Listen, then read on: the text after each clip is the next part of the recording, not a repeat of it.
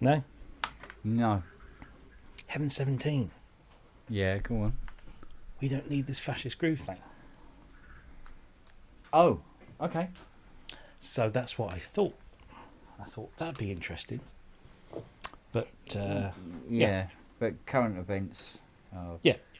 Exactly because of current suggesting events. otherwise. No, because of current events, that's exactly what I should do.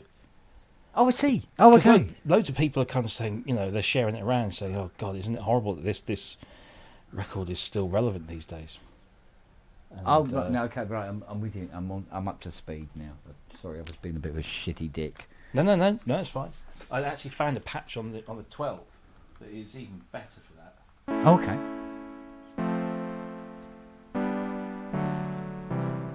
Because it has that kind of old. Yes. So now I've just got to come up with the other bits, which I don't think are going to be too difficult, especially when that puppy turns up tomorrow. And yeah. Evening, chaps. And chapesses. Not that I think there are any chapesses in there. I don't think there are any chapesses yet. No, so yeah. And yes, usual Tuesday night, I'm writing a piece about sounds and presets for tomorrow afternoon. Right. Okay. Lucrative Productions wants to know, Kent, how do I fix my drum station, bro? You take it to Kent, he fixes it for you. His drum station. Innovation, isn't it? Ooh. Let me surface mount that bee. The Well, it depends what's wrong with it, I suppose. Well, this is, yeah. Details, my friend. More details. But anyway, interesting. The chappie that I was talking to tonight. Yes. He is very good friends with a man who is very, very high up, head of something at Behringer. Sorry, just a bit sick in my mouth, sorry. Yeah, no, and this is it. And I'm going, do you know what? That'd be a really good guy to get on the show. It would. It would, in all fairness, yeah. But one thing I did hear, which comes almost from the horse's mouth, as it were. Okay. You know the BS80 and other things? Yeah. Everything is coming. Right. That they've purported to. What was interesting is when I said to him about the whole absolute pig fuck that the VSTI was. I haven't heard of it. Really? I haven't heard of that. Yeah, well, no news is probably good news, I suppose. Wow. So, and he said, "No, I didn't know they'd done a VSTI." I go, I'm wondering if they do. Well, exactly. So, and I thought, but it's all very well speculating about Behringer and all the rest of it. And I thought, no, do you know what? It would be interesting to talk to somebody who works high up. He's head of something. It might be product development or something like that. And he's based here in the UK, or? Yeah, he's a UK guy. And so I thought, Well, if because I don't think anybody else has been able to get anybody high up. Well, yeah, but that I know of. Given their propensity to avoid all regular forms of communication with the media, I wouldn't be at all surprised if they didn't allow it, let alone, but I suppose if he's head of something, he'll know whether he's allowed to do it or not. Absolutely. But no, that'd be an interesting one. Yeah, that would be an interesting road to go down. Because I think it's a road that should be gone down. Yeah. You know what I mean? As long as they're not prescriptive in any way in terms of what we ask. Yeah, we can do all the heads up beforehand, can't we? So, but what was interesting was he said that this guy was actually very interested in making contact with me, and I went, "Oh, okay. I don't know where that's come from, but or why." But I said, "Yeah, well, yeah, why not?" Nice. It's forearmed, forewarned. Well, I mean, because when you've got nothing but really conjecture, speculation, and everything else going on, it carries no credibility. So to have somebody who's,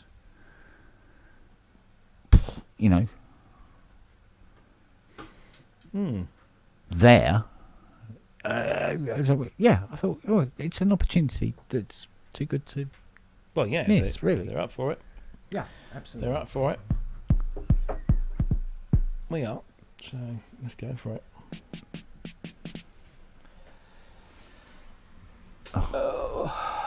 Yeah, can you imagine it? Want me to beta test the BS80? Am I the person really to send it to? I mean, really? Well, if they want to get it right. Well, do you know what? If they did, wow. Because let's face it, the average Joe on the street can't afford a fucking CS80, can they? No.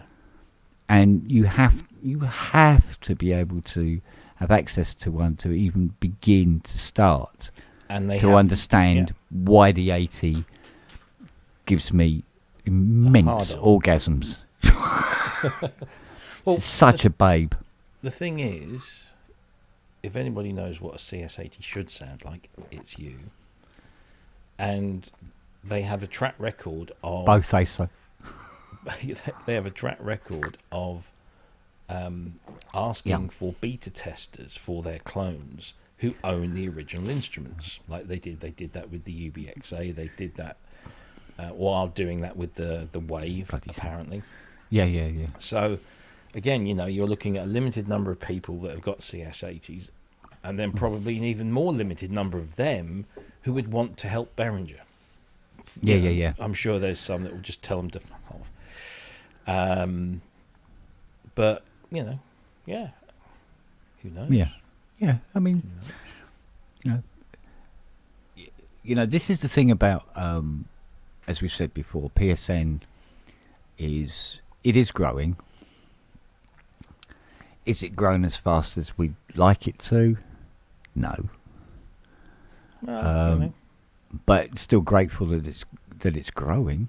Yeah, and certainly after Friday, there's been a spike, not a huge, What is it at the moment? Because I deliberately not looked because I didn't want to get into that rabbit hole of checking it every 10 minutes to see how much it'd gone up by. If anything. Because I think it was sitting about 1.7, wasn't it? Not million, thousand. Before anybody gets too excited. We were over 4,000 for a while. Were we? Yes. Oh, I haven't looked for quite a while. Clearly. Jesus, really? Yeah. Oh, yeah, we're not that bad. No, you know what I mean. Because I always base it on the friends that we have in the chat, and the counter at the top of the screen when we're doing the show. Oh, is, as far as I'm concerned, the people that are watching the show, if you know what I mean. Yeah, well, but I'm always thinking maybe there's 10 or 12 people who couldn't watch it that night. I think we're about 4,210 or so. It's hardly sniff at it. Which is, it's a nice, comfortable number. And it spikes every now and again when we have something, like the Moog Muse with Manny and Drew, which Moog really liked, by the way. Yeah.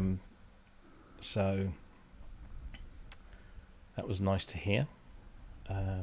Still haven't fucking sent me a free one yet, but hey. But I did tell them that we sold a number of Muses in the chat. So Did we sell them, or when I say between a number of people in the chat said they bought one during the show, so that's the collective we, the royal we.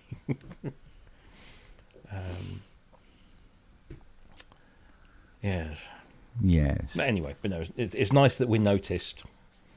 But I was watching a video today, and the guy's got nearly 500,000 subscribers. And I'm watching this video, and I'm thinking, you've either got incredible microphones or you're ADRing. And I suppose if you've got 500,000 subscribers and this is all you do, you can probably afford the time and the effort to overdub your own voice, because it sounded so. It had. There was nothing. No other sound apart from him, and it was just too damn perfect. All right. And he wasn't wearing any microphones, and there was no microphones in the vicinity. So unless he's got something, really decent above him, which is possible, and his room didn't look like it was especially treated. It was dead as a fucking dormouse. It was just. So, I don't know. Maybe not. I'll have to get that. Wow, okay. There's another guy on YouTube that somebody pointed me towards. It's mainly a guitar channel, but he does these videos where is this person singing live or not, sort of thing. And there's his YouTube picture is him going next to a picture of the artist or whatever, and it's all controversial. And he was pulling apart Celine Dion from the Olympics. Is she singing live? No, she's not. Well, Kel fucking Surprise. It was pissing down with rain. She's ill. She's standing atop the Eiffel Tower with the wind blowing in her face. Is she singing live? Of course she fucking isn't, and nobody would have expected her to. No. And yet he spends half an hour isolating the vocal and then putting it into this piece of software where it shows where it's been, the voice he reckons has been manipulated, not using auto-tune, but just, melodined to fuck.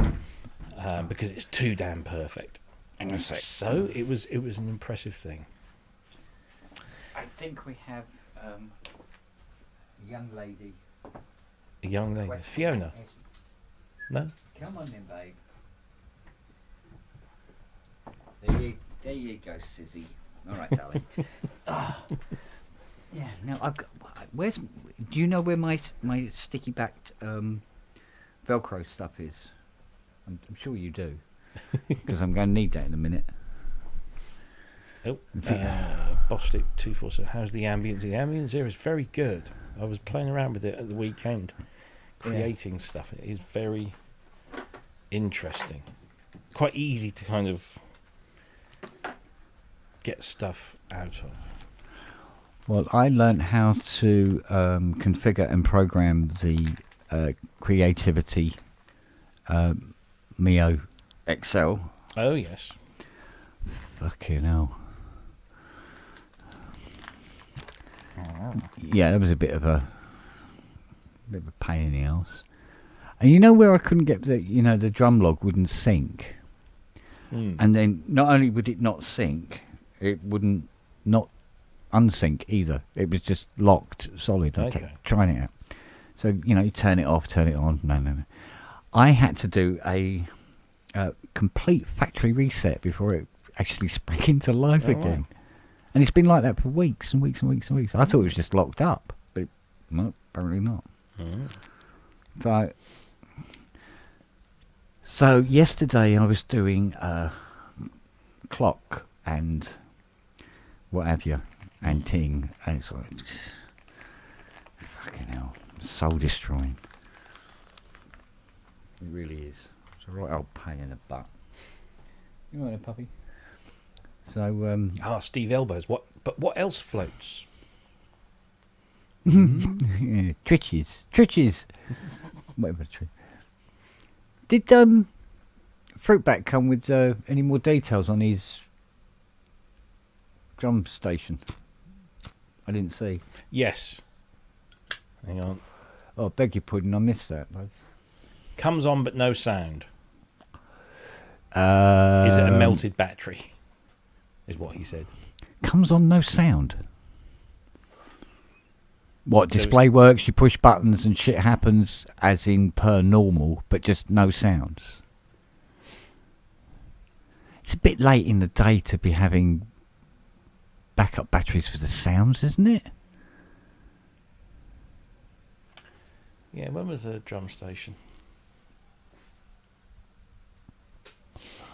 It was 90s, wasn't it?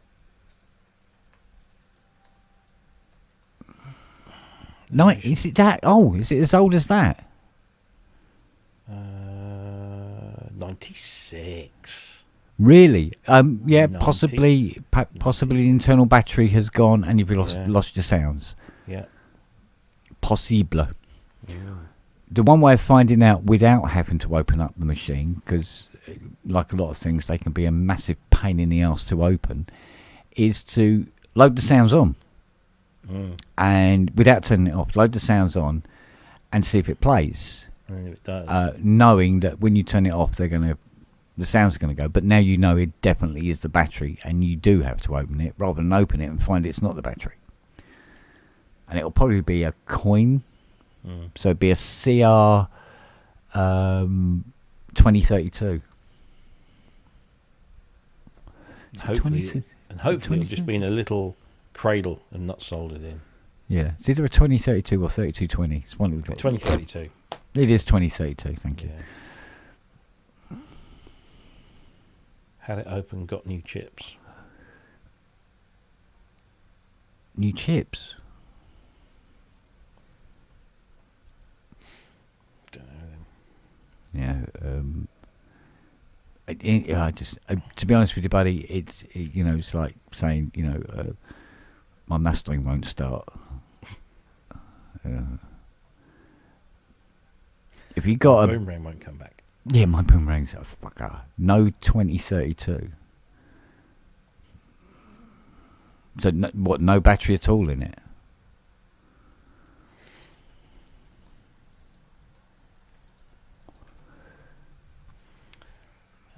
Well, sometimes they used to use like triple A's, didn't they?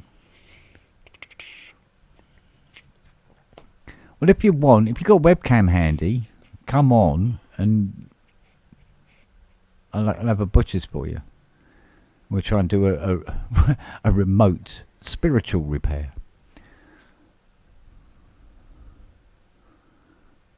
Can't recognise any. Yeah. Memory calculations, program change. These are backed up by an internal battery with an approximate 10-year lifespan. So it's very unlikely that sounds will be lost in this millennium if you're in that storage. So it does apparently. So it does have one. Oh, so that's the base station. Sorry, I was. Oh, okay. But there's only 12 months between them. I can't imagine them not being that similar. Following the same design philosophies. Yeah.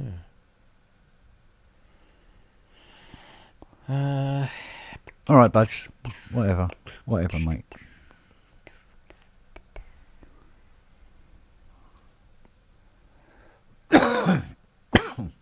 Oh dear me. Is it me? Is it getting freaking dark quick? Because on camera it looks like it's broad daylight in it. It's like I'm having. Well, yeah. Siri stood in the corner. I wouldn't be able to see her. That's it's we passed the peak on June 21st, 22nd. Can't remember what solstice was, but I think it was a day late this year. Well, I know it's getting dark because we're beginning to see the lights of the gear now. It's beginning to show up. So even my MPCX. I'll tell you what I've been having trouble with. Getting the door to recognise what is actually connected to what USB socket. You know when it comes, you get a name come up. Yeah. No. You can't have that, mate. You have HST 1 to 7 or 8 and DIN 1 to 8. And what's really weird is it's got 10 USBs and think it's 16 DINs, but it only lists up to, Well, I've got like my ESI thing, which has got 16 MIDI ports on it.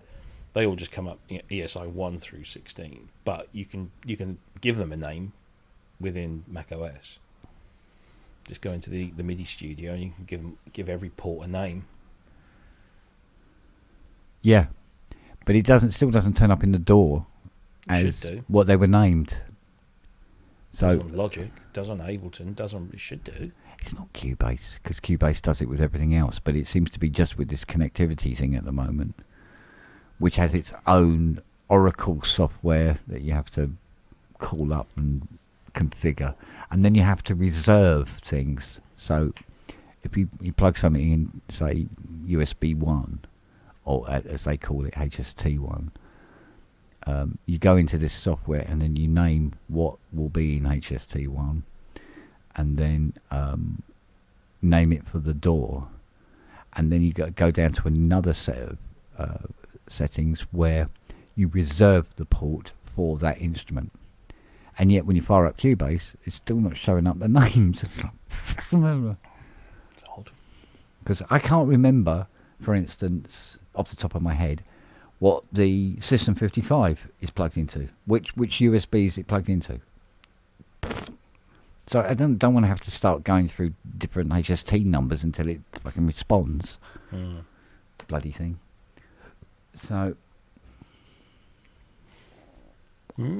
I don't know, darling. But I'm just preparing up the greatest Cubase interface from remote interface that was ever conceived, which is these puppies, the one-to-ones. So I've got the AI knob on there and all the various buttons and controls. What are they? These are all the controls for the Surface controller. See, then you've got Surface these three. controller. Got all this stuff, so you can operate Cubase without having to go near a mouse. Oh. So. Never seen those before in my life. Yeah. Made by Steinberg themselves. Yeah. weren't too expensive either. No. I think it was about $235 for the entire set. Or you could buy them individually. It was up to you. There was only one issue. For each unit, it's another USB socket. Right, okay. Yeah, so when you got, this is the full set, which is 6. That's 6 USB sockets. So you immediately you're going, hub. Yeah. Before you've even started. But I bought this hub because this particular hub, because it was fucking expensive. Right. And if you want things to work properly from a hub, you can't just buy a cheap hub. Oh, no. Do you know what I mean? And it's very, very it's not a self-powered hub and all that bollocks as well. And there's a proper power supply on it. It's bigger than the one I got for the fucking laptop. And it's been the bollocks. It really has. It's been fantastic since I've got it. And a lot of things that I was suffering with have cured. Yep. But the big test is going to be coming up soon when it's like how much of this is now clock synced. And it's like, oh, fucking here we go. So I was watching all these YouTube videos last night, like, how do you set up the Arturia beatstep? And there's a lot of videos where the guy's going, this is the Arturia beatstep. It's capable of doing a great many things. He's got, yeah, show me how you set it up with the computer. You can get connected to CV gate devices. Yeah, I know. How do you set it up? You can also connect it to the computer if you want. Or you can connect it to both at the same time if you want as well, I go, yeah, how? Scroll forward a little bit. And suddenly he's using it. And they go, no, I didn't see how you set that up. I would scroll back again and he goes, unfortunately, also, everybody's not a good trainer. Yeah, and then they go, you can also connect it to the fucking washing machine if you want as well. Yeah, and I go, where does it connect? And when he gets to the point where he goes, so plug it into your computer, that's what he says, and then shows you it working. And I go, there is nothing here to show you how to set it up. You're Did you not check the Dankeschön. the Arturia? Well, that's where I ended up going in the end. Thank you, my love. And I'll be honest with you, it is a bit of a coin flip. And I don't mean this in a negative way, because people have gone to the trouble of making these videos. But sometimes you go, this looks like the video to watch. This looks like it goes into great depths and everything like that. And then you click on it, and the guy is, hola, what's this there? Let's go to the minute. Let's go to the minute. Look, oh, fucking hell, next one. Yeah. Or the guy is speaking in English, and his voice sounds like somebody running their nails down a blackboard while drinking a pint bottle of liquefied bleach. Dog shit. And it's like, what? And he's like, the voice is driving me mad. I can't listen to this guy anymore. Move on. It's like, oh. Yeah. You find there's a lot of videos. If you just type in, how do I do this on an iPhone or a Mac or whatever, you'll get an absolute raft of videos from people who've got thousands and thousands, tens if not hundreds of thousands of subscribers. And when you click on it, it's like 30 minutes. Some guy in Bangalore or Shanghai somewhere who's made an absolute killing on doing like 30-second how-to videos on the most basic of things. Yeah. But you can't necessarily. I mean, most of the time you can understand what's going on, but they don't actually go into any great depth. It's just like, they know that people search how to whatever, so they just film themselves doing all these different things. Yeah. What was the one I looked at? I looked at one the other day. I wasn't looking how to do so. It just happened to be there. I thought, clicked on it, and like the video was like 45 seconds long, and the first 35 seconds was telling you, oh, that's it. It was TikTok. So okay. I was talking with Andrew today, and he said, oh, you should put all these short videos that we're doing onto TikTok. And I'm like, it's TikTok though, isn't it? Because I'm old, I don't really get.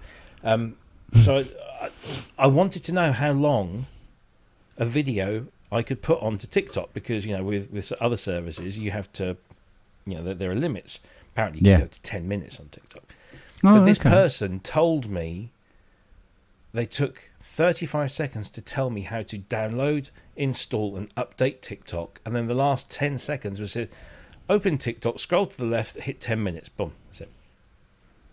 But they managed to make this video last for 45 seconds. Yeah. Oh, Jesus. But thankfully I did, learn what I wanted to learn, which was, I could have just found it anyway. Well, yeah. All right, let's move this out of the way for you lot, because you can't beg with this on the floor in the way, can you? Oh, Noah has followed the pasta. Haven't you, Nose? Bless. Right. Okay, let's get these up on the desk first. Why not? It's a good one. You go. Right, let's get these up here. And they will have to be fitted. See, look, it's like, that's the downer. Rather than you like fluffy audio, don't you? I have done in the past. I have been known. Have you got their Rinascimento? No, I don't think. Oh, hang on. It's Renaissance and medieval instruments. No, I don't think I have. Okay. I've got something that was, but no, it was ostinato. I have, and it's not fluffy audio either. So. Oh well, fat lot good you are then. Yeah, I know. Look, this thing's bobbing about all over the place when I'm standing still. When I actually get up and move, and where it's supposed to track me, it doesn't. Stupid bloody thing. Oh, I don't know.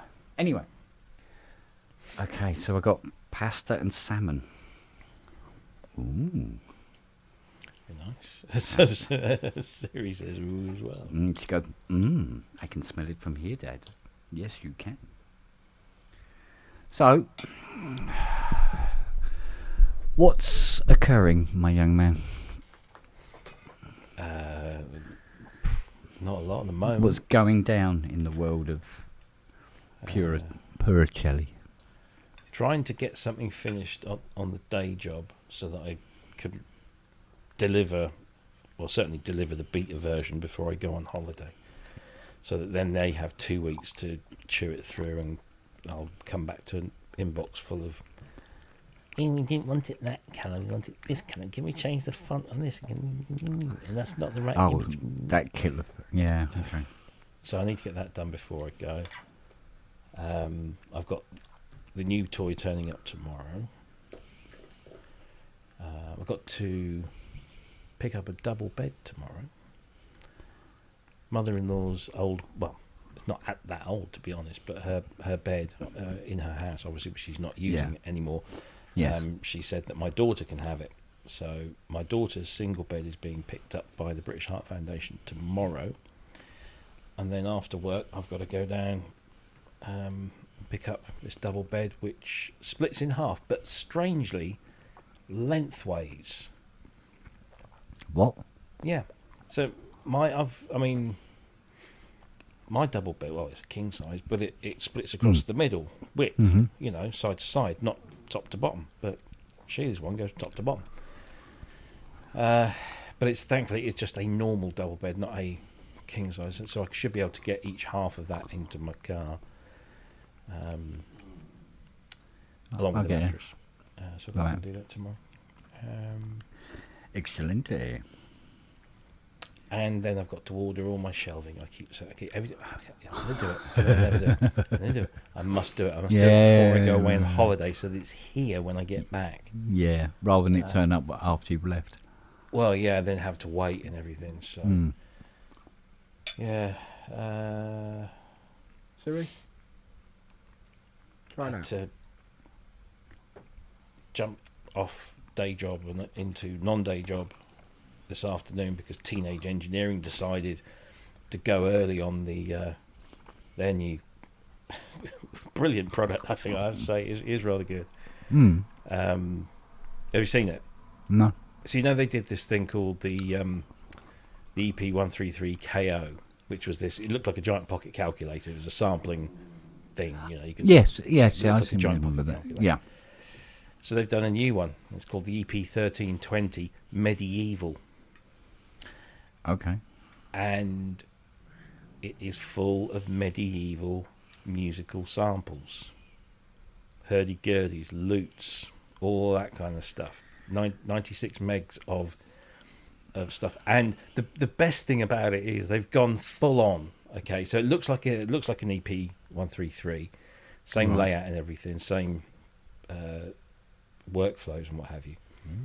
But all the buttons have been named in like medieval languages. Oh, old English stuff. Old English and Latin and stuff, and all the nomenclature on the panel is all written in that kind of script style, that medieval script style. Even the LED display, they've made the LED, like the numbers and everything, all look kind of like it's a fun thing, and it's and it's full of medieval samples. But it's Teenage Engineering. Yeah. So it's 299. Wait, what? Yeah, same as the not 299,000. No, 299. Okay. There is also a range of accessories for it, such as a lovely carry bag and a broadsword. Did you say you'd never seen the other cat before, by the way? Yes, that I remember. Okay. Hey, that wasn't clever, was it? That's right. He ran because of that. Oh, God's sake. Milo. Go. No, I'm done. That was almost. If you're going to throw shit at me, I'm not coming back in. That was almost a gas incident, wasn't it? Yeah. Do you remember when he dropped his microphone stand? He took his sledge out. Yeah. Or even a Alex Ball moment. Oh yeah, gosh, yeah. I mean, he took his F key off his Juno, wasn't it? I tell you what, they don't stick out that far. That's pretty good going. Come on. That's good aim. Right, hang on. Here he comes. Come here. So, did you see Italy get 2 medals yesterday in gymnastics? Oh, look. Hello, little you go. Let me go. He's not. He's everything but little, and of course it's summer and all the hair's coming off. Yeah, they nailed gold and bronze in the same event. Didn't? Yeah, I can't remember what it was now. Was it high jump? Or no, bollocks. What was it? Wasn't beam. I've not been. Oh, damn. Can't remember now. I only sort of like watched little bits here and there. Yeah. But Britain won. I saw the 800. A couple. Yeah. She did. Yeah, the team velodrome. Now. Oh yes, yeah. Well, didn't the British had the world record originally before the race started, and then one team beat it. Like 3 minutes later, the New Zealand team beat it again, and then a few minutes later, the British come and take it all back and win. Yeah. And win under another world record time. Yeah. Bonkers.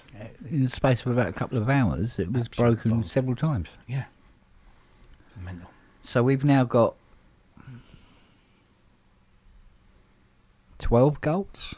Well, as of last night, we had 12 golds. I think we've got more now. And it put us tied Because we just fifth got with France, was it, or something? Yeah, we are now fifth, but France are one ahead in the gold. So Okay. We've got 12 gold. They've got 13. Australia 14. China 22. America 23. There's no surprises there. I love the way that the Americans, before they were officially top of the medal table, were putting themselves at the top of the medal table because they thought the medal table was worked on total number of medals won, rather than total number of golds won, and then using the others to separate. Mind you, I mean, the Americans sent quite a contingent of competitors. When they were over going 400. up the River Seine, because all the teams were on boats. Yeah. I think the Americans sent the USS Nimitz or something. Sailed that up the bloody Mind you, I mean, who was it? There was one country got a gold, or was it a bronze? No, I think it was a gold. I think it was something like Cambodia or something. And they'd only sent 2 people. Yeah. And their government said, you come back with a gold, we will buy you some land and build you a mansion. And he nailed it. You go, well, if you want incentive, hello. There you go. And the woman that won the women's 100 metres, she was from one of the smaller Caribbean islands, first ever gold medal. Yeah. Ever for that country. Yeah, stunning. Yeah. I like it when everyone does a little bit, well, Yeah, you don't want all the same people always winning. No. Well, not all the same countries winning. That said, I mean, normally by this time in the Olympics, isn't China number 1? Yeah, well, they're number 2 at the moment. They're sort of duking it out with the Americans over the next. But they were quite a way behind the Americans. The Chinese generally excel in the gymnastics. Oh, the discipline stuff. Yeah, whereas athletics, it tends to be the Americans, the Jamaicans, sometimes the Brits. But yeah, the Chinese are generally good in those, those kind of real disciplined things. Mind you, that girl, what's her name? Biles? Simone Biles. God, yeah. Jesus. I mean, she put China in their place. Oh yeah. On so many things. It was sad that she fell off the beam yesterday, but she's human. Yeah. I mean, everyone keeps going about the amazing, and she is absolutely amazing. Yeah, but everybody was talking about her falling off the beam. About 4 other women fell off that beam before her. But they said to her, if somebody falls off the beam, it kind of puts this sort of worry right across everybody else that's to go yet. Yeah. Like, oh God, no, I mustn't fall off the beam, and it kind of like makes you fall off the beam. Yeah. So. Yeah. So anyway, so I wasn't really watching. I wasn't that involved, but Fiona got me watching bits and go, oh, look at this, watch this, and sort of thing. And so, mind you, she'd been rooting for Australia. Well, of course. As you would. So she was rooting for them in the kayaking, right, or canoeing thing in the rapids, where they built their own fake rapids. Yeah. I think the Australian won that. Yeah. Yeah, weird that, considering Australia's one of the most arid countries in the world.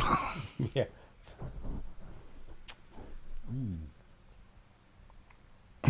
I will save you some, Noah. Oh. Lily had to go to the vets today. Oh, yes, you said that. To have injections. Part 2. Lovely. And she's come back. Do you remember she was howling? Mm-hmm. Well, she's come back. And it's round about now. Oh. As in the last, because she literally had it at the same time she had the first batch. And the thing was, she's dopey, she's sleepy, her nose is dry. Is she a dog? Yeah. Sorry. Yeah. She keeps chewing Snow White. Yeah, so she's got a dry, warm nose. She's breathing a bit sort of like fast and heavy. And she's very sort of like, but considering she, unbelievably, when she had those first batch of injections, she was underweight, as you know, because she had to be fed properly, right? And they weighed her, took all her details and everything, because it was her first time in. And they weighed her, and she was, they said, what was it?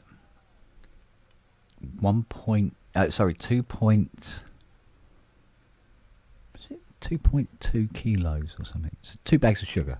Yeah. And that was 3 weeks ago. Yeah.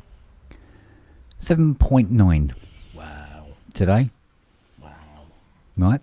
So that's another thing I'm hoping will play a factor, because she's now a bigger dog.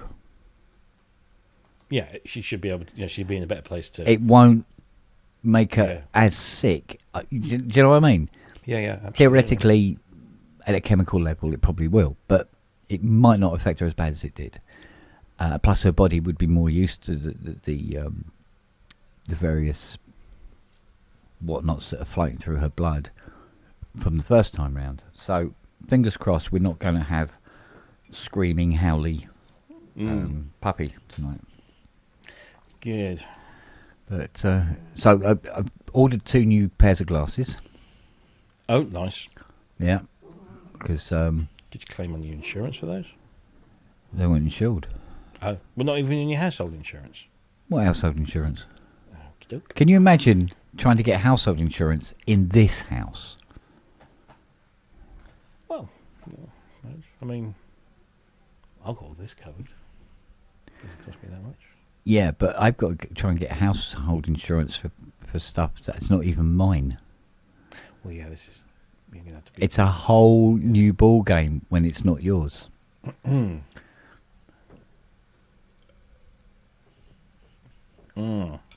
the premium, the last time we checked, and this is a few years ago, it was about, I think it was, excuse me, I think it was about 15 grand a year. Jesus.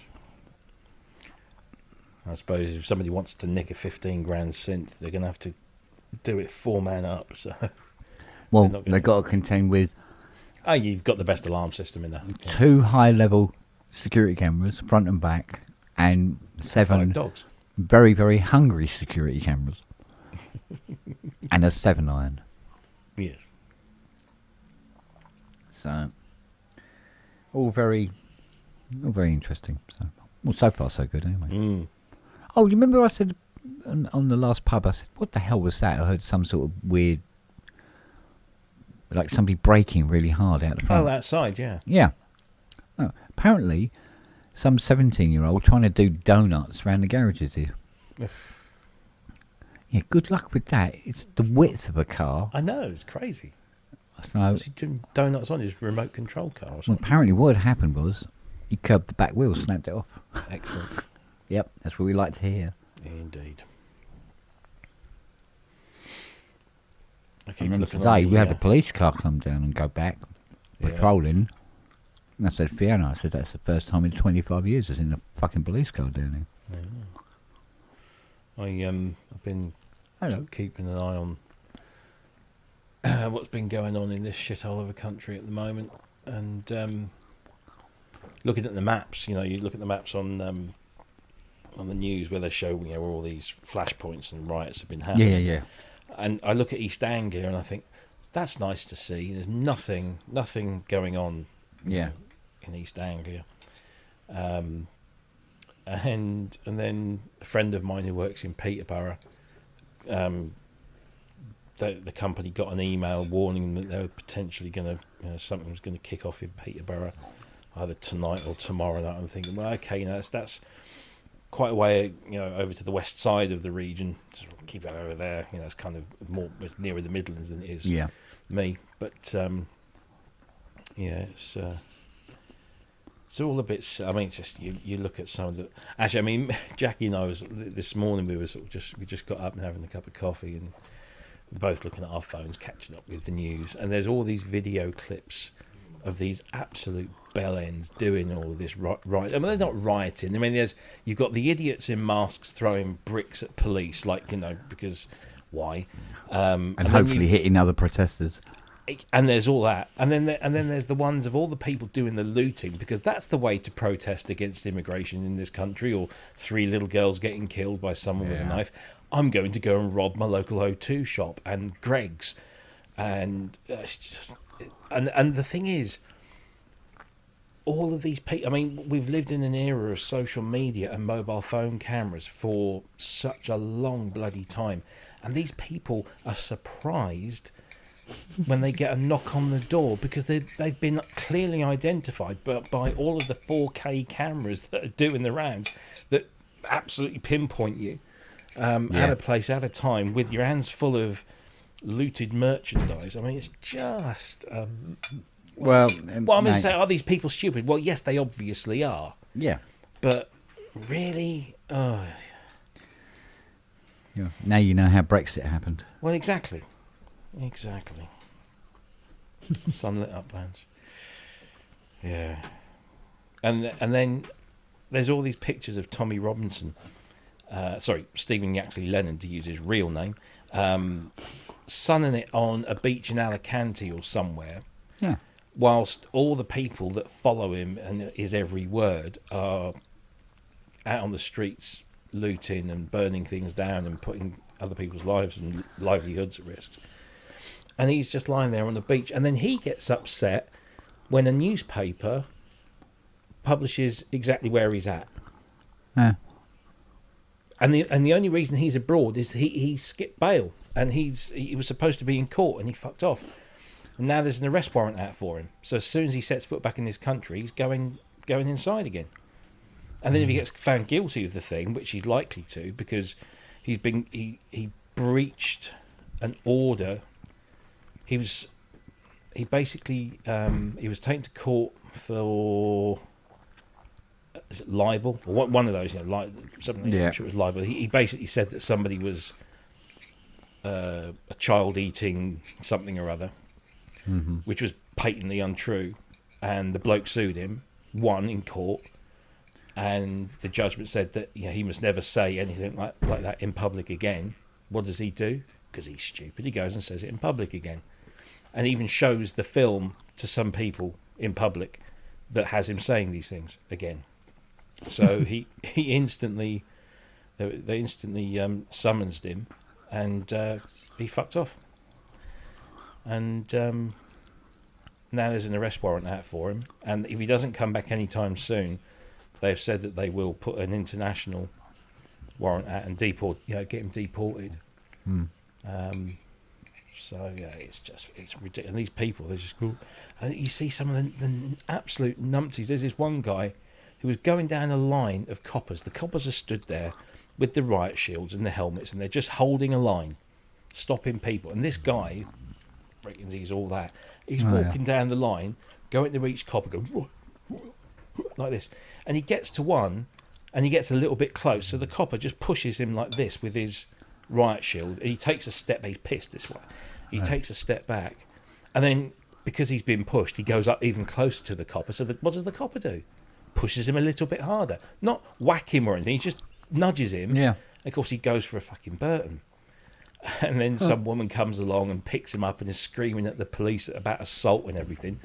No, look, you watch the whole video. He's antagonising, and they're keeping him away, and they're doing their job. And you see all these. Some bloke got asked, "This country's gone to fucking shit. I want my country back like it was when I was younger."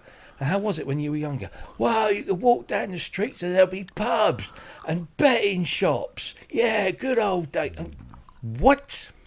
Yeah, that's the two things he remembers. I mean,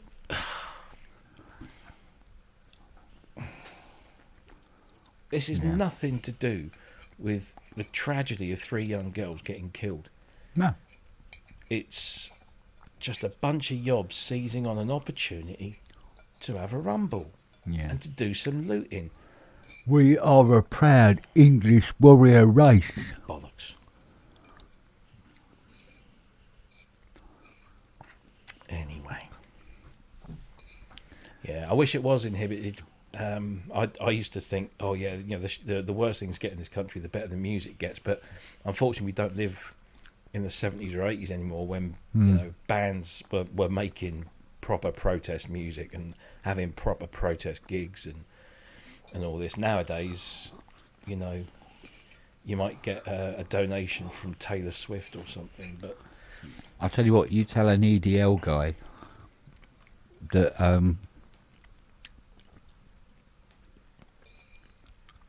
what's his face? What was his name? St. George was an Arab, and watch them lose their shit. Oh, I'm sure they've been told a million times. They just don't care. No. They only listen to the bit of fact that they like. Yeah. He wasn't even called George. The last English patron saint that was English was St. Edmund. Yeah. And then they replaced him. Because who knows? Who cares? Well. Ah, well.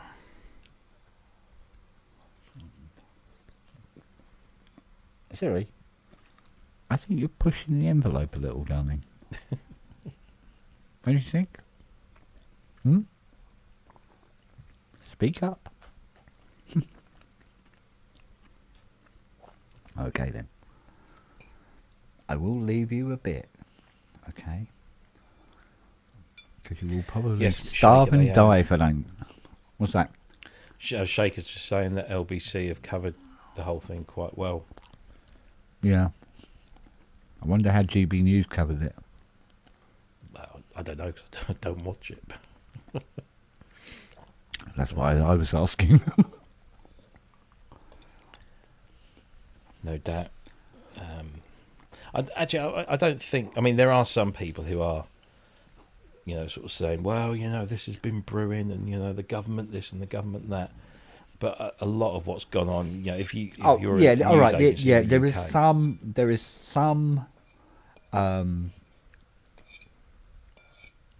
grains of truth in that, but it's been particular incidents under certain circumstances, and it's always reported with just the bad bits. You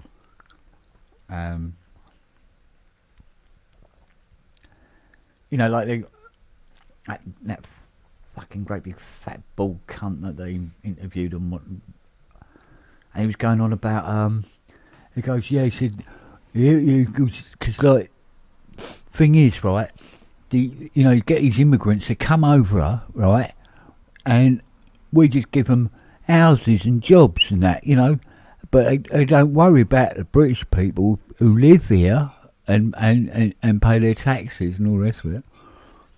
And he goes, what do you do for a living? Yeah, well, I'm currently on the dole.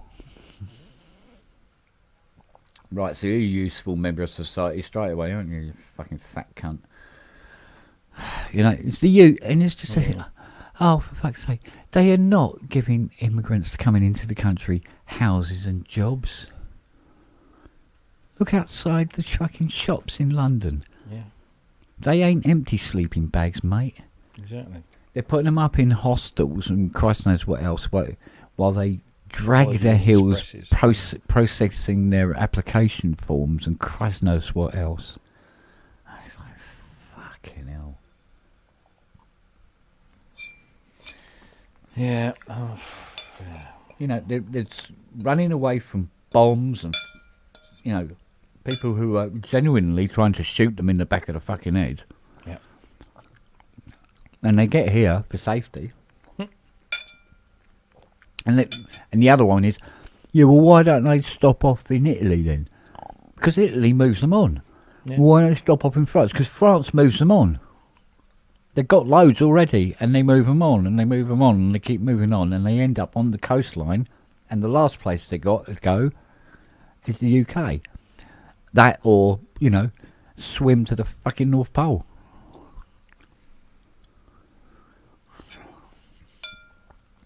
I don't know.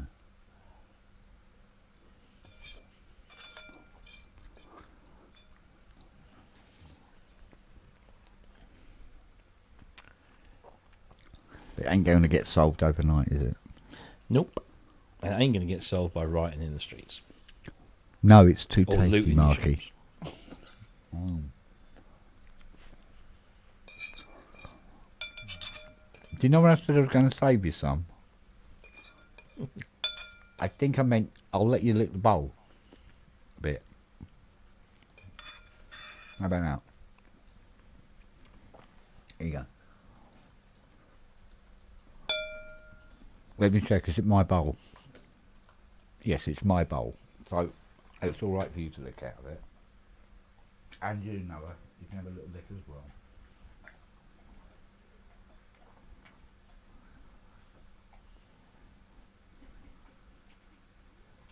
Yeah, leave the pattern on it. Fucking hell.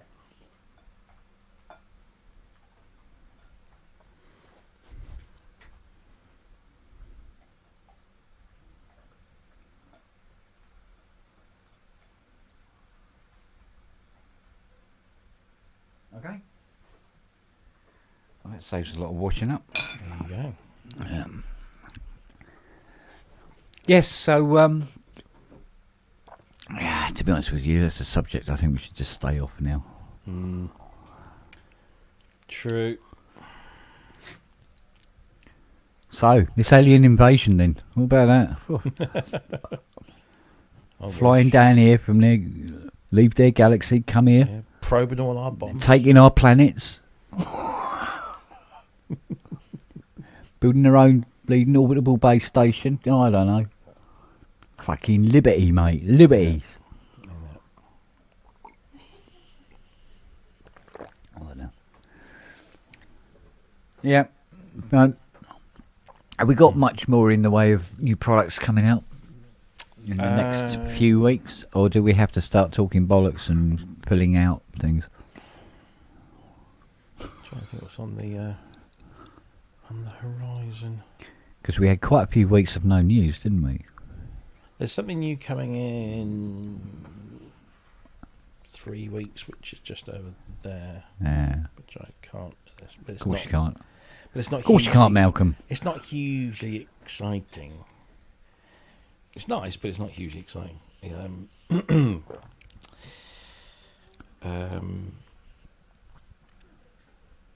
No, I can't think of anything off the top of my head. It's a little bit, hit and miss. Yeah. Because everything that was announced is now starting to come out. And, well, I mean, let's face it. If there was any less news, those few weeks when we were doing PSN, we'd have to actually fill the 2 hours talking about the cobweb in the corner of your room. Can you see that? Yeah. Because every studio has one. It's the law to have at least one cobweb in the corner. Indeed.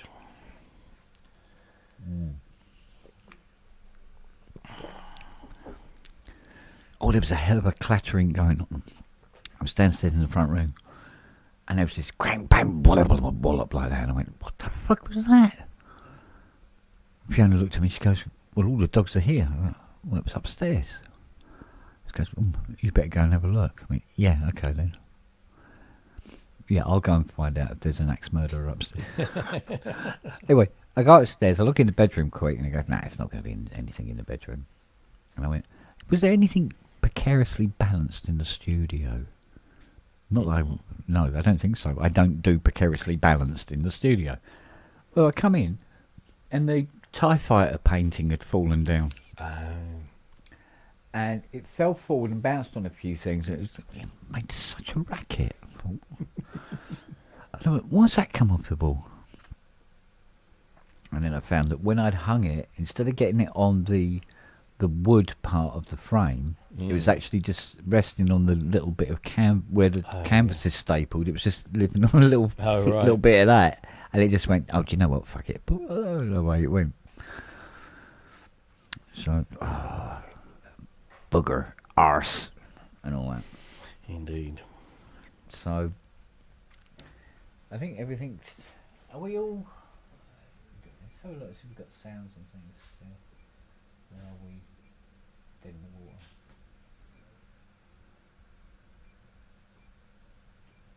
Try that one. Let's have a look. Got so many expression pedals down here now, it's ridiculous. I should really put name badges on them so I know which one's which. Because there's a lot of the M Audio ones and they all look absolutely identical. And I'm trying to remember them by position, but of course in the dark.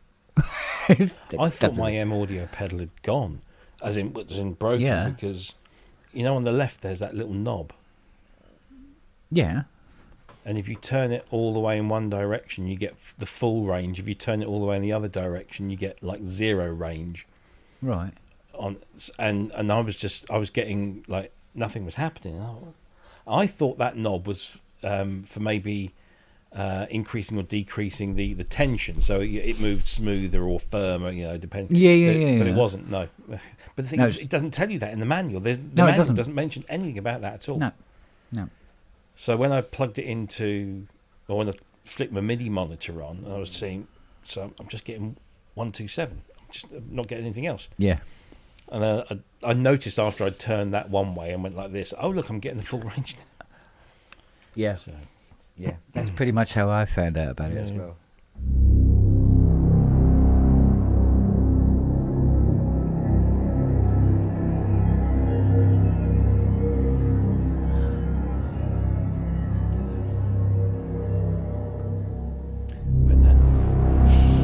Oh, that's nice. I've got to get this 55 up and kicking, haven't I? Yep. And then find out how the abacus and brains work. All right. Yeah. There's a pun in there somewhere. There is. Yeah.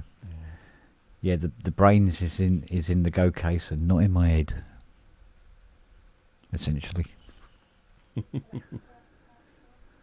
I know the brains is a oscillator.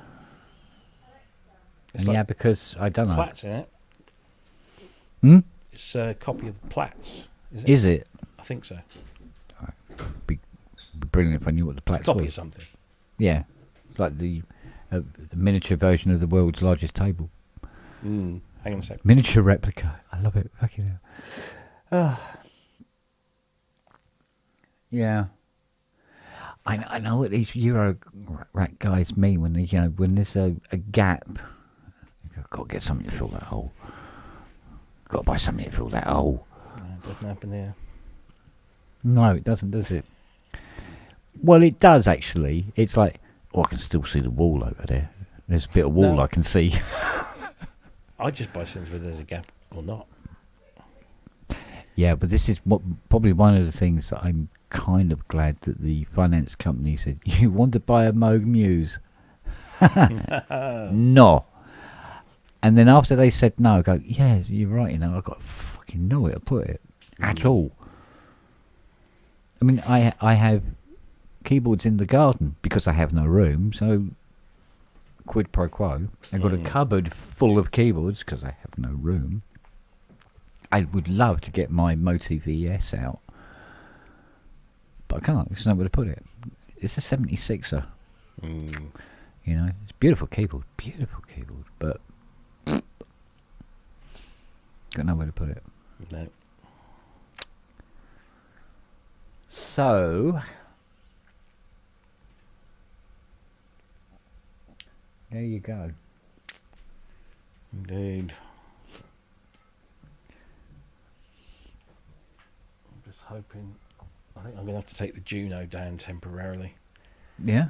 To fit in the new to one. Put up the big girl. The big girl. Thing is, it's deep. It's proper deep synth. She's going to go spare tomorrow. And don't tell her that. Just don't tell her. It's a bit difficult in the summer holidays when she's here all the time.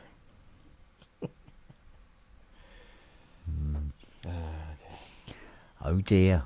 Mm-hmm. Oh dear be me. You alright down there, Pickle? Yeah, little Noah. Having a rest. Bless him. Bless his little cottons. Oh, Andrew Breakfast is here. He can come on and keep you company while I go downstairs with this washing up. Well, I was going to bugger off for half an hour so I could finish this article. So we'll just leave Andrew here on his own. Well, we'll get Andrew talking and then you can carry on just there doing the article. Yeah, the thing is I can't be listening because I can't write while I'm listening to people talk. Don't listen. Yeah, that's true. It's not a difficult thing to do with Andrew. Waka waka waka. Waka waka waka. Give me 2 mins. You say that to your wife all the time. It's been a while since we berated Andrew, isn't it? Properly. Oh yeah, okay.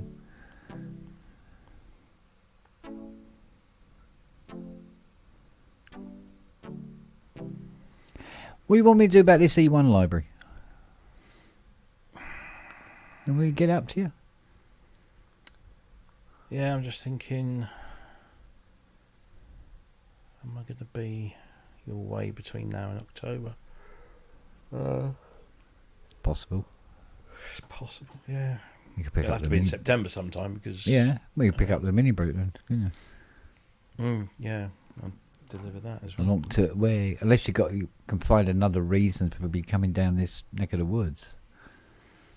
Well, I'm sort of... Well, no, I'm not passing when I go. Because that's the other side of the M25. Yeah, I'll figure something out. If not, I mean, how big is it? How many discs are there? Oh, it's only a bunch.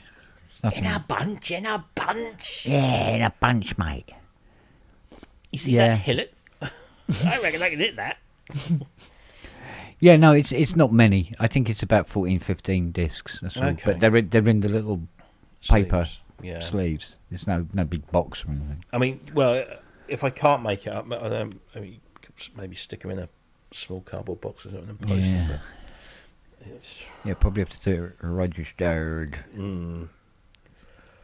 Aye. The under the pain of death post. I'm beginning to regret buying a black trackpad. I don't know if you can see it. You can see in the light there. Look. Yeah. No, I went for the white one. Yeah, because somebody said to me about, no, don't get the black one. I went, oh, okay, so I got the white one. I mean, that's obviously just a bit of a wipe and that comes off, but... Yeah. And it's the same with the black keyboard as well. It doesn't show up the dirt, but it shows up the grease.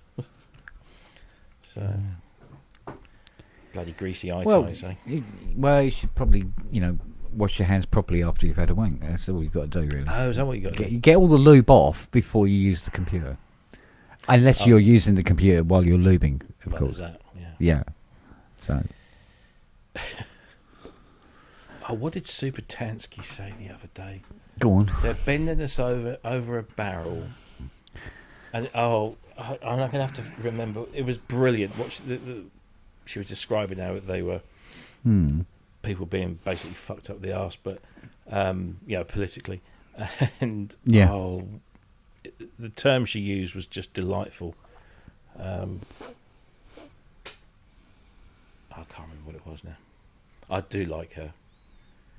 She's very, very good. Local as well. She's in Colchester or something. Oh. Apparently, Andrew, he's kicking his computer. Is he? Well, something about booting it. Oh.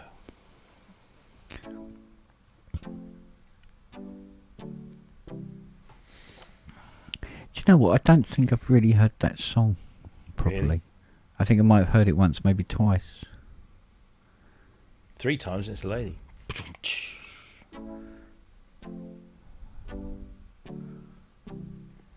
Aha. We haven't given him... Should we just ignore him? Yeah. Mentor controls, have we? No. He can't bring himself in like you can. Well, I'm always bringing myself off, not in. In, give me up, control. Round 2. out. I wouldn't give me control. So you were wondering, you thought it's been a while since you've given me shit. So go on, I'm ready. I can't remember now. You don't scare me. Say what you like. Go on. I'm ready. Yeah, because you are English, a proud warrior race.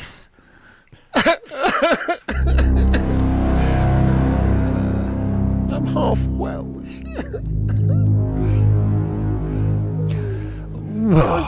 So you've got an article to write. You can write that. That's fine. And I can just bimble here.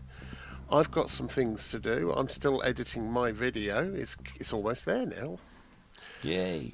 Yeah. You haven't got that patch to hand, have you? Which one? What one? With the bam, bam, bam, bam, bam, bam, bam, bam. Have I got it to hand? Of course I've got it to hand. He's got it to hand. Ooh, Mrs. I just go artist, Vangelis, and then I choose. Is it this one? It's either this one. Go on. There you go. That's the one that comes with the drum rhythm in there. Or there's this one. Jungle is massive.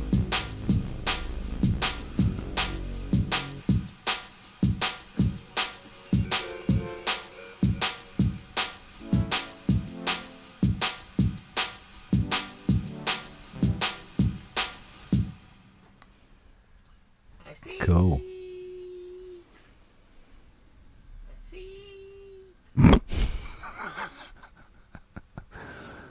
Tommy. What? Oh, you were looking for that, were you? Oh, sorry. Oh, blah, blah, blah. Now it's all gone to fucking pot. What?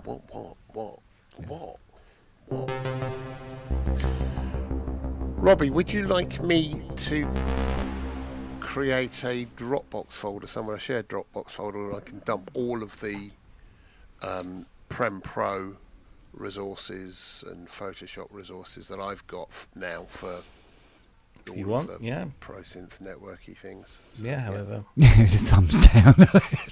Yeah. Go fuck yourself. You didn't even move. And it just went. Did it? Yeah. It went, oh, it's him. It's him. It's that blur again. Wow. Wow. So, Kent, you've Nice got to go try. and do something. I've got to just got to take the washing up down and wash it, because otherwise she loses her shit at me. Quite right. Well, no, she is probably the laziest thing on the planet. She is probably the laziest thing on the planet.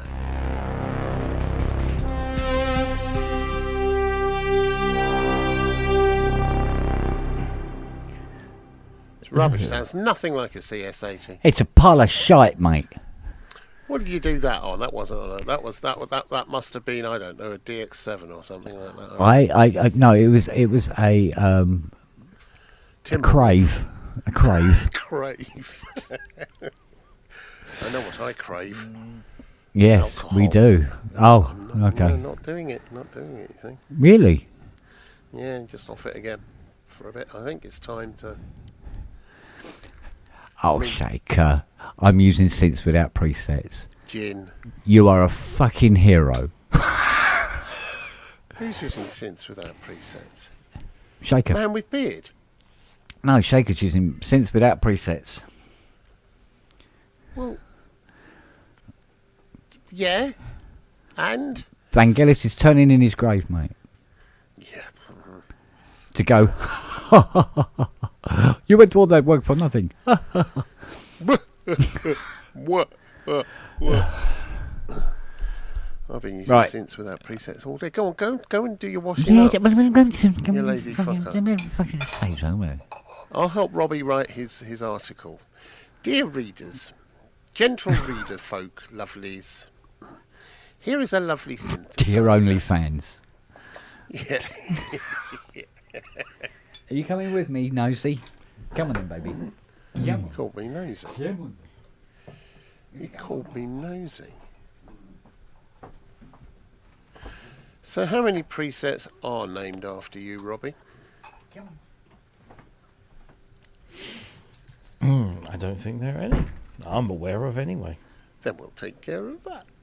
Okay. You were looking at your article, weren't you, then? Yeah, I was, just trying to... In which case, I'm going to let you get on with it, Planet. and I'm going to see what people are doing in the chat. Man with beard. Great to see Elon Musk standing up for the British people. Yep. Who can see the big picture? Right. Good. Cute doomy chord, probably, yeah. Your Mini Brute 2 came today. Good, well that's good. Yes, I am looking at you. Inhibited. Pseudo reboot. 25, oh, that's good.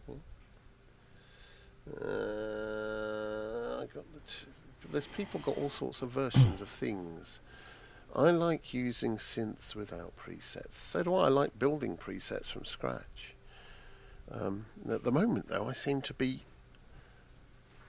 doing an awful lot of looking at this puzzled and going, what the flipping heck is going on? It's Manny that does that. He writes these incredibly brilliant and complicated presets where most people would use sound and the oscillators and then some sort of filtering and blah blah blah. He starts off with shaping the sound, even with the analog engine on this, or the ANX.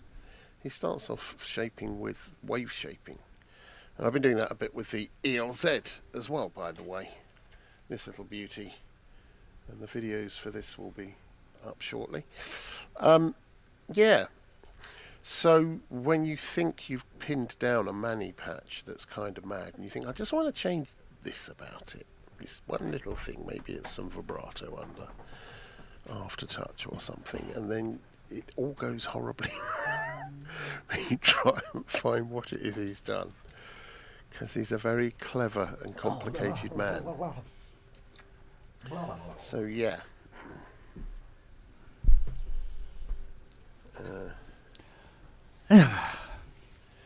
Elon Musk stands up for no one but himself, the prick. Well, I think I can get behind that. No, he still I'd like to needs get help. behind Elon Musk. Off the edge of a fucking cliff, the cunt. The only thing that's stand-upable about Elon Musk is when he ties 2 lolly sticks to his dick. Right. One of those little ones from Lidl. Yes. The little pops ones.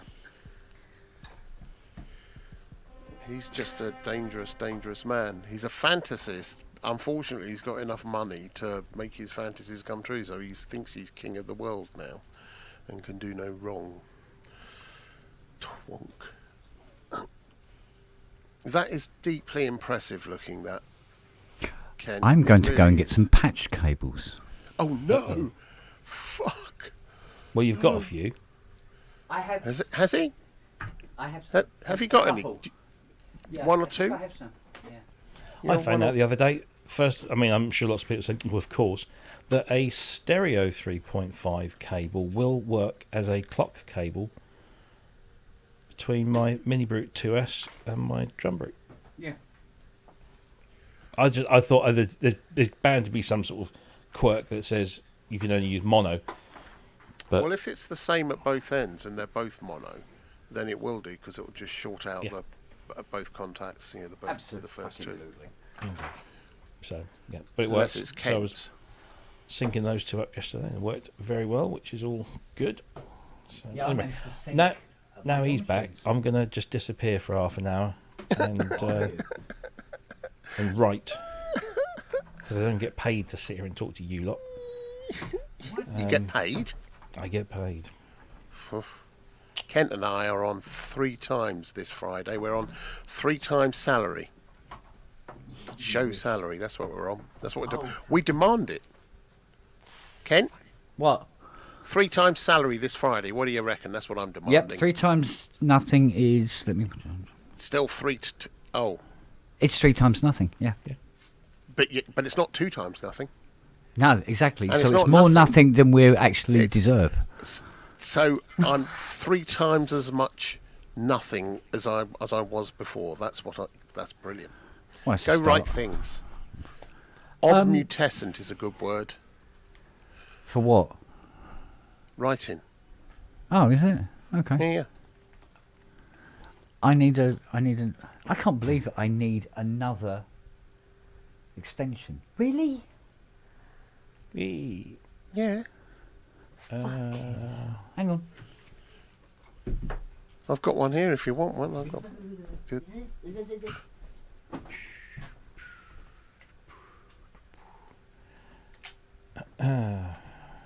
Here you go, Kent. Look, there's a. There.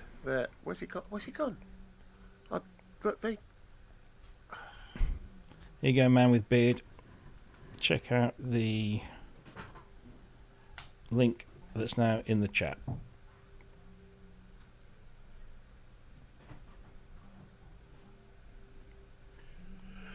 Bada boom.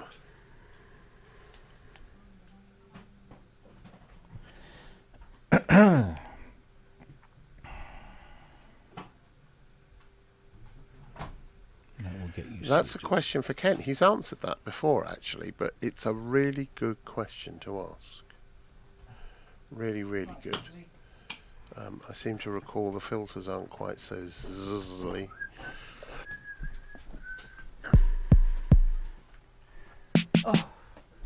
Put your headphones on, Kent. You can't hear me. You can't hear me. Right. You go in there like that one. If I knock on the ceiling, do you think he'll hear me? Kent!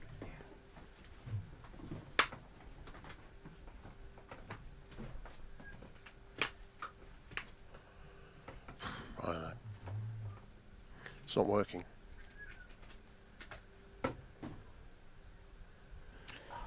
Right. Disappear, Robbie. Going. There we go. Right. Kent, You darling. here you go. Ah, thanks. Hand it. Yeah. Hand it over. Yeah, hand it Okay, over. hang on. I'll pass it up. Hang on. There we go. Yeah, if you could. There you go. Thank you. Yeah, no, it's weird because I've now got a PowerPoint over there now for the mod wave, but can't find the power supply for the mod wave.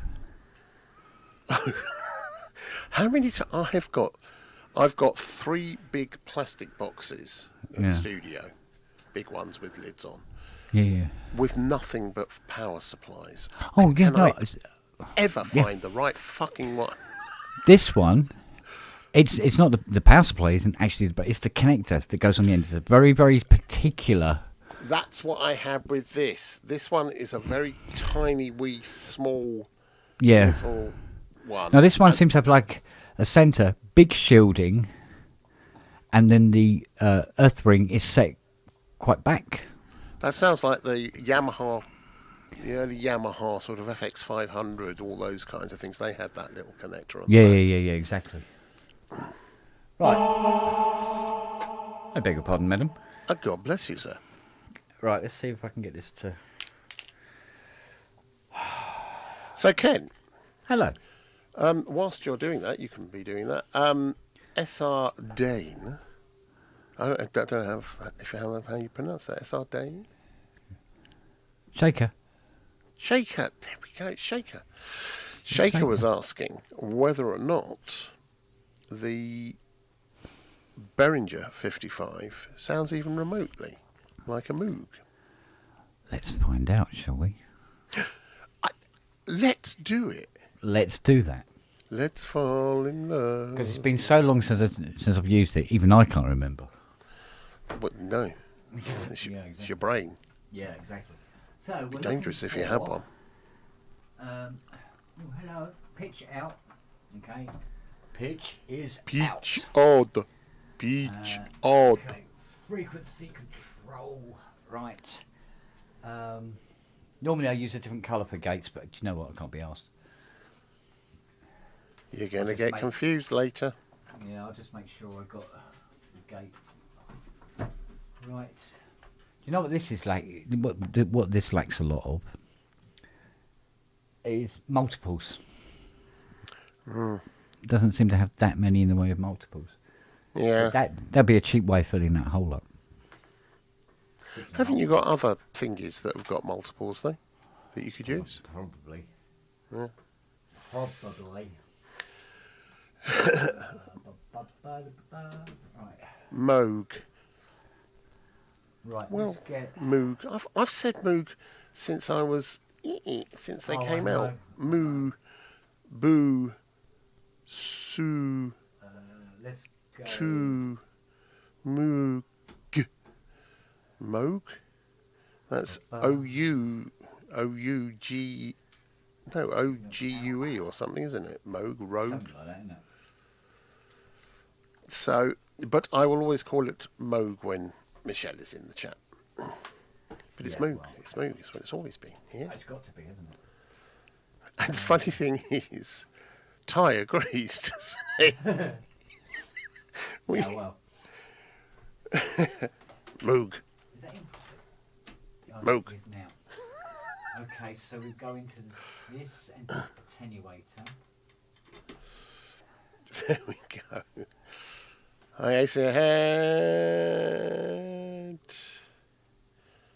Tracker Jack, Simon. Good to see you, Steve. You silly fucker. It doesn't go in there. It goes in here, doesn't it? I can't see Spunky Norman in the chat. Spunky Norman? Yeah, I just thought I'd make it up, and someone's bound to own up to it, aren't they? Yeah. They're bound to say, "Oh, that's me." Let's turn that up. That's not very loud, is it? Thank you, Neil.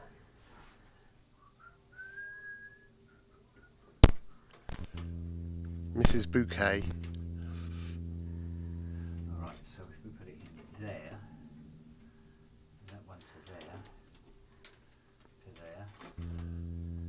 that one there. Earth hum.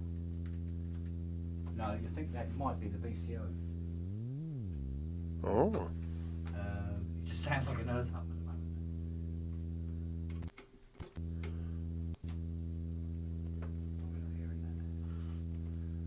Oh, come on.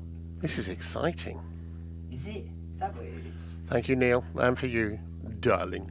Oh, right, hang on. I'm getting terribly excited about the Moog working.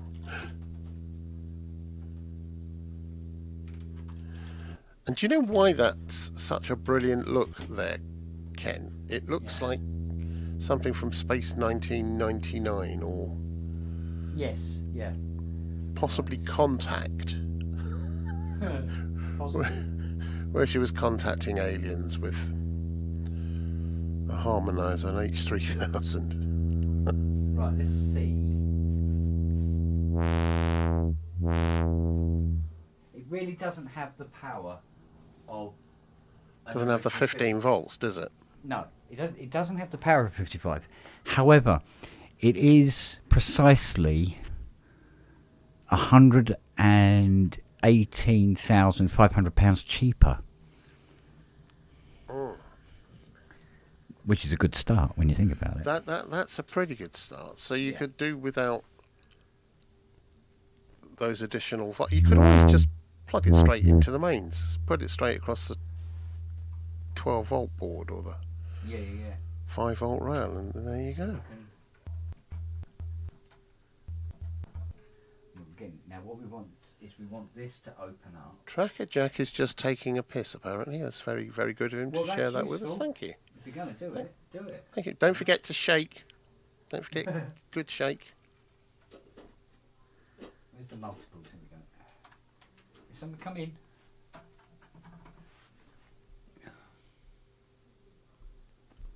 There we go. Andy, how you doing, mate? So, it's a quick drop in. Hey, Ken, did you get 255s? What's going on there? Pardon? You got 255s? No, it's one. Side by side, not one above the other. Oh, right, okay. Yeah. I think it looks a lot better like this. Right. Like Makes sense, yeah. And it doesn't stick out so far and I can get more stuff in front of it, if you know what I mean. Yeah.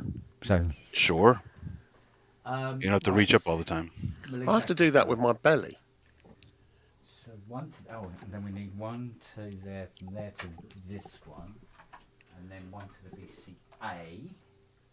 So was there a bracket to keep them together and you took that off? Is that what it is? Yeah. Okay. That's better. The only disadvantage, although you have 1 million cables, is your cables have to be longer when you stretch it out like that. Fortunately, I have an awful lot of Yeah, you have plenty, yeah. Yeah. Right, I'm trying to remember where the S-Trade converter is. Uh-oh. Uh-uh. That's the one that was broken, isn't it? What thing was? Oh, your MIDI was broken, right? Yeah, the MIDI wasn't responding. CV. I don't know if it... S-Trade converter. Where did I put the S-Trade converter? Shall I look in the manual for you? Oh, hang on. Oh, here we go. There's an S-Trig out there. Right, so if we take this one and put it into oh, where's the V-Trig? V-Trig in. Really? Where is it? Oh.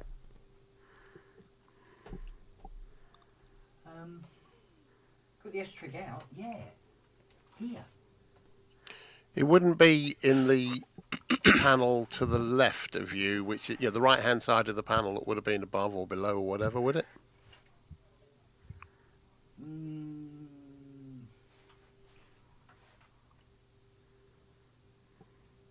Oh, hang on. Yeah. Let's have a look what we've got here. No, that's not that. It's that one, isn't it? No, because that's an out, isn't it? So, which we've got S-Trig. Not bollocks. Where's Brooksy when you need him? Yeah. What a bastard. Well, you'd have to own that to know where it is, right? Who owns one of those? Yeah, that's true. I'll have to phone up Anne's. He'll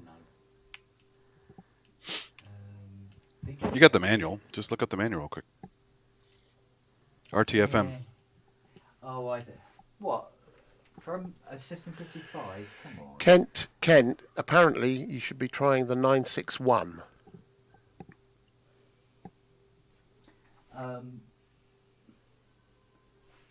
Yeah, I'm looking at it.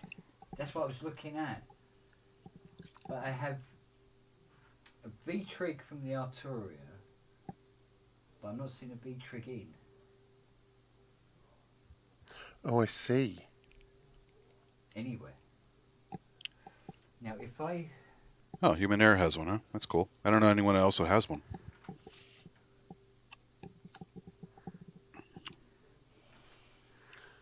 Apparently it is on the 961, so it's the V-trig he's looking for. Is it right, the V-trig, yes?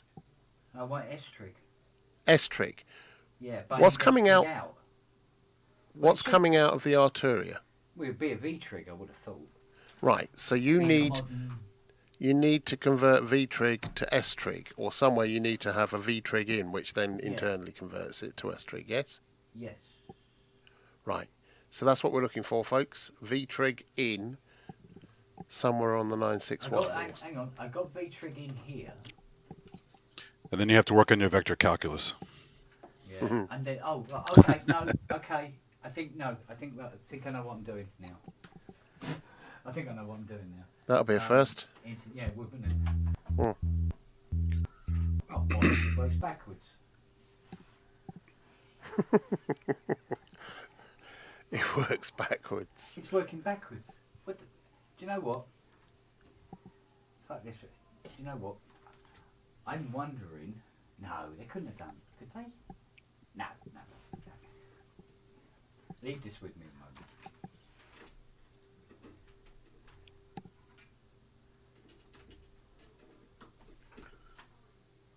Kent, you have to get all your cables out and go crazy, and then you get a nice mess like this. Look at that. It's a little itsy-bitsy system. Yeah. Well, it's portable for EMOMs and such. Yeah. Do you leave it plugged in when you're going to EMOMs? So it has the covers that allow it to be jacked, plugged. But this is the real magic here. I told Brooksy about this. He got one. This depth for mini patch bay on the top there. See the RJ45s to connect the two. Yeah. So you just keep it. You have to waste extra cables to do this, but you basically make a little patch bay, and then you unplug the RJ45s and close up your case and cart it around, and then you can plug the menu. And you so have it's Cat 5. You're using Cat 5, yeah? Yeah, it's just a little custom. And you can use anything. It came with some RJ45s, but you can use whatever cables you want. What am I? Yeah, standard RJ45s. I missed a step, haven't I? And then you can chain them across systems. Is it? I'm not sure if it's the same nomenclature over there. Is it Cat 5, Cat 6, or is it? They all use the same connector. RJ45 is the style of connector, just like RJ11 is your telephone connector, the old school. Yeah. So it's the RJ45, which is. Yeah. Yeah. Okay. So Cat 5, Cat 6 would all work. You just want to make sure it's not a crossover cable. No. But it's really cool, and you can chain them. And the modules are 2 in a pack. I think it was like $100. And then you can just get another pack and chain a whole bunch more modules together. So you make a massive system that's packed and ready to go once you undo all the RJ45s. And that's very cool. it's real clever. I mean, it's a small module, which is good, but at the same time, and you make complex patches, it's like, oh shit, I'm running out of jacks. Yeah. So occasionally I have to run a few long cables between the units and just label them with tape and unplug them and hope I remember them when I get to the venue. Because as it is, I have to have some trailing ones to plug into the keyboard and other modules on the table here that weren't part of the main unit. And I find it, I have 3 racks that I take when I go out live with 16 ins and outs on the samplers. 8 ins? 16 in on the samplers, including ADAT. Then lots and lots of different MIDIs. So I have a MIDI patch bay, lots and lots of different audio patch bays, connecting all of them together. And then the foot switches and blah, blah, blah, blah, blah. And that gets quite complicated. So everything's labelled for that. And you still have to pull out the snakes. So what it's like with those, with Modular, wow. Well, it's like my looper has foot switches. My Osmos has foot pedals. Everything's got like extra shit, right? So. Human error says 961 has a V trig to S trig and vice versa. Yeah. Cool. Yeah, so it would appear. But now I'm presented with a different issue.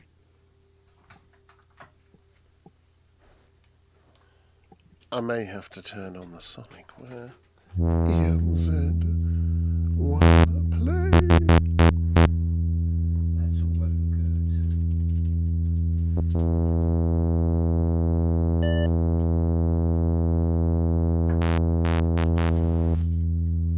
Why would that?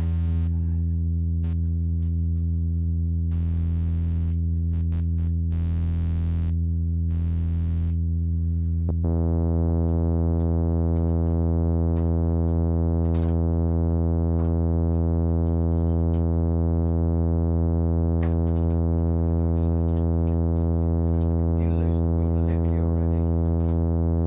That's a beautiful drone right there. Absolutely.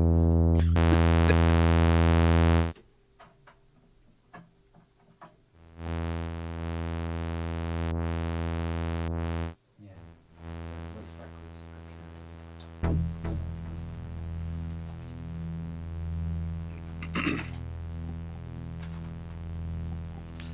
Remember that time you had that thing on in the background real low and you couldn't figure out where the sound was coming from? Yeah. Like, what is that sound? You thought it was a hum on the line or something? Yeah.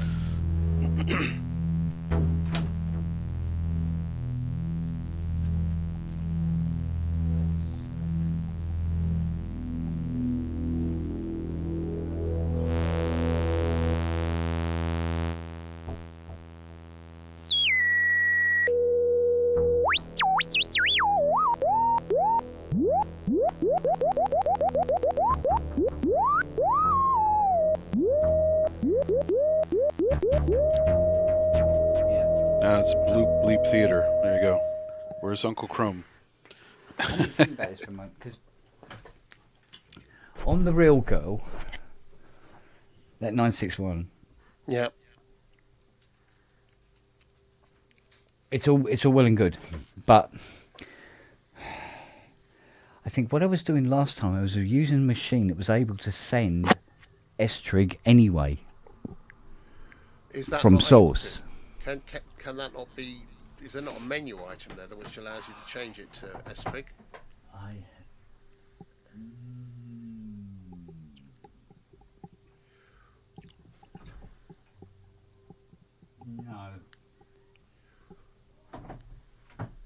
No.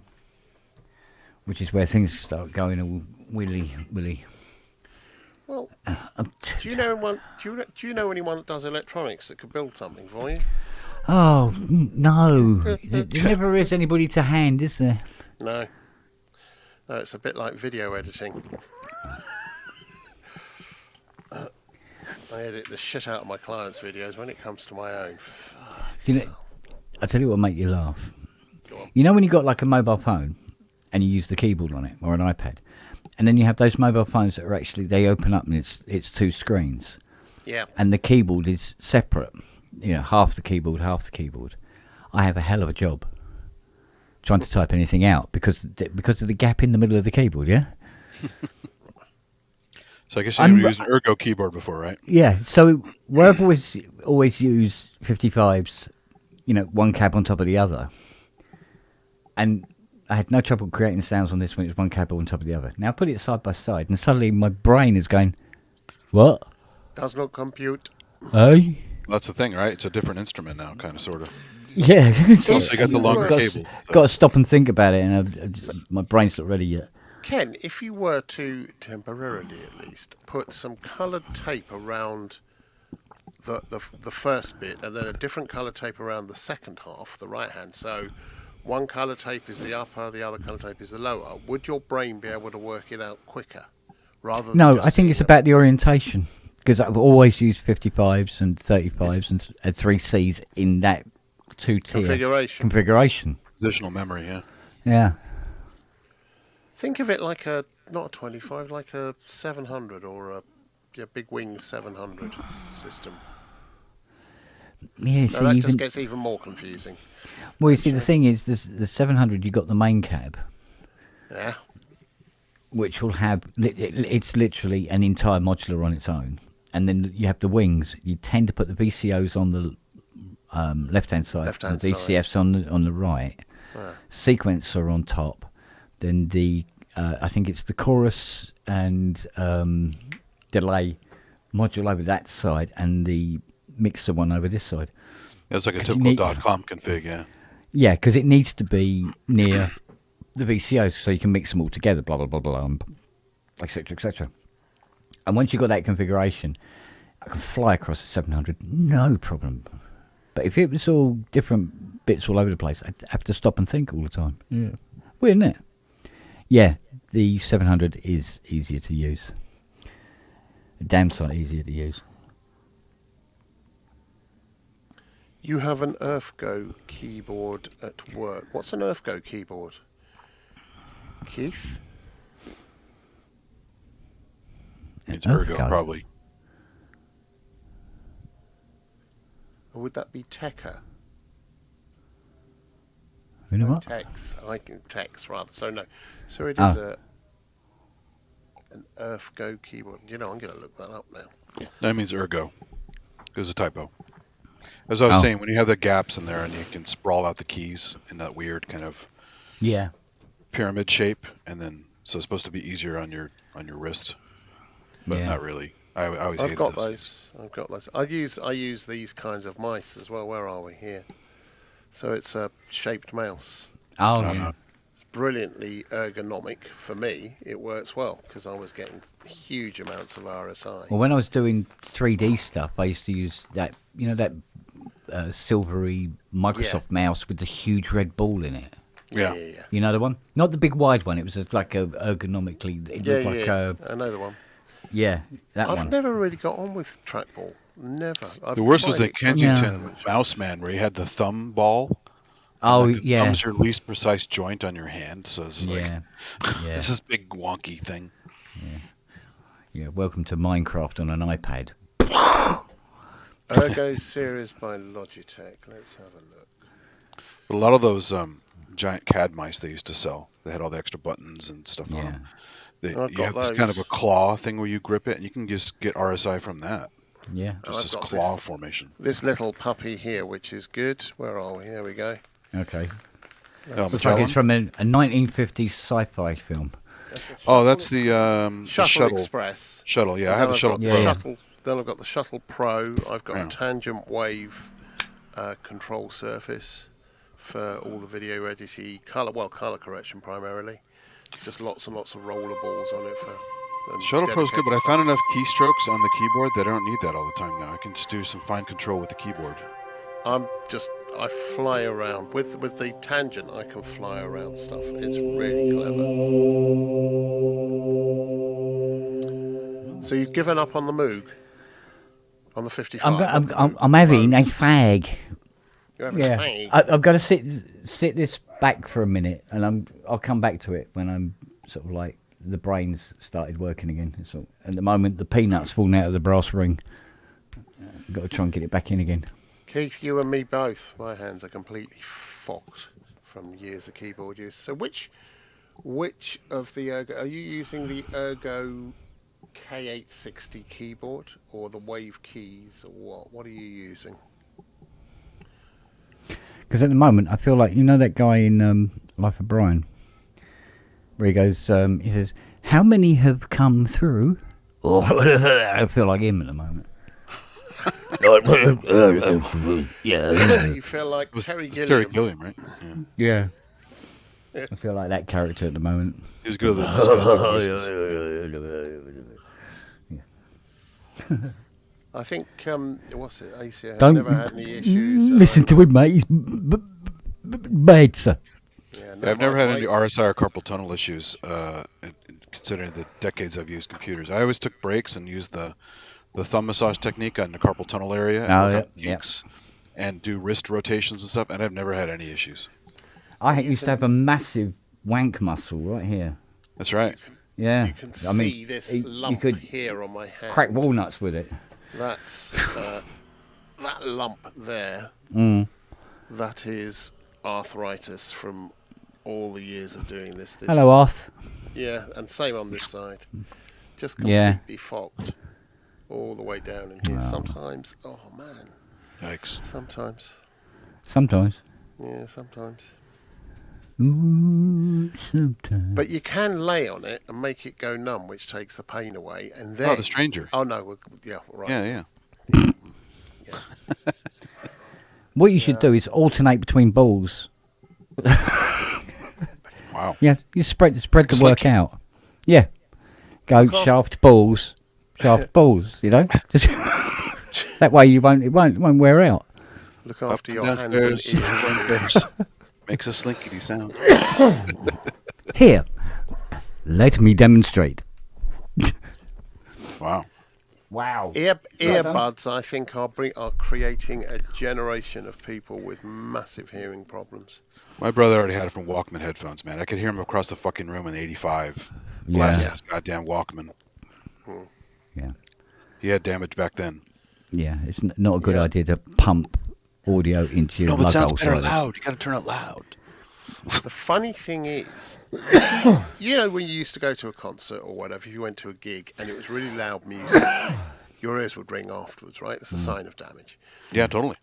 The really curious thing is, if every hour you just step outside to somewhere quiet for 5 minutes, about 5 minutes, maybe 10, your ears reset like you haven't been just through an hour of that. Yeah. You can go back in and the damage is reduced down to almost zero. It helps, but the hairs on the cochlea get slammed from high volume and they break and they don't grow back.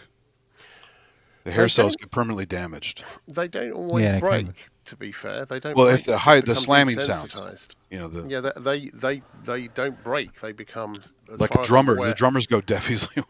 Yeah, they do, but it's desensitizing the nerve ending as much as anything else, and they become stiff rather than breaking. I don't believe they break.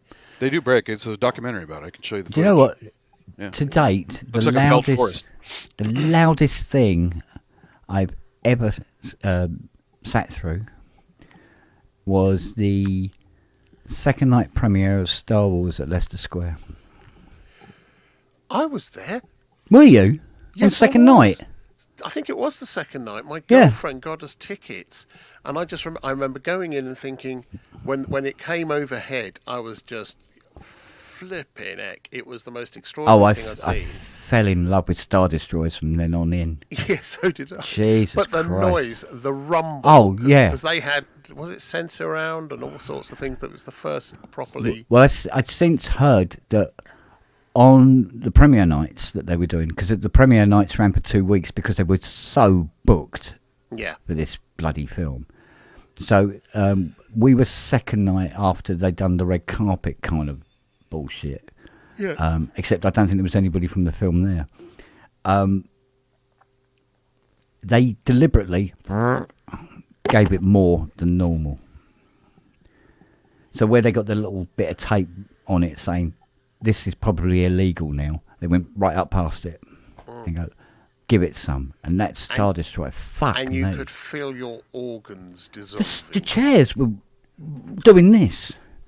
Yeah. You know what I mean? And I was what, probably 14 rows back from the front, so I'm doing that. And it was this fucking thing come over. And then when it exposed the engines, it was like, oh, fucking hell. My mum spent most of the film doing this. The loudest movie I went to was Alien in 1979. My mom took us to see it. Yeah. And the theater was so fucking loud, but it was amazing because it's an intense movie, right? It's a very atmospheric movie. Yeah. To say the least. Yeah. She had her hand over her face most of the movie. So. I remember my mate Richard, he went to see The Thing. And definitely. It was only about that far away from shitting himself. Yeah. Literally. 7 hertz. 14 hertz, 7 hertz. 7 hertz is the one. Yeah. When I came out of that Leicester Square, everything hurt.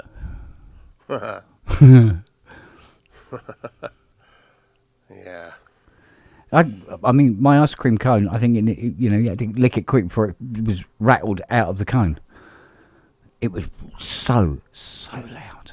It was unbelievable. But it was a wonderful experience. I know my girlfriend at the time came out having worn a sort of one of those push-up doofer, and she had a fairly lovely figure, shall we say. So she was held very comfortably, and during the course of the film, everything was vibrating so much. When she came out, she couldn't wait to get me home. It was really quite... interesting. Yeah, it's interesting. When I say home, back to a flat. Yeah. Another loud movie you saw was Buddy Holly Story with Gary Busey. I think it was so fucking loud in the theater. It's crazy. Wow.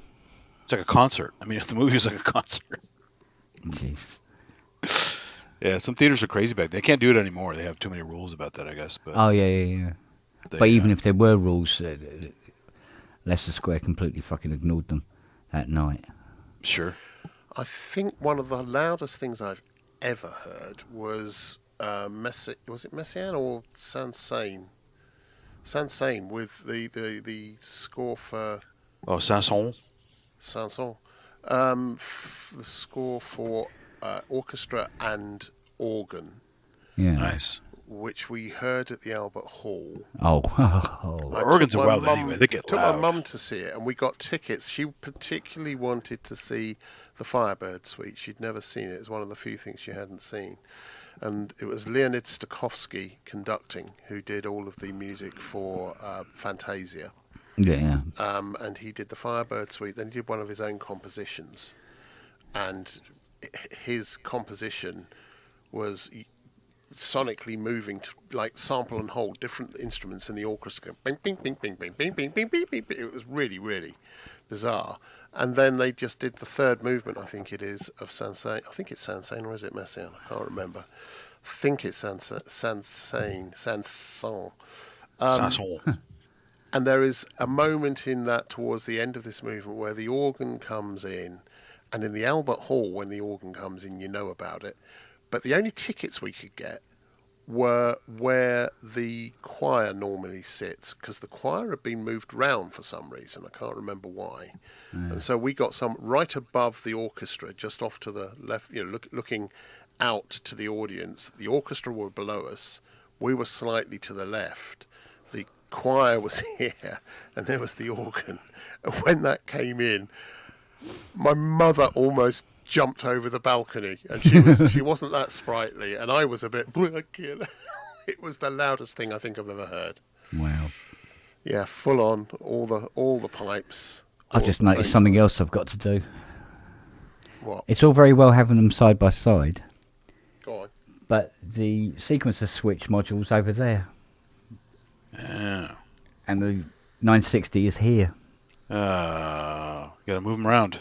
So just swap the modules out. Swap them out, yeah. Yeah. Swap them out. Yeah. Yes, no, it should be all right. Thinking about it, because I did on Hans's request, I partially normalized his 55. Did you? Yeah. What did you normalize? Gate and CV paths. That's clever. But it was actually. No, I tell you what was clever about it. So was it semi-normalized, so you could break them out? Well, no. What it did is, if you put stereo jacks in it, it becomes a normalized module. So, but you only have to put the jack in. You don't have to run it anywhere. Oh. So if you wanted to normalize, say the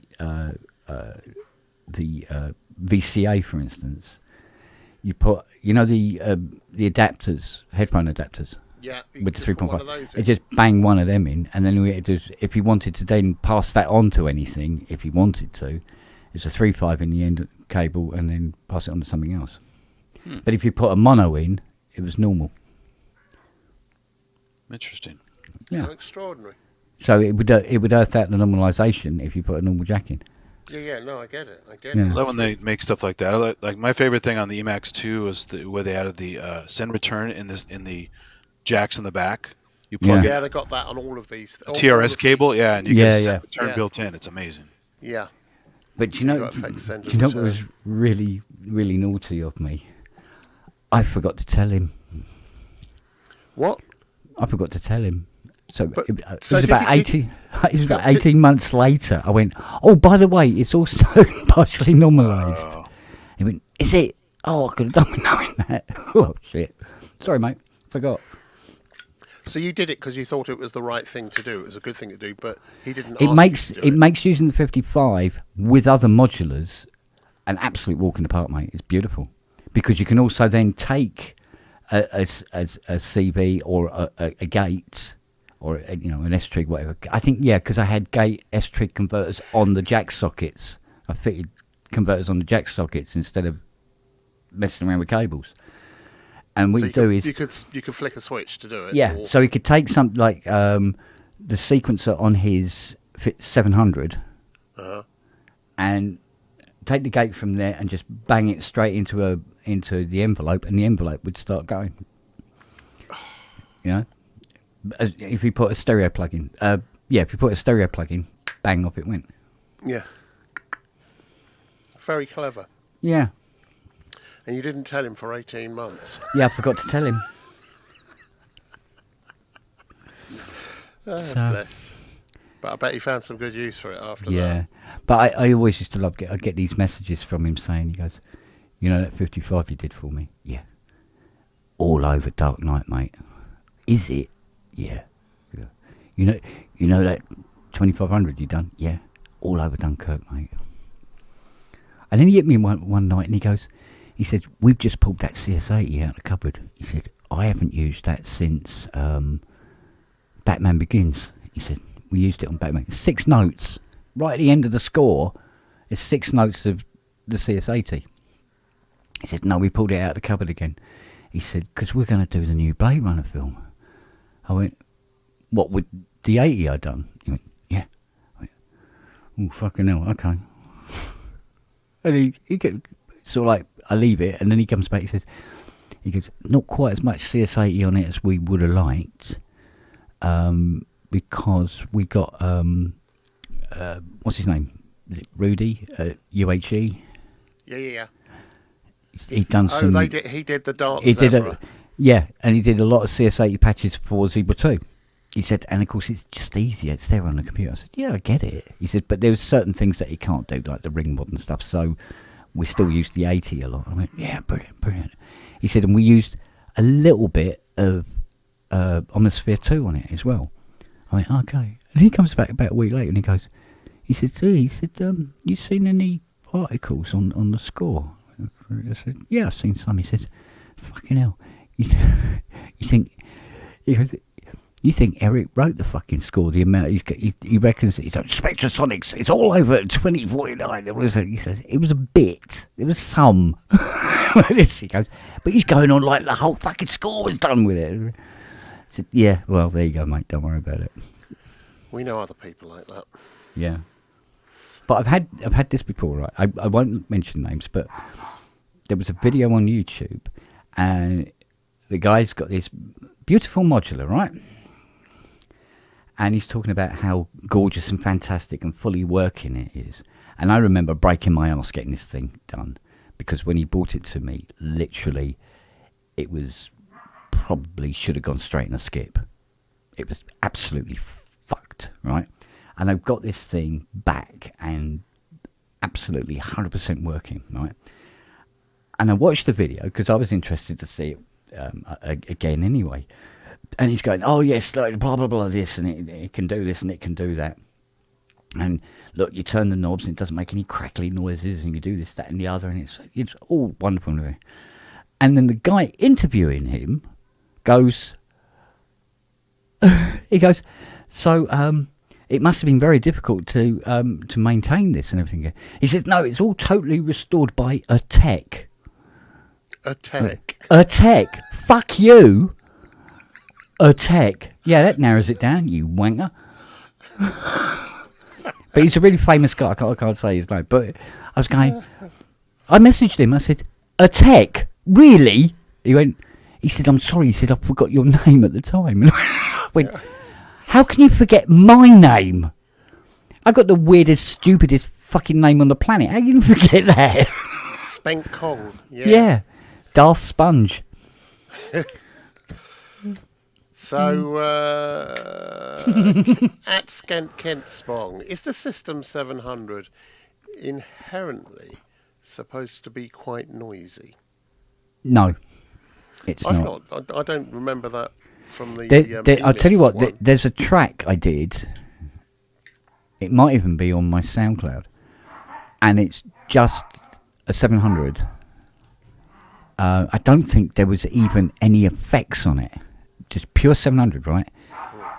Turned up and recorded directly in, and it's silent as the grave. Admittedly, I had restored it, so. But let's just say 700s were not designed to be noisy at all.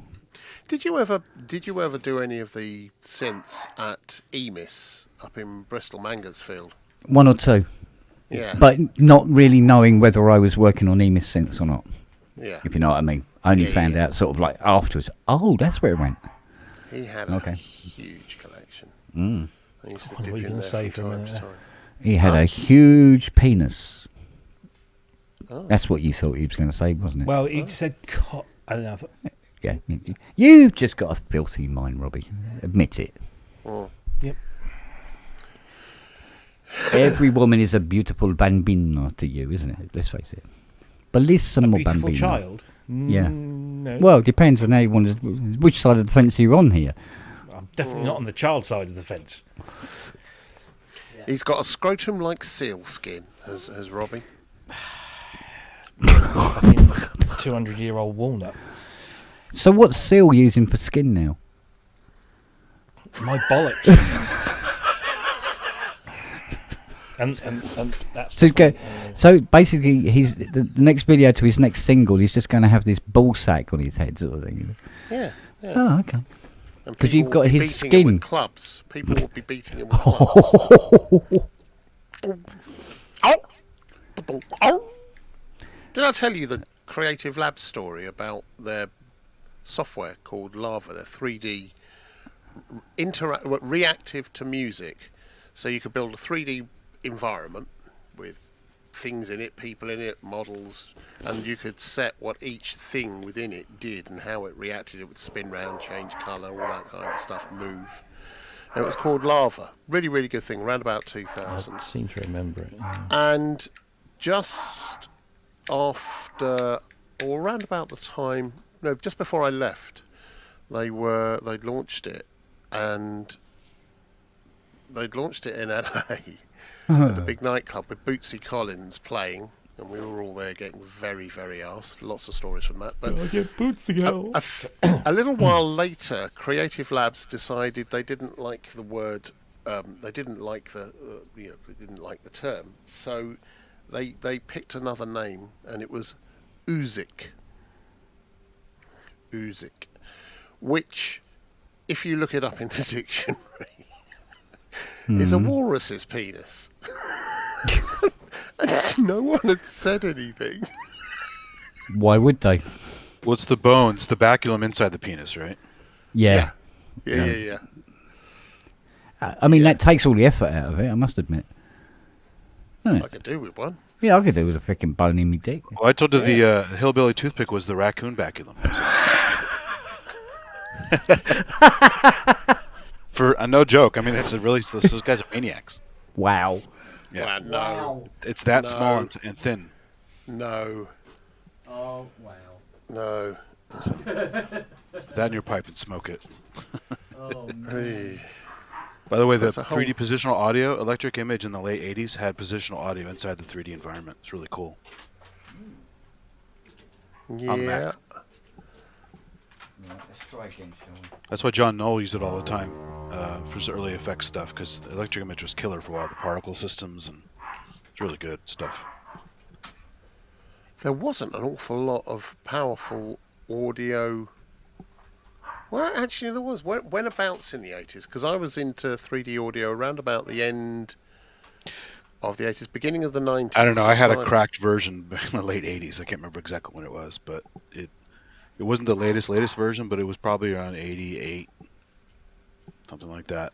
Okay. And I was shocked. I didn't get the program till a couple years afterward, technically, but that's when the date of the program was. And you could move a virtual microphone or virtual speakers throughout the 3D space that you're going to render in. It's pretty awesome. Yeah. Yeah. Easy. No wonder the dogs are barking. There's nothing wrong with my feet. Right, determined to get a fucking S-trig out of it. Right. Every day Kent says, who let the dogs out? Woof, woof, woof. Now, see, the thing is, there's no V-trig in. Yes, there is, there. That's a V-trig in.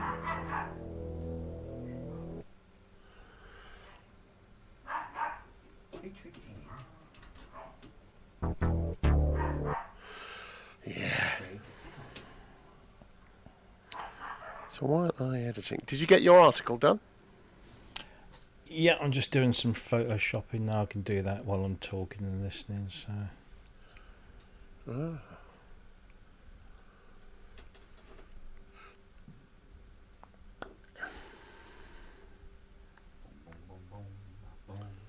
Yeah. Right, let's try you first. Premiere Pro. Come on, up you come.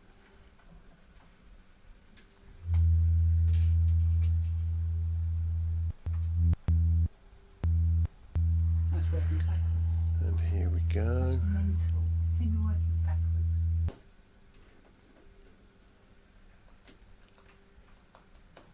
And that doesn't work at all.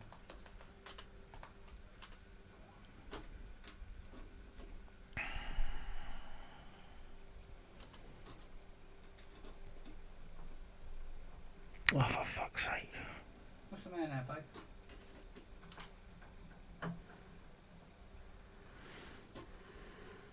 Okay. Go straight to the horse. Oh, that's not bad.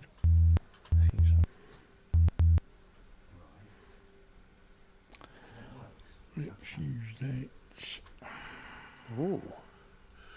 Can I share this? Let me have a look. Preferences, audio. Hardware. Settings.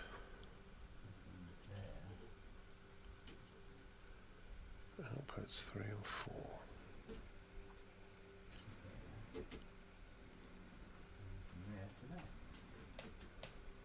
Well.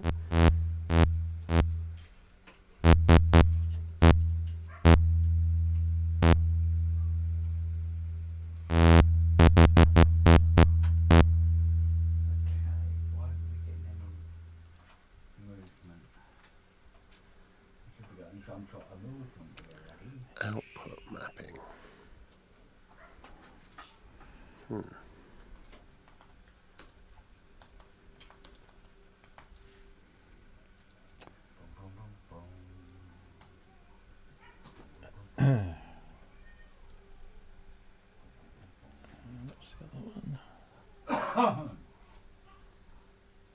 Rhythmic vote.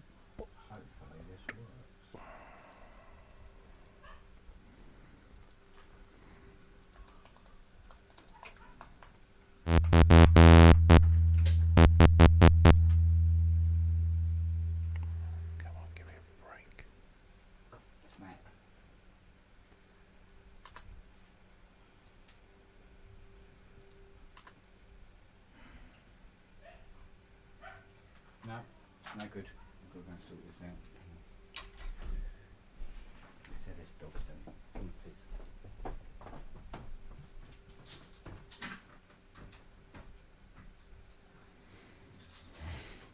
Hmm.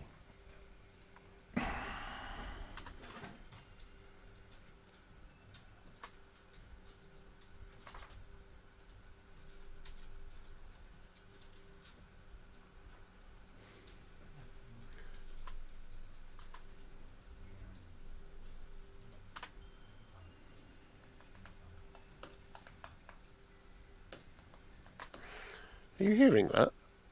Hearing what? You're not good.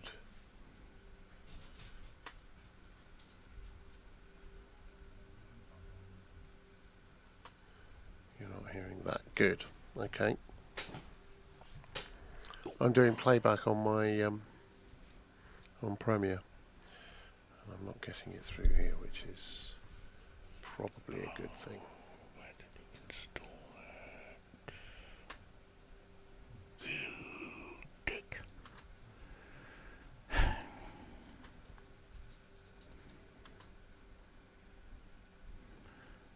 I've just got Alicia's electric keys. See if that's any good.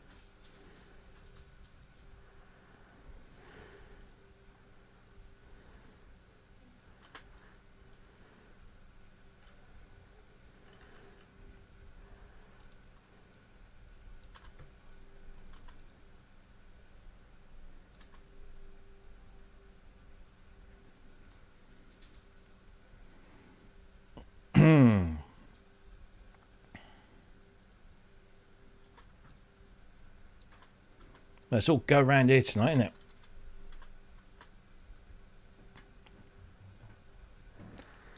Certainly is. Bashing it out we are.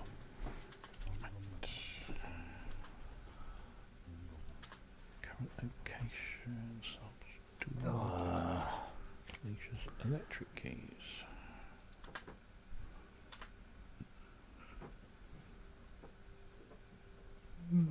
No.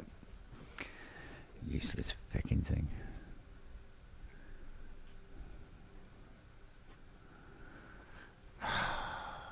What? What's the matter? Come on. Can I have a cuddle, darling? Can I have a proper cuddles? Come on. Give me a cuddle then. Come on. I'll get that. Give me a proper cuddle.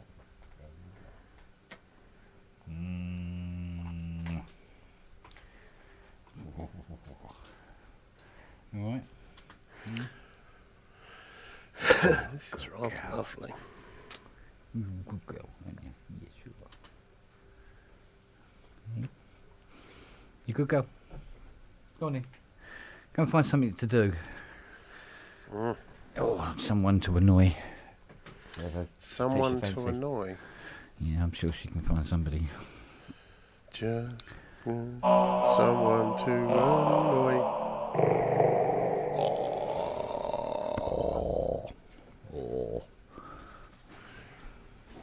Yeah.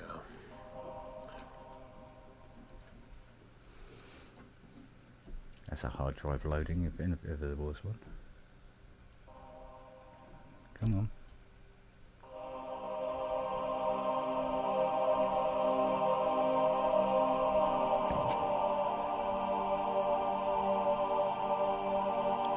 The first chord sounded like Kraftwerk Radioactivity. Yeah, it did a bit, didn't it? Yeah. But they used the Optigan because they had those long, endless choirs that didn't end in 8 seconds. Yeah. For those lucky ones among us. Yeah. Yeah, that was a keyboard that was a nightmare to repair. I'll bet. Yeah. I don't think I ever saw one. No? No. Spears, you got one, haven't you? I believe he has an Octagon, yeah. That's probably the one. It's probably the one I had a go on, actually. Who manufactured it? Was it Chamberlain? I think so. This wasn't anything to do with the Byrotron, was it? I think Mattel had a version in the US of the Optigan. It's kind of weird. It's a toy company making the instrument.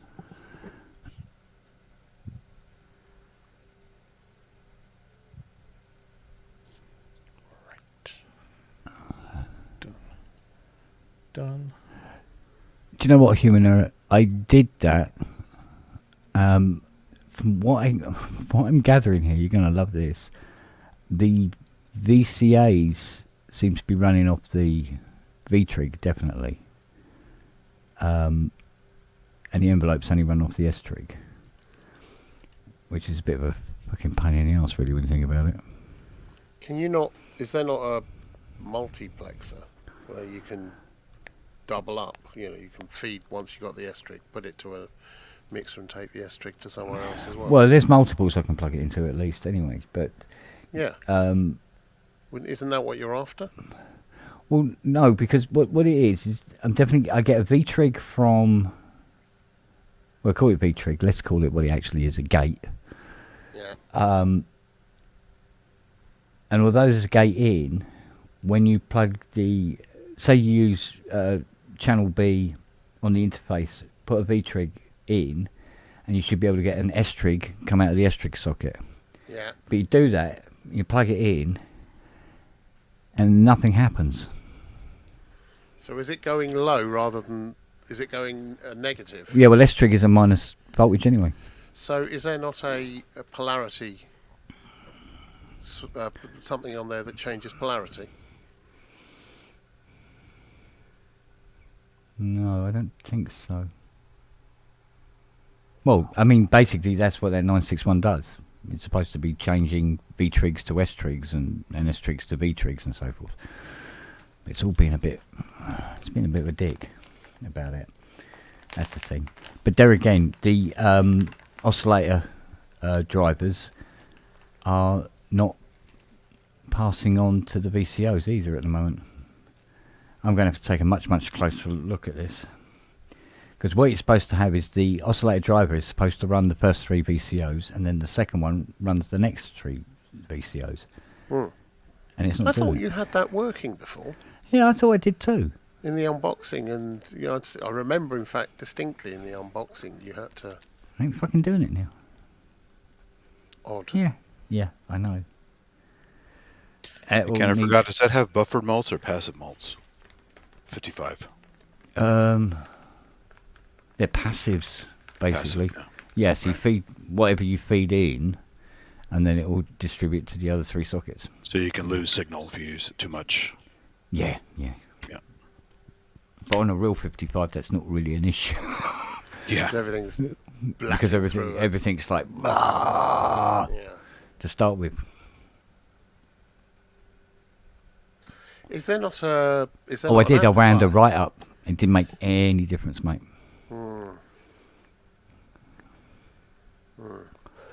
No, I'll look at it tomorrow and see what the hell's going on. I'm determined to have this running as a proper system by the end of the week.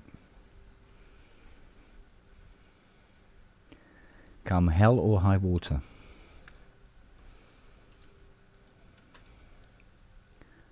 Everything else seems to be okay so far. Fingers crossed. I think if I select things like sync. Yay! Finally. Synchronization is making its way around the studio.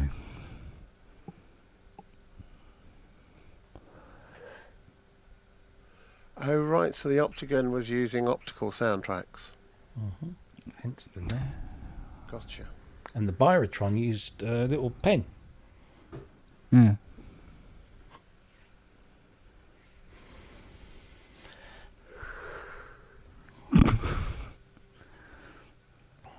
Never mind. Right, so the Never mind. I thought it was good, Robbie. Don't worry. Yeah. Very good, very good. Yeah. Was it is pen? Was the pen is? Hey, that bloody thing didn't look both ways before crossing the road. Yeah. Okay. I saw one of those last time I went to LA. Just going across the road. Russian thistles everywhere out here. Perhaps that's why it weed. Tumbleweed. The tumbleweed. It went across the... There we go. God, teeth. Pay attention. Keep up. That was more incredulous than anything else.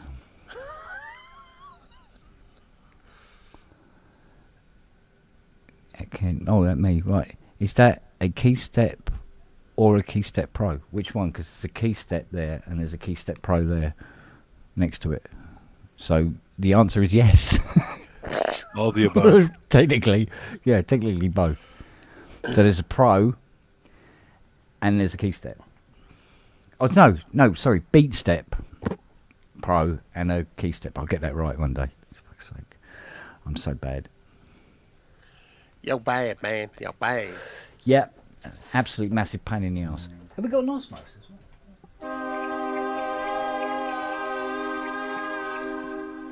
Yes, we have. Brute step.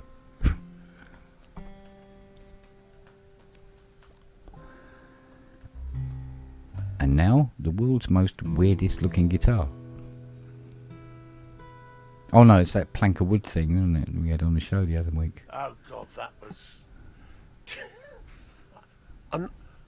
I could do a whole show just ripping that one.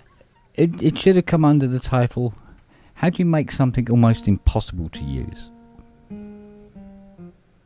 Yeah. It seems to be a very weird thing to... Well, for some people, the Rolly Seaboard is that as well, so... Oh, it can't modular. be. If a dick like me can use a Rolly... Yeah. I'm sure anybody can, to be honest with you.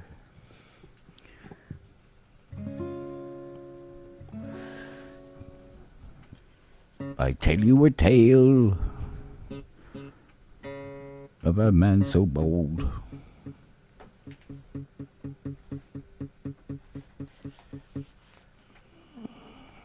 Oh. Fingered 12 string. Well, depends on how much you pay. Yeah, it's a bit loose, the 12 string, so... Oh, yeah, it does, doesn't it? Thank you, Steve. It does, doesn't it? Beatstep Pro has an S-string out.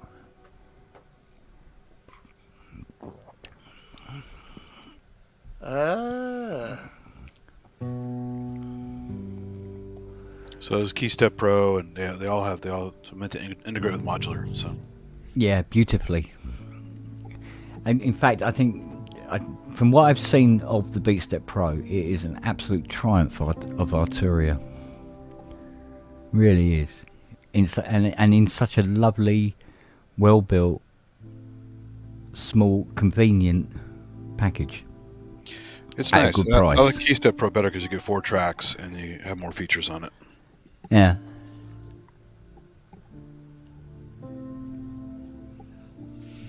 But they're essentially the same box. They have that little kind of repeat strip on there.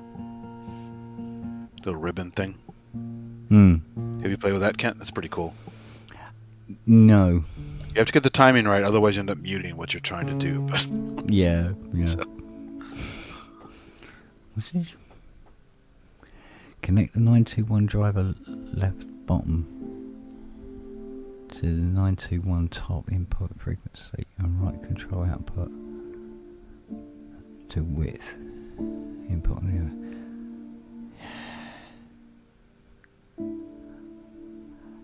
Weren't they supposed to be normalised though? Or am I remembering something different? I always thought that the oscillator driver was normalised to the first 3 VCOs. Or did I dream that? I thought it was as well. Well, this is the problem with Wii, right? Okay. But I might go on. I'll restore a System 55 and I will know it inside out. There's nothing that I couldn't tell you about it.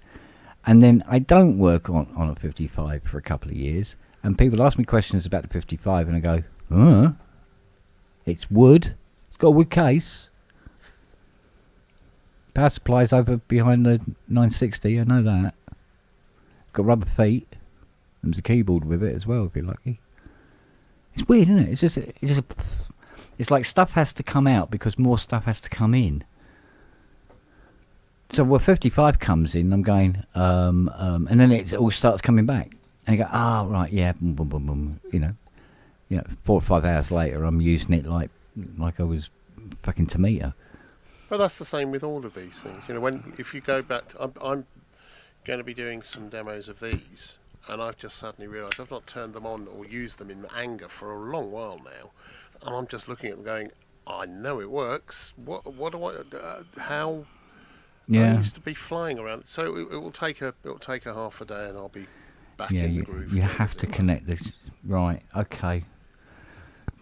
So you need a multiple if you want to connect all three. Then. Okay. Right. Cool. All right. I'll remember that. I tell you what it is. That's one of the things I used to normalize for people on request is to pass those signals, those CB signals, to the first three VCOs. So the driver, the driver is an overall controller, but it still has to be patched. Yeah. So you could use the driver, any one of the two driver banks, to drive any of the oscillators. But depending on what's coming in, it wouldn't. You have to. Yeah. Okay. Gotcha. Yeah, that makes absolute sense. I really have to reacquaint myself with this. I really do. It will all come back to me, but at the moment it's all right.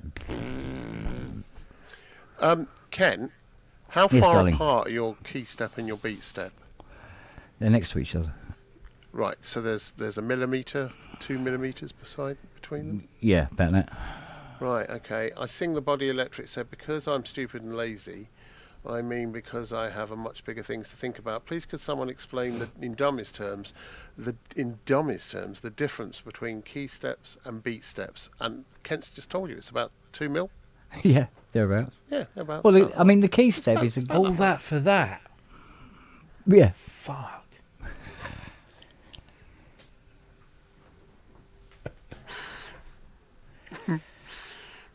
Dear. So I'm assuming the beat step. Oh yes, of course you can. Yeah, you're right. Yeah, feck's sake. I should be shot at dawn. Does Dawn know? Dawn should hold the gun. Well, it said shot at dawn, so you're going to be in a. Well, it's a mirror. And then it's a mirror, mate. At dawn. Yeah, don't worry about it. Yeah, right. I'm gonna. I always like to wake up at the crack of dawn, but she's never quite happy me sticking me up between her legs. Me? I suppose the key step is like a single channel on the beat step, except you use keys to program it and not buttons. So the key step in the name is really just referring to the fact it has a keyboard. And the beat step is referring to it because it has B's. But yeah, you use the pads as its keyboard, and just about everything else as well. Disc pads? When you're setting up rhythms and everything as well. So. Okay. But I must admit, that was it, the UI glide strip thing. It's fucking dangerous. I ran my finger up it, but part of my finger was touching the edge of it, and it fucking sliced my finger open. The edge of it's like a razor blade, it really is. I wonder if you baby. asked very nicely, you could get a spare part from either ASM or from Arturia, and the spare part would be a touch strip, which you could just mount on the front of one of these, and then have the electronics stuffed inside somewhere. It's a thought, isn't it, though? Because they're nice low-profile things. Well, no, you can't really. Why? Because the internal OS of it would need to know that you're fitting a strip. It already knows we have a strip. It just, you have to tell it. So these have got the ribbon controller here, but it's a tiny wee little thing. If you told the OS... no, I'm with you. Yeah, I'm with you. Yeah. Yeah. Possible. Yeah, that's what I'm thinking. Possible.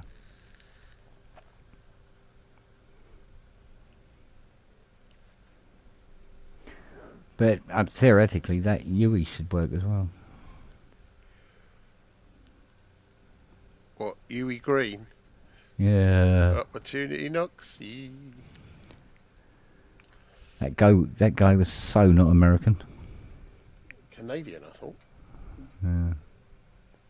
My dad in the Second World War, when he met my mum, he told everyone his name was Eddie, and he was Canadian, and it's because he'd run away to sea from Swansea onto a merchant ship, got to Canada, spent a couple of months there, and they deported him back. But he was really taken with the whole idea of Canada. So when he was in the army, when he came out of the army, because there were lots of Americans and God knows what else, he thought it was easier passing himself off as a Canadian than anything else. So he told everyone his name was Eddie. He told my mum his name was Eddie, and he had this terrible American or Canadian accent. Yeah. And he was Welsh, and everyone called him Hank. Hello, Hank. That is something I did do for hands, was to put a CV input for each frequency. So he did it. He actually asked for that. He asked for a request of having a CV control for that. And by plugging activating certain frequencies and using a very slow LFO, you got an almost sort of like resonator. Phrase? Yeah, got like a resonator out of it. A slow resonator type thing. I was going to ask you about that, whether or not the filter bank had any sort of history or was akin at all in any way to resonators. Well, it's basically a resonator where you have these sets of frequencies, these frequency responses, like a graphic, except it has a modulation source connected to it. Really makes it a useful resonator. So that's why, by putting all these individual CVs for each frequency band into it, you could then LFO whichever bands you wanted. So you could emphasize different bands, but you couldn't change the bands themselves. What it would do would sweep between whatever. You could set the knob for its maximum, because it will always start from its 0 point and work up to its maximum, whatever the pot was set to, or you could override that, and then that way you could just sweep whatever frequencies it was you wanted to sweep, or play the frequencies even. Could you sooty and sue? Not entirely. Oh God! You see, you're spending Where's the tumbleweed video? Spending too much time with him. That's what it is. Yeah, tumbleweed video, please. I deserve it. I want the sound that goes. I want the sound. I want the bell. Well, funeral. Thanks I want to funeral. Loopback, or actually, no, it's not so much Loopback's fault. It's Elgato's fault. Can't rightly do that at the moment because they're gunch. Okay. But I can give you this. Smack. Yeah, that's disturbing. Yeah.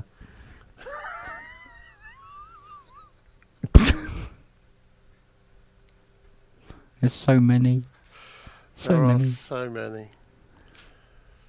There's still a cat on the door, and there's a certain Range Rover picture. It's like the pic I used for tonight's pub. I'm just going, if I could just put a picture of Nelly there instead at the piano, losing my shit at the front door.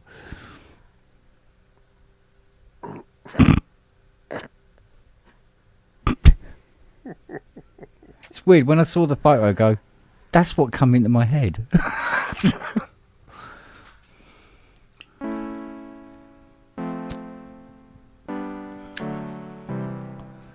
Can you expand on that at all?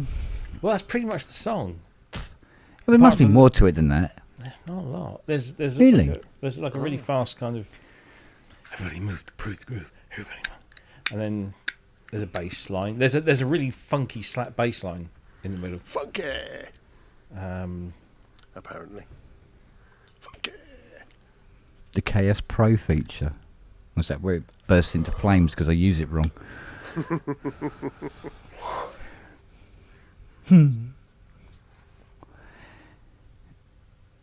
It's weird, isn't it? It's like some of these modules are done one finish and other modules have another finish. Are they done up a kipper? I don't know. Have you ever tried tying anything up with a fish before? A Korean fisherman? Ooh.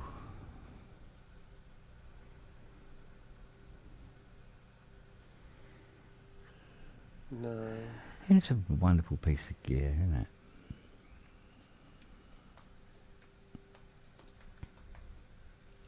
Very clever. Very clever. It is. Very I started, like I said, Rob, I started watching videos on how to use the Akai MPCX. The HI. Within 10 minutes, I had a gun to my head. Yeah.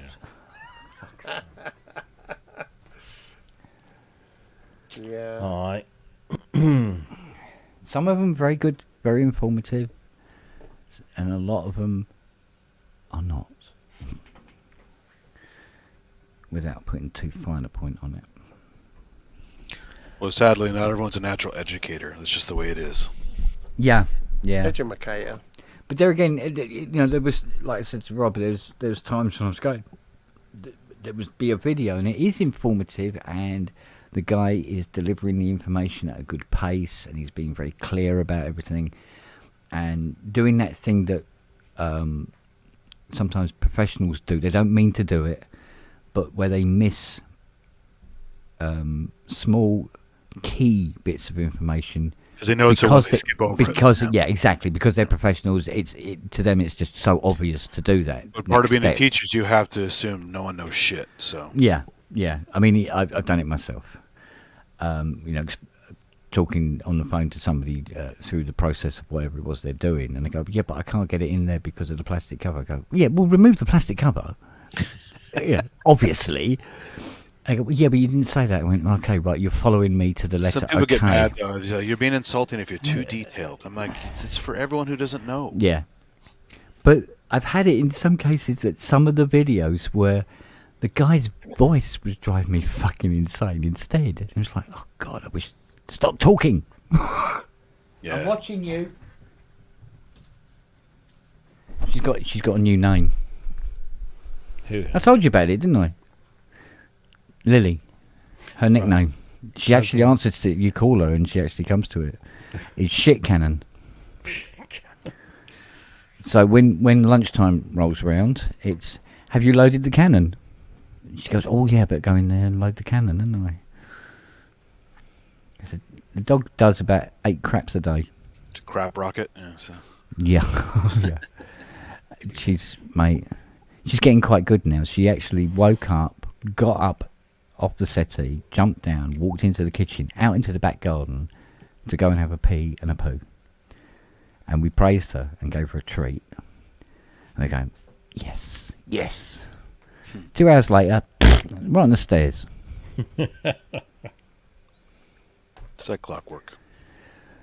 But we're getting there. We're getting there with her. Bless her little cons.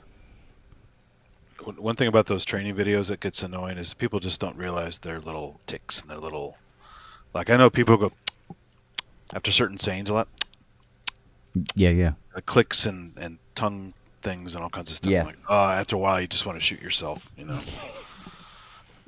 just don't realize they're doing it. It's either nervous behavior. No, yeah, exactly, yeah. I mean, it's not their fault, is it? And I've learned a lot from a lot of these hip hop guys doing NPC stuff and force stuff and all that. But after a while, I can only hear, you know what I'm saying, 5 million times before I want to kill myself as well. Like, yeah. Sometimes they put a phrase, the same phrase at the end of every single it's just sentence. a common thing in their speech pattern. Yeah. But after a while, as someone who doesn't speak that way, it gets a little annoying after a while. So. Yeah. But I mean, that's the trouble with instructional videos. I mean, I'll go to an instructional video because there's just one particular thing I want to confirm or just, gives a rough idea about. And you put in the specific search, you get a video come up, most recommended video for your search criteria. And then you spend 20 minutes just fast forwarding it, trying to get to the bit where they're going to actually tell you the little bit of information I promise you it's need. coming. Just wait, it's coming. And then sometimes they don't cover that bit. Yeah. So, but I said to Rob earlier about the which one was it? Was it the I think it was for the BeatStep Pro about the best way to connect it to a computer and all this sort of thing, and how to get it set up properly in the DAW and all the rest of it. And that's what it was. This video was about. And it didn't say part 1, because I got to the end of the video, he still hadn't connected the fucking thing to a computer. And then so I found part 2, which weirdly wasn't linked to it directly. I had to put in the name of the video and then put part 2 after it, and then it came up. Watched it, and he's still going on about what you can and cannot do. Right, with this the point. Yeah, and then the next frame was him. It's already connected to the computer, and he's using it. Oh no! And I'm going, but when you say how to connect it to the computer in your title, shouldn't that be part of the information in the video? You would think so. So, again, if they don't have a background in it or nobody schooled them on it, personally, that some people just don't get it. Yeah. Which is why people like me get paid lots of money to do it professionally. Well, exactly. And may long continue. I would also like to clarify, it's not lots of money. Yeah. I was going to say, educational usually doesn't pay that well, so... Well, let's just say when you've been in it as long I must as I admit, have. Yeah, I must admit, I'm still waiting for you to get this Bugatti Veyron, but, Yeah, right. Still waiting. I'll get a Matchbox version, yeah. The thing is, I tried ChatGTP today, for the very, very first time. And, because, Matey Boy was here today with that Booklist 700. And he was talking about ChatGTP. But he's got a record label. And he's talking about how the AI music is really getting very, very, very good. And he played me a couple of tracks written by AI. One of them sounded like it was recorded sort of like late 50s with this there has a picture of the black dude on the record sleeve and all the rest of it, and he was singing this very sort of sexy soul-y kind of track. Sexy soul-y? Yeah. And he goes, yeah, I did this. All I did was put in the words and the criteria. I mean, fuck off. Chris said he uses a female voice for a lot of his stuff. The stuff can be nice, You can absolutely. The really fucked up thing is Spotify, who already rips off the artists they play, is using AI tools to copy that music information, recreate new music, new artwork, new bands out of thin air, and passing it off as real people. And it's total bullshit. But because the music they're putting into it can be good, the output can also be good because they just copy it. Yeah. The training materials are good enough that the output is quite good from the AI. The large language model bullshit, Well, it's like I explained to him today. I said, when you've got music that has no humans involved, there's no value to that music anymore. Well, I've heard classical box type stuff that was generated, and it was sounded perfectly fine. Yeah, but when you listen to as we have done in the past, you listen to music, you listen to an artist, you make a connection with the artist, a connection to what the artist. It's their lived experience. You're connected. Yeah, exactly, that kind of thing. And so people have a fan base and stuff like that, and they follow that person and whoever it may be, and there's a connection between them and another person through that person's music. But you can't have a connection with a fucking algorithm. But if you train on the good stuff that has the feels in it, you can steal the feels. That's the point. Well, yeah, but that's the whole thing. But even though the music may be great, its value has been drained away. Well, kind of sort of. There's plenty of bands I never followed growing up, but I like them now. And I don't have a history with them, but it's fine because I just like the music. So yeah, but at least there's a person on the other end. Well, do I? I mean, sometimes the ghostwriters, all kinds of stuff, right? Who knows what the hell wrote it? Yeah, but it's still some sort of human. Even isn't those it? ghostwriters have put in some effort, have learnt their skill, have learnt to play their instruments in a particular way, and whoever's written the lyrics has brought a certain sensibility. Maybe they passed something on the way to work this morning, or they've done something. They have put They've put this multi-layer of experiential stuff that creates the finished track, right? But sadly, you can steal that nowadays. You can steal it, but it's not music at that point. It's a bunch of notes, and it may be harmonically rich and do all sorts of things, but it's not music, because music is a way of communicating. AI music doesn't communicate a damn thing because there's no perspective. Yeah, but taken in a black box, you wouldn't know the difference, right? So here's a great use of AI in music. This is an actual label, in inverted commas, that produces a myriad records called banned vinyl. Like, you came at my ass. Jesus. And it's all AI. As the lights grow dim and the night unfolds, our hearts collide, together we grow old. I never knew our love would be so deep, a secret longing, our love forever bright.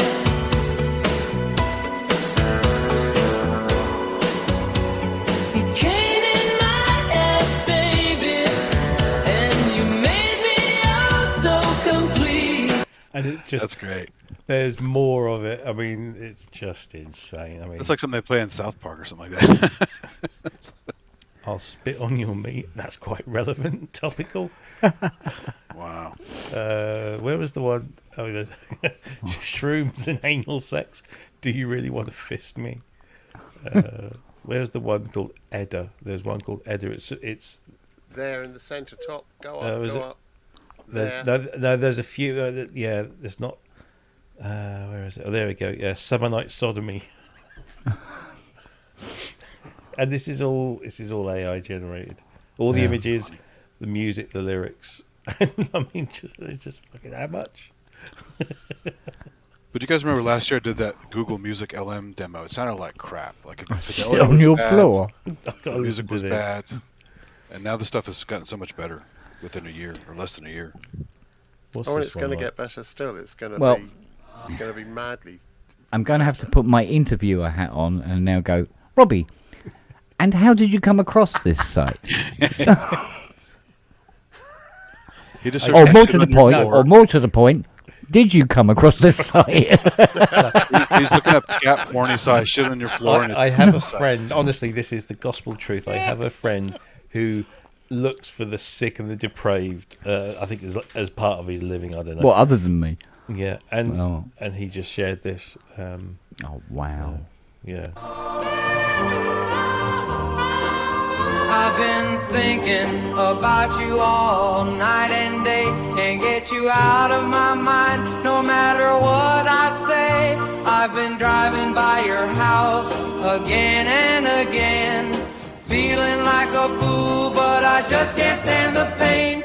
I'll bang on your door, shit on your floor, eat your dildo, use all your blow. That's a whole new version of Dr. there. That's brilliant. Oh dear. But it's like I said, with this conversation I was having with him, and he said, the AI can do so much now, but there's loads it can't do. Blah blah blah blah. I said, if somebody said to you, funny enough, Dr. Synth has turned up. You go, yeah, but you couldn't have an AI droid do dentistry, right? But what it really says is yet. Exactly. It doesn't matter what the question is. You just put on the end, yet. You know? So... Well, my job's being slowly but surely... Yeah. Made more precarious by AI every single fucking day of the week. Writing dreadful copy. Yeah, I mean, you can write copy now that's actually not awful, and as long as you proof it, then your workload is greatly reduced. You can use AI to create a human-like character on screen whose mouth moves in synchronization with the AI words or the AI voice that is applied to the AI script. And so that's three aspects of my job. And now you've got you've got AI tools that will edit things for you. And so you know, how long is it? I'm kind of glad that I'm as old as I am, because by the time I finish work, I won't have a job. Certainly, well, do you know what? Field. You know those dystopian films you see sometimes, science fiction films, where they got the lovely, almost like Ivory City, and all the rich and powerful live in it, and all around the outside is the population that don't have any jobs because there's District 9. Yeah, because everything is being taken care of by robots and stuff like that. They don't need anybody that's outside, and they're just all outside trying to survive as best they can. Well, as Elysium, all the Drek lives on Earth, and everyone else is in orbit. So, yeah, how much content is written in my other job, in music tech, where articles are just going up all over the place that are so obviously AI, and AI images, or AI enhanced images, and it's well, you don't see AI images with 6 fingers anymore, do you? Oh, you do. There's still lots. Yeah, that's. But it won't be long before it goes. Wait a minute! I had one on Trump the other day posing with a bunch of black women. Yes, I saw that. They had multiple fingers. Everyone, but I mean, with Trump, you're never too sure, are you? But well, Trump can't do anything fucking straight anyway. So doesn't matter what photograph it is. You go, probably not. Well, he's good at lying. That's one thing he's really good at. So. Well, there you go. At least he's living up to his reputation. Yeah. So, but it's all sort of like it won't. AI won't kill the music industry. There just won't be an industry. No, there won't be an industry. Full stop. Well, there won't be an industry. There's barely one now. Creatives, there's barely one now. Here's the AI section. Here's the human section. And you choose which music you like. So. And this is what I mean. If Spotify are because they'll use the AI, like you download a record by somebody, and the AI will be able to then target all these other tunes and everything, and go, this is also available. This is also available because you bought this. And also creating the music as well. You'll like this record that the AI's created because the person downloaded a song that was in the same sort of category. And there's no reason for people to be musicians. I remember years and years and years ago when Pandora first started up, and you would just tell it the music that you liked, and then it would provide you a radio station, a personalized radio station, with the artists and that you had said that you liked, plus lots of other based on sort of some sort of learning process that they, or some sort of database process where they linked, if you like REM, then you're going to like all of these bands, and if you like Joy Division, you'll like all of these bands, and so they would just throw them in. A lot of the time it was a hit. Sometimes it wasn't. It got things. You think, really? No, that's not me. But Apple Music does that now. They all do it. And like you say, how long is it going to be before they start slipping in the music that wasn't created by a band or an artist and is just done by an algorithm based on, being trained on the music you do like? One of the things that is happening in the tech world generally at the moment is a whole thing about being able to identify where AI has been used to create something, whether it's images or whatever. There's watermarking, there's metadata. It's a big push because one of the problems that arises from exactly what you've just been talking about is there is no truth, there is no point of truth for people to know what is real and what is not.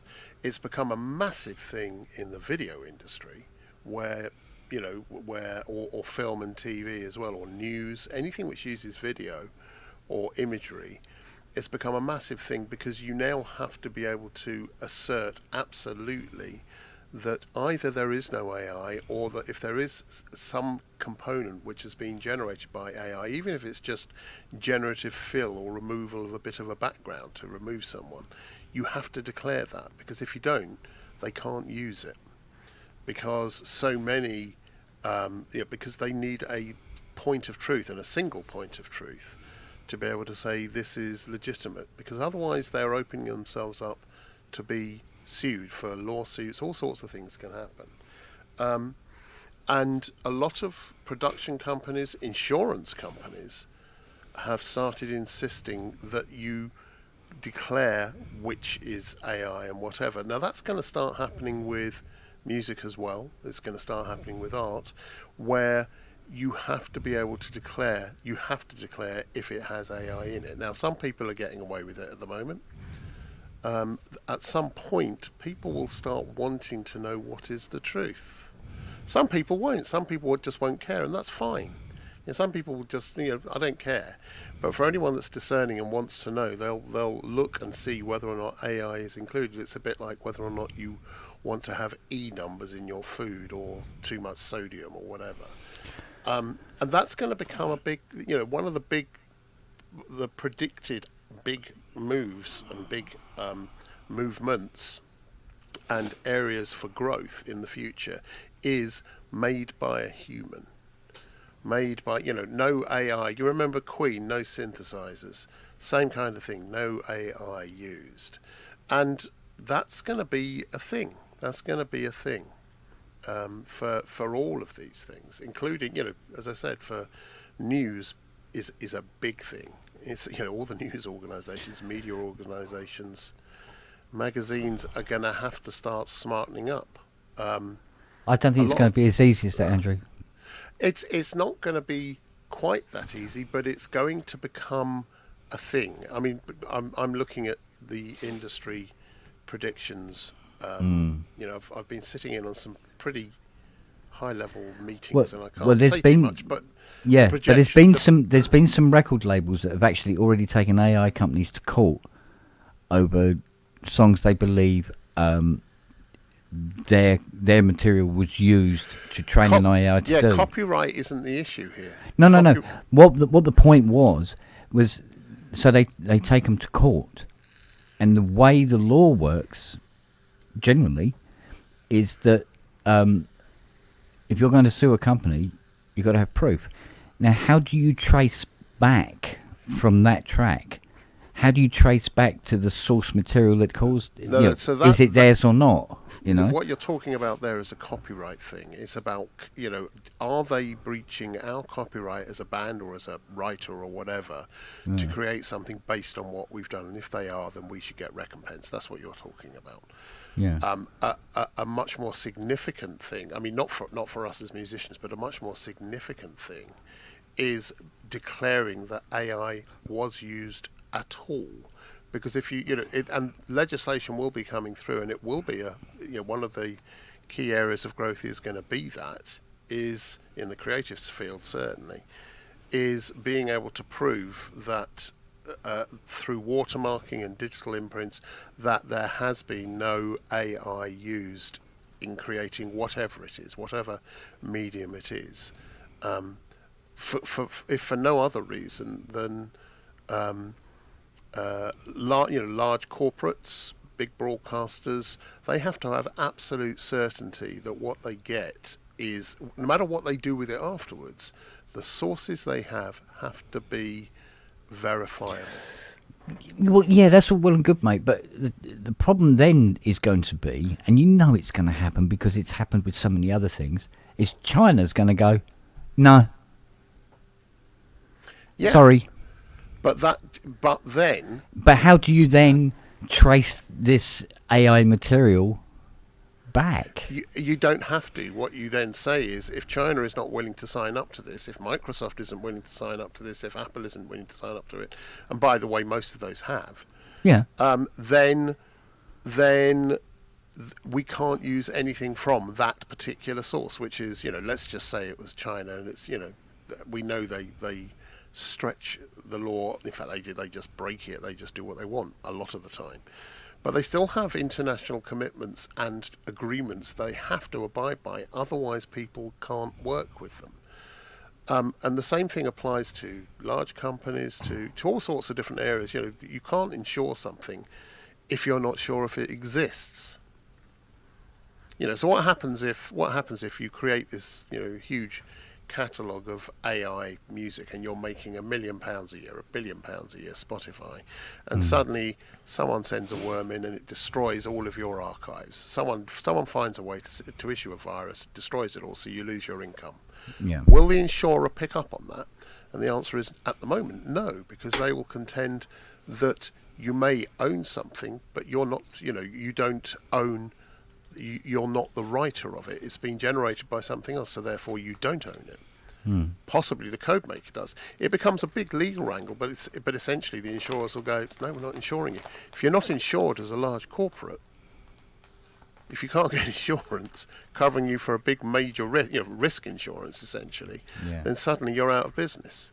Now, that people are beginning to catch on to that. When I say people, I mean large companies and or governments and or the insurers. The whole financial market is catching on to that.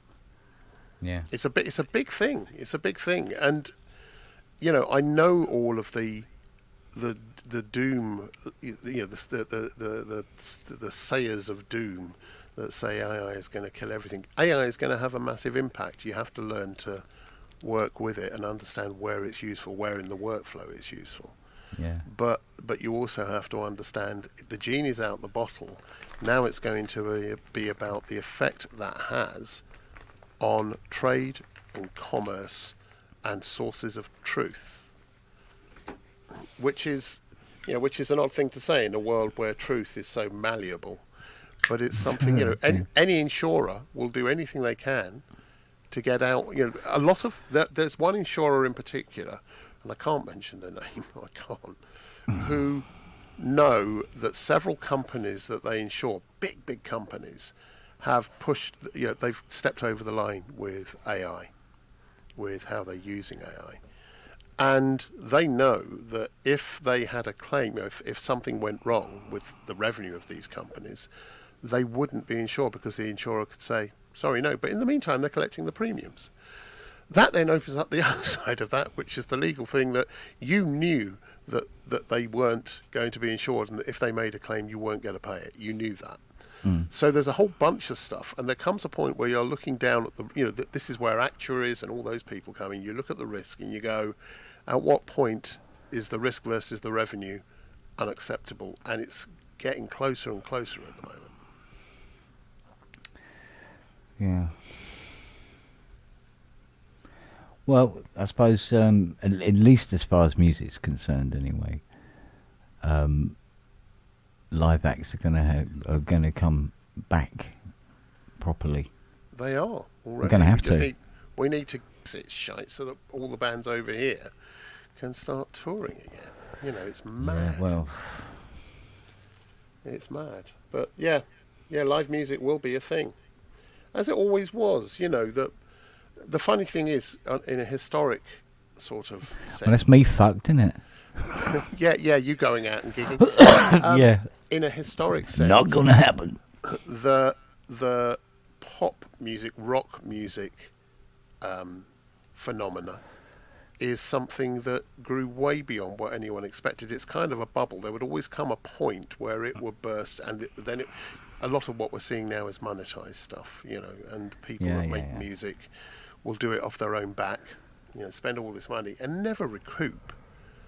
It's then a case of whether or not you just want to do it because you can't not play or perform, and that's the case for an awful lot of people. Musicians rarely, a bit like any other artist, musicians rarely really deeply look at the cost and their investment in these things to be able to do this thing which perform, because what you get from performing and what the audience gets from performing, and it's a symbiotic thing, is entirely different from just listening to something. You're just listening to it on a CD or a MP3 or whatever, your Spotify, which I won't have in the freaking house. Yeah, any of those. And it's kind of you evolve and you adapt. An awful lot of the industry that was around doing music for corporates or music for adverts, music for TV, the bottom end of that has already been hollowed out. There's very few people making money writing music at the bottom end, because guess what? There are all these libraries, and there have been for years, but they've just got better and better and better at providing stuff and delivering exactly what you need. And it's cheaper than employing a composer. Right? I mean, that was going to happen for the last 20 years. That was going to happen, or more. So, But then there's, you can work towards the top end, or you can do something else. Or you can just play because you can't not, and then you go out and do some gigs, and blimey, you're getting paid for it because you're getting 100 people, 200 people, 1,000 people. Or maybe you're only getting 3 people and your granddad in the town square. That's what troubadours always were. That's what music always was originally. Yeah. And it's, So it's interesting. Yes. There's just no real way of knowing how it's going to pan out. No, but it's happened, and it's going to continue to happen. And navigating what to do about it is part of the the deal, as it were. Yeah.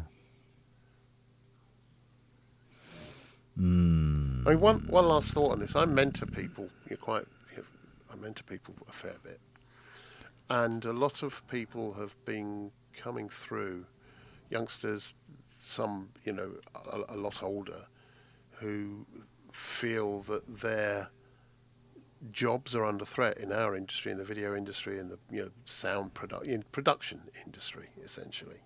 Yeah. They feel they're under threat, and they say, what is it that I can do that will land me the gigs? And the answer is always the same, which is, if you get into a race over price, you're starting to find some clients, but you're doing it all based solely on the price. What's the lowest price you can charge? Then you're going to be hit by all the disruptive technologies. If instead you base it on it's you doing it, and this is what I charge, then you either do it or you don't. The client then makes a decision about whether or not they like working with you, and part of that decision is about what else you bring to it, what else you do.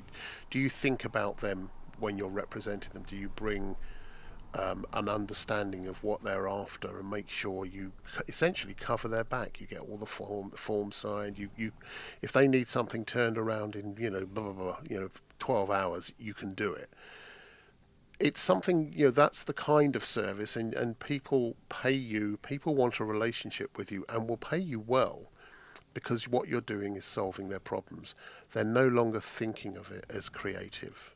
They're thinking of it instead as part of the process of doing whatever they're doing, marketing or communicating or educating or, whatever, entertaining.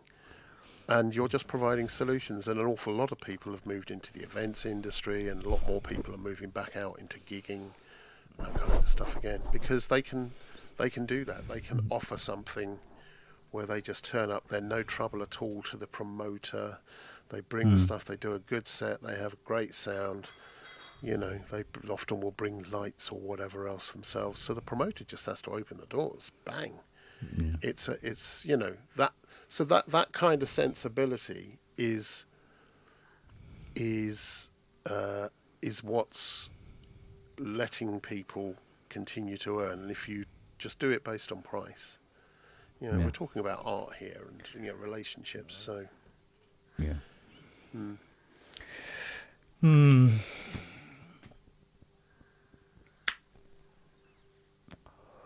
I don't know.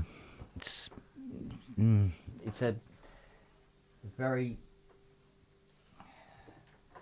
sticky situation, isn't it, really, when you think about it, though? But then there's also people like yourself, Ken, who, if you were to actually record a freaking album, and you can play, I love the stuff you play, and I know you say it's essentially Vangelis. It's your take on that. It doesn't matter whose take it is. Plenty of classical musicians have played someone else's music all their lives because that's what they do. They're not composers as well. You happen to write as well as play, right? So that's not an excuse, not his finger. So what? It's you doing it. It's you doing your thing, right? There are so many people here. You would probably sell. If you put out an album, you sell 100, pretty much like that. Pretty much everyone here would go, Kent's got right, or a download. People would download it and pay for it, right? It's not, if you are already doing that, which is what bands used to do, which is what musicians have always done. Go and put the posters up, go and talk to the mayor. Know the towns that you've been to before, where they'll welcome you back again, as long as it's not too soon. Yeah. All of those things still apply, and you'd sell music now. You may not make a living out of it, or you may, who knows? But you could do it. It's just the thought of all that, the mechanics of it. How do I do the marketing? How do I let people know? Where do I post it? How much do I charge? Blah blah blah blah blah. Just keep making the freaking music, and if it's good, it'll have an audience. And everything you do, Ken, is good. Yeah. Well, I'm certainly going to have a crack, hence doing all this. And see how it goes. I'd love to hear some more finished pieces. Some of your earlier stuff that I've heard, which you kind of let people hear from time to time. I love it. Yeah, some of it was an experiment half the time. But I suppose when you write something, when anybody writes something, it's an experiment. They just see how it turns out. Yeah, and it might be an experiment with chord shapes, or it might be an experiment with the sound, or it might be any way you work with it, what you're doing, how fast, or there's all sorts of experiments. I might use drums on this, I might not. All of that's what reverbs, or do I do it dry? All of that is experimentation, and it takes you down different paths, and that's fine. Yeah. But you do have an advantage over many in that you do have a very definable sound, which is glorious. Yeah. But you smell. Yeah, I stink like Lily's arse. But I want to experiment definitely in the neck of the woods where I have never really walked before. Yes, I've used 55s, but not musically. It was work. It was, when you're repairing something, you're not using it creatively. You're just making sure everything fucking works on it. And I've never really sat down and properly wrote anything or tried to be creative with a 55. A 700, yes. And actually did a track with the 700, as I said earlier.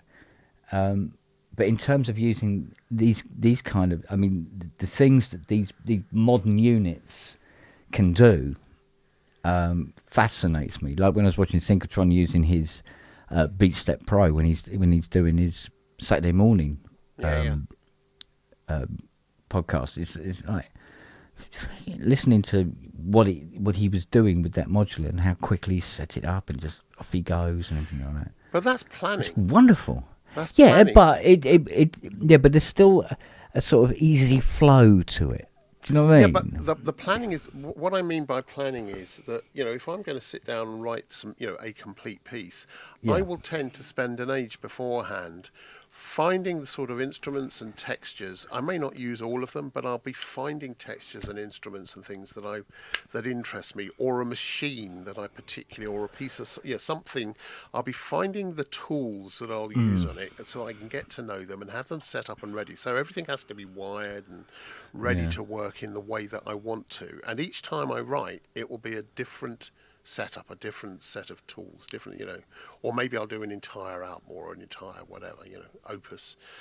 But that planning means that once you've got all that set up, which is a pain in the ass, but once it's set up, you can then go, right. Yeah, you can then you can get on, and then the flow happens, the flow state, and you'll be changing things and modulating it and playing around with it and articulating and expressing. But you need to plan it ahead of time almost, because it's Well, I mean, with the old setup, like I said earlier, it was more like the way it was set up was like, hey, look what I've got. There was no practical layout to it. It wasn't. It never actually properly communicated with each other anyway. And I go, this is no good. I've got to do something about this. And I'd come in to try and write something, and actually spent more time just trying to get it to work than actually doing anything creative. Yeah. Do you know what I mean? That's why doing what you're doing now is a really good thing, Ken. And you'll have to get the 55 sorted out and work out what's going on with it. But you will. And once that's done, then it's it's playtime. Yeah. Then it's playtime. And I must admit, if there's one good thing about Eurorack, is that using 3.5 mils cables, to do the patching instead of 1/4-inch jacks makes a huge fucking difference. Because when you've got 40 1/4-inch patch cables around your shoulders, you really fucking know it. Yeah, it's heavy, isn't it? Fucking hell. Yeah. Yeah. Whereas this, you can pop around, it's like, no problems. Also, I was going to ask you, because although 1/8-inch jacks are more fragile, because there's so little weight on them, it means that, as long as you're careful putting things in and taking them out, you're not sort of bending them or doing then it should be more robust after, there's probably less weight, but I'm not sure. Yeah, why not? I mean, I've got to learn how to use this MPC. I really do. You've got an MPC as well? And I've got the X.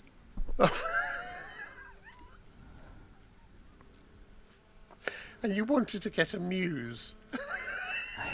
Precisely my point, and that's why I said when the finance company went no, I took that as a sign to go, do you know what? I have enough. Why do I want another synthesizer that's just very good at gathering dust? I bet you could get rid of 3 or 4 things in that studio. You'd not miss them, and you'd have a Muse. And you'd pay cash for it. I'm trying to work out, do I need one? What, Muse? When I compare it to, the Hydra and everything, when you encompass many things together, it's covered. I've kind of covered it. Look, do we need any of this stuff? But that's not the point. Yeah, true enough. Yeah, but we want a certain minimum level of things that we can work with and then get to know. And whether or not a particular instrument is going to work for you or not, your way of working, is a question you kind of have to ask. At the moment, I don't need a Muse. I want one, but I don't need... I think that's where I am as well now. Yeah? Is that, yes, I will get a Muse. I just don't need it yet. Yeah, and I'm darling. much... Hi, Bob. Bob. Hi, Ian. In your sleep. I'd rather have the PB12 at the moment. I need, I both want and need that. I think I have a place I can see where it will work in my setup and with my creative kind of workflow. How you doing, Poppet?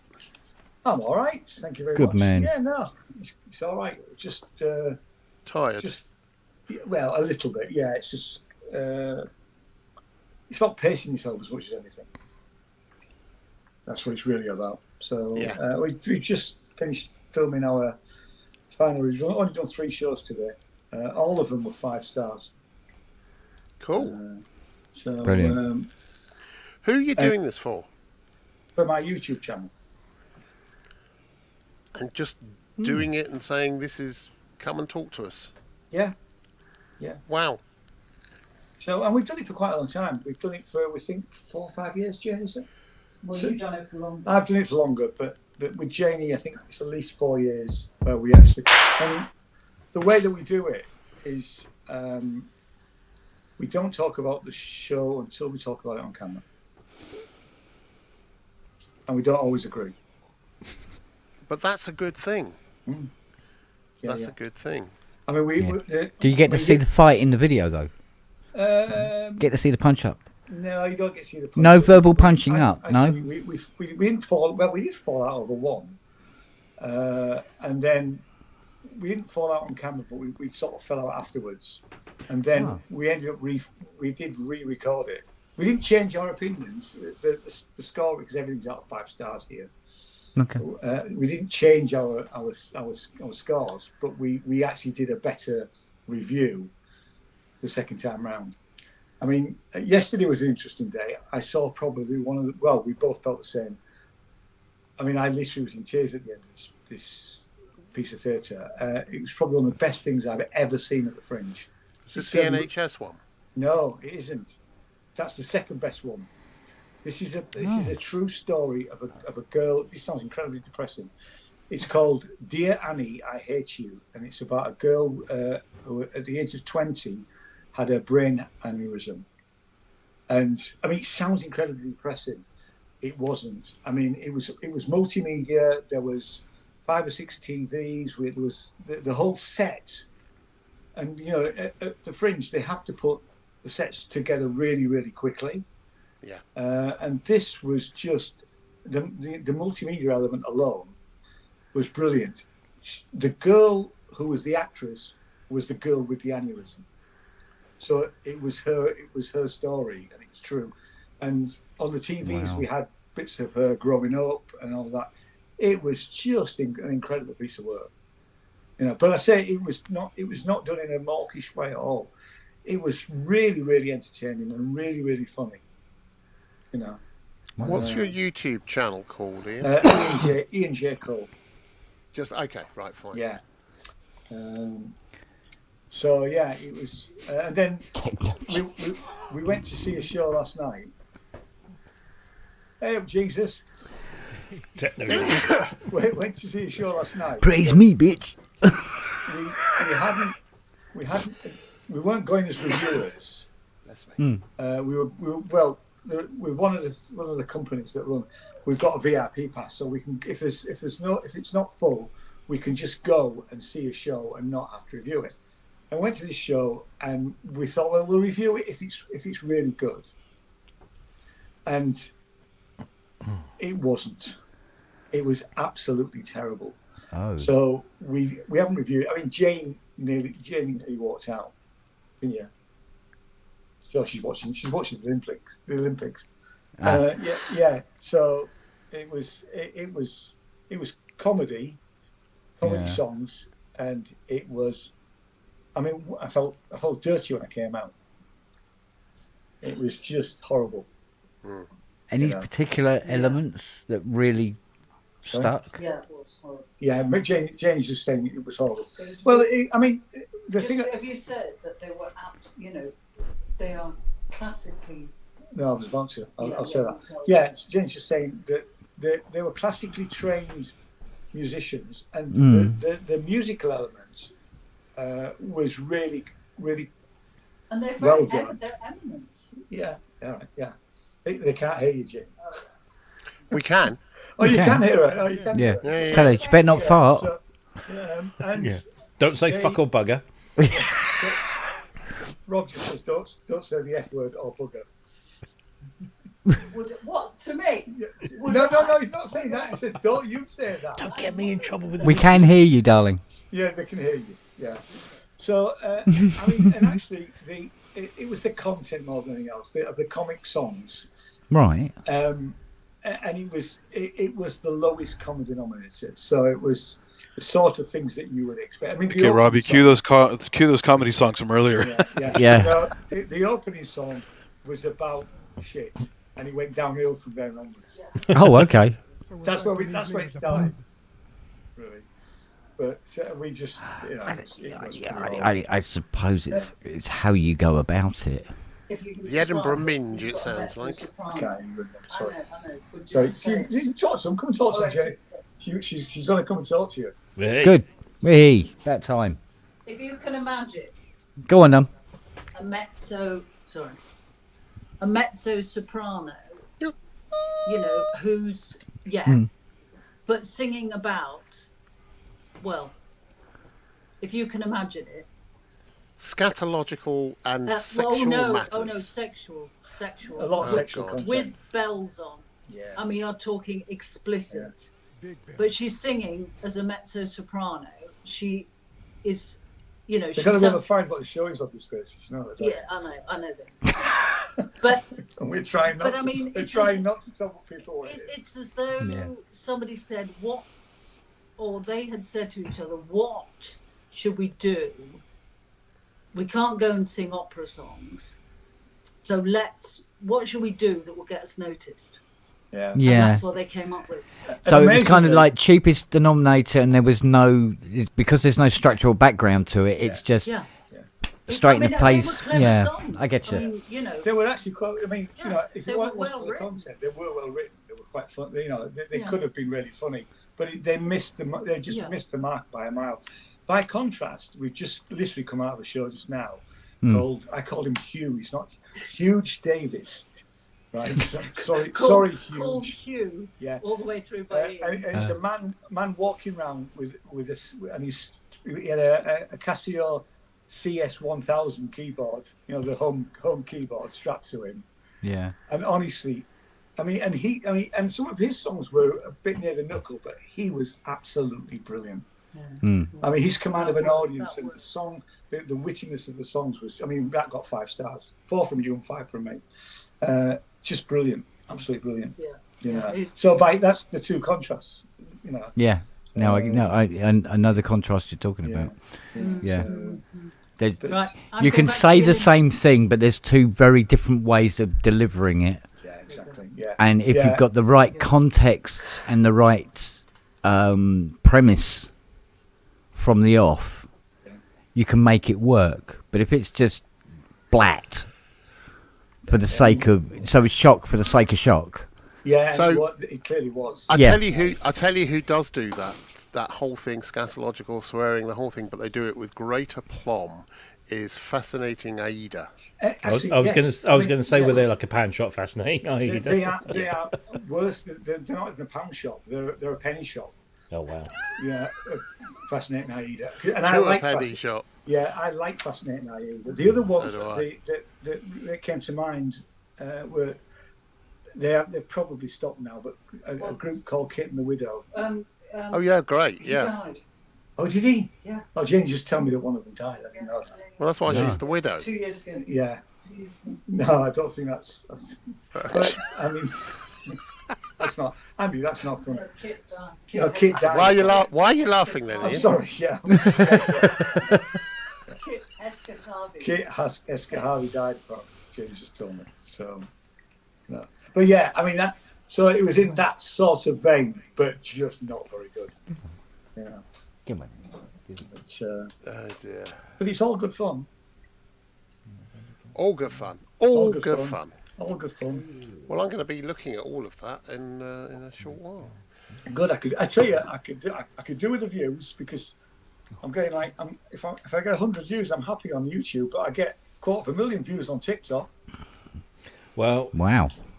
I'm seriously considering opening up a PSN TikTok.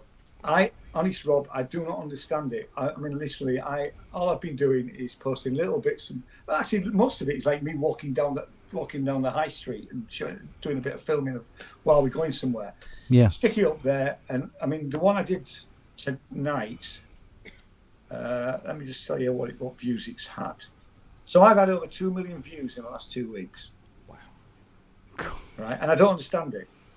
So I did yeah, and it's just me walking down, and I think, what does it say? It says High Street, Edinburgh Fringe, day 6, right? And it's had 468,000 views in. I did it at tea time, so what's that? Less than 4 hours. Bloody hell! Yeah. And not everyone is doing that, and that's what I don't understand. So I have another one. I mean, I'm happy with 1,000 views. I've got another one. It's just I've started doing like a daily tip. So a daily tip on things to do in Edinburgh, like, you know, don't. I mean, actually, one thing that happened at that show last night, the show that we actually didn't like, the guy behind me started talking while the act was playing and singing, and although it wasn't very good, that's not cool. No, it's not. It's not. So no. I mean, and luckily they did leave, but they didn't leave straight away. They left after about 15 minutes, and all the way through that. I mean, I nearly got to the point of actually, when I was waiting for the song to stop so I could turn around and say, "Will you please be quiet?" I mean, I may not be enjoying this, but actually, I'd rather not. I'd rather hear them than hear you. Yeah. Well, you paid to hear them, not him. Exactly. Yeah. So I mean, I've started with little tips like that. That's got 1,000 views in today. So and I don't understand it. I'm not really doing anything exceptional. I'm not even putting lots of hashtags in. I'm putting a couple of hashtags. I'm putting Edinburgh Fringe in, and that's it. Yeah. Are you in your description? Are you putting got a huge cock? Because that might no. So you're not lying because I haven't. Always has to. You me both. You me both. Yeah. Can you guys see that killed the mood, didn't it? Really. It did. We can't hear you. You can't hear me. Hear you. Okay. Good.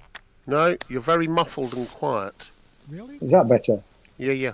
No, not you, Ian. Fine. Oh, not me. Now you've made it worse now for you, Ian. Whatever you did, Ian, undo it. Did I? I just. Can you hear me well? Yeah, you're now frying eggs. There you go. You're very quiet, Really? Jeff. Yeah. Hang on, Jeff. Hang on. Let me check. Ian, you and I All need right. to get together because I about want this? to talk to you about EMOMs because there's Cool. Yeah. yeah. Do that. Yeah. I can pop down and see you at some Go again. point. Go again. Now me. Now. That's better. That's better. But okay. the thing, hang on. Well, I can. Who's got? There's a lot of noise though coming with that. Hang on. Oh, yeah. Is that still from Jeff? Yeah, that's from both of you. Hang on. Let me just try this. Hang on. All right. Yeah, it's from both of you. Is it right? Both I've of got another pair of headphones somewhere. Let me go and get me other headphones. You just muted me though. I did because I wanted to see if the noise was coming from you or Ian. Yeah. And Yeah, not so much coming through. not so much. Tell you what I mean. No. But can you hear me? Yeah. Yes. I can. Yeah, Yes, okay, that's that's better. good. That's better. Unfortunately, yeah. Yeah. There you go. I put your background noise reduction on, so Yeah. Okay. Oh, there you go. That's worked. Oh, that's yeah. I have a fan going on too, so that. Yeah. Sorry. There you go. There you go. So Jeff, how big's your cock? It's smaller than yours and Ian's. I've got a Schrodinger cock. It's if you wanted to, it may or may not be there. We never know. Well, I have a mushroom cap. So. And you keep it in a box. It's a quantum. It's a quantum thing. Yeah, we keep it in a box. Bloody cat. Oh. Yeah. Anyway. And now. Oh yeah, now I can play keyboards and you could hear. Yeah. Wow, yeah, because I've. Why couldn't you before? Jesus now, so. I'm sorry. Is that better? No, a lot Still worse. noisy. hang on. You're muffled. Hang on. Very. Let me turn. Hang on. You're moofled. You've got your echo cancellation on, so I've turned that off. Have I? Right. I've just turned it off. So. Okay. But you are. It sounds like you're under the duvet, and you're on the other side. I don't know. Has he got Maybe sound? unplugged. Don't know why changing your headphones would change the way the mic responds. Yeah. Oh, Because that? the mic is on the headphones. Yeah, it's here. That's why. Oh. I haven't got any. I haven't got anything else. I know, it's weird that. I tell you what, I'll come back out and go back in. Come back out and go back in. Yeah, I will. Yeah. Why don't you do that? Yeah. In and out club. Control. In and out club. Hi, Jeff. Hi, Andrew. You're my favourite. Oh. Ow. Ow? Yeah, ow. Kent's got an owie. Yeah. Well, I've been contorting myself into all sorts of weird and wonderful shapes, putting cables through tiny little holes at the back of massive shelves that I can't reach the back of. Yeah. All for like 2 or 3 days now, and I'm like, oh God. Ow. Did you chuck the memory moog out the window to get it downstairs? No, it's in the office next door. I couldn't bring myself to actually go, no, I'm not doing it yet.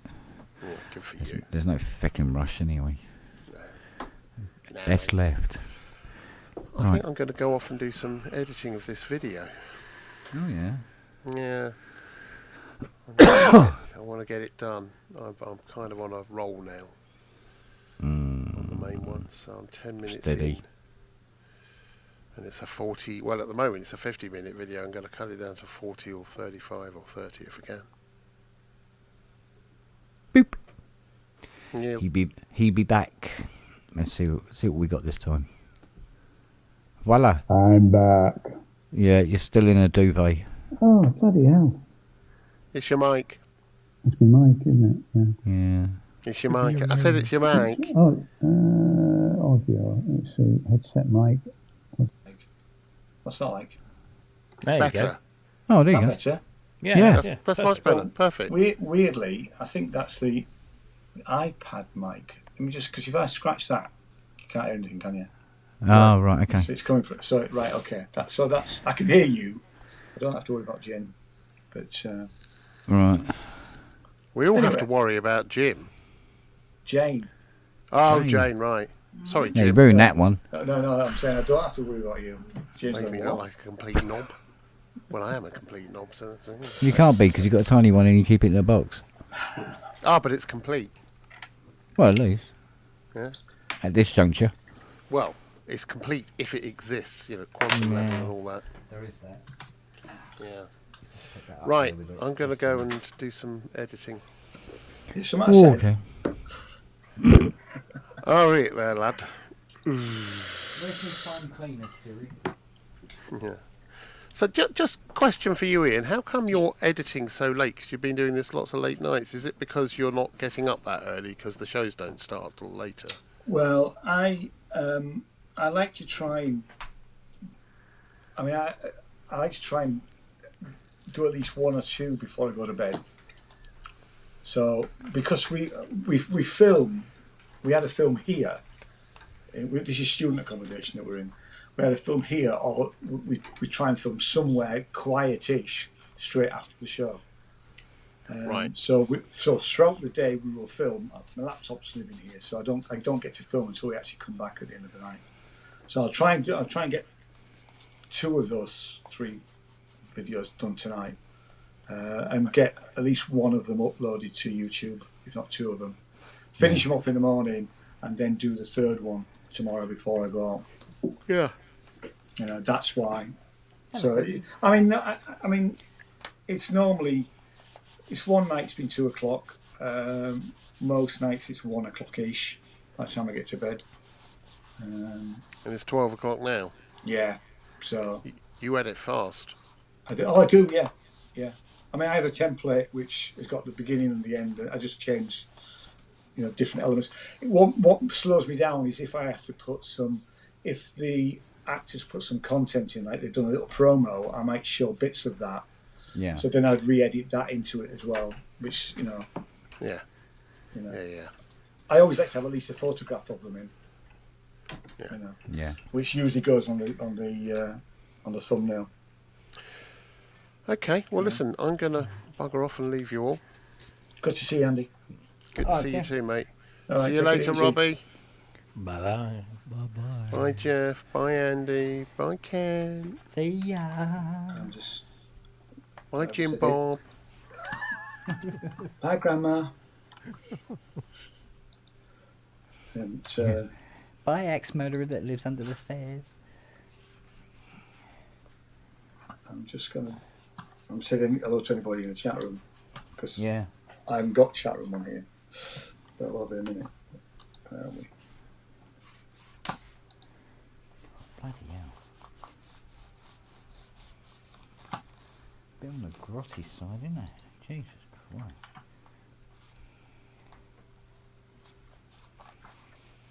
And all it's done is sat in a bag upstairs in the attic. It's not like it's... What is it? It's my multiple control surface for Cubase. Oh, wow. Oh, I think, yeah, you showed me that one. Yeah. Yeah. It is finally getting reinitialized, as it were. Because I've made the provisions for it at last. Is it midnight? It's gone. It's just ticked over, isn't it? Yeah, it's just ticked over. Yeah. Okay, here we go.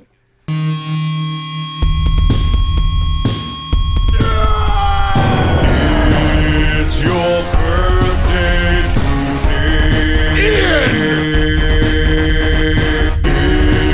It's your birthday today. Rock and roll and celebrate. We lose control and you cut the cake. The night is your destiny. Wait so share toast with your closest mates. It's your birthday today. It's your birthday today. Grab your goodie bags. Open your gifts. Blow out your candles.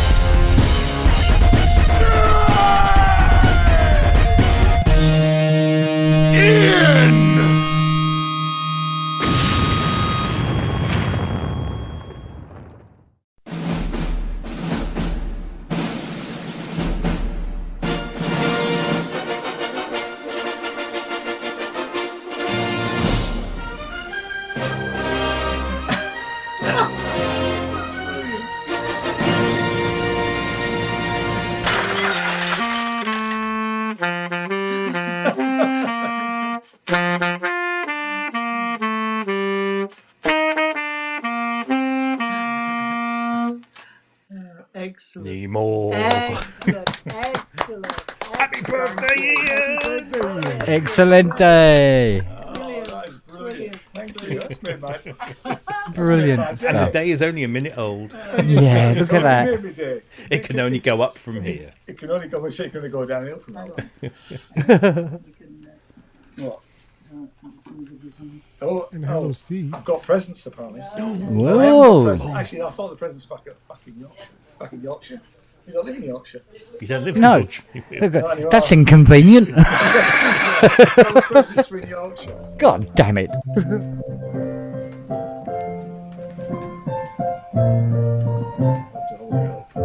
Got it. Oh, look at that. Look at that, mate. Hey. It looks just like you. Thank you, darling. It's one of the things. Oh, one of the things. One of the things that you've got. No, you can see it down there. But anyway, I will hold it up. But thank you. That was brilliant. Yeah, that was excellent. Definitely made my life.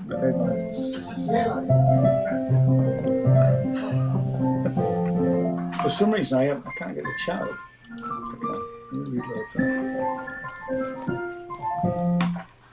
Give me a minute and then I'll show you how Vangelis would do it.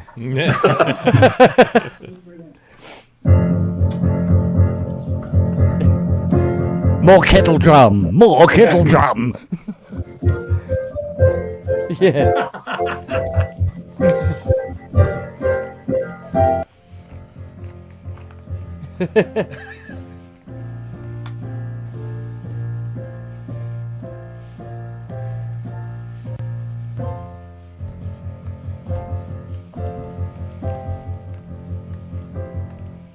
Oh.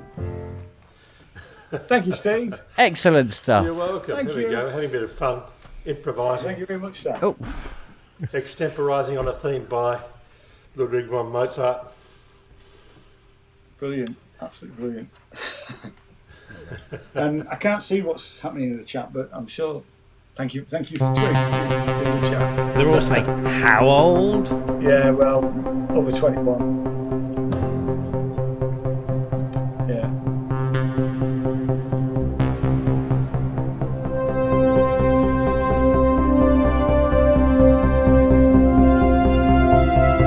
That's brilliant.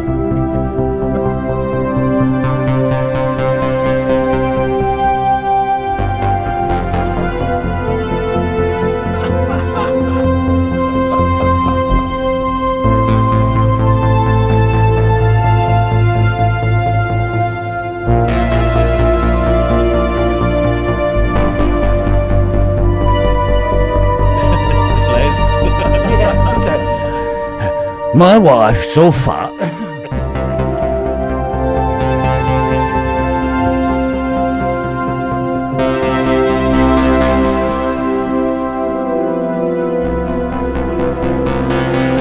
Wrong pedal.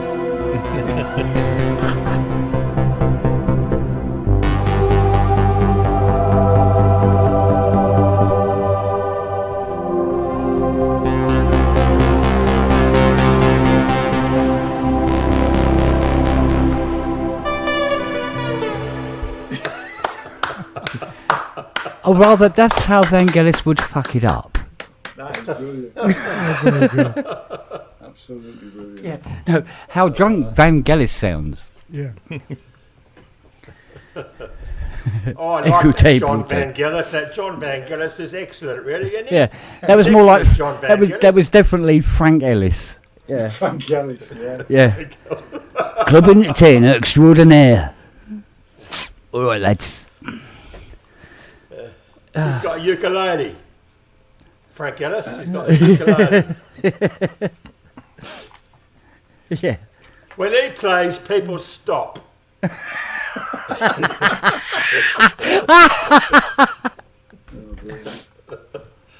Oh dear. It was like, what was that? Remember the politically correct Les Dawson thing? I can't remember who did it. When he comes on, he's got the flag like that, and he's like, "My wife's so fat, she had to go to the doctor. It could be quite unhealthy, you know, if you put on too much weight." Oh, mate.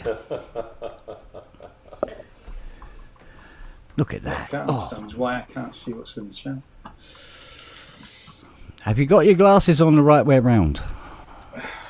No. Oh dear, Oh, there you better. go. So... Oh, there they are. All these years. Exactly. You're supposed to wear them on the front of your head. Who knew?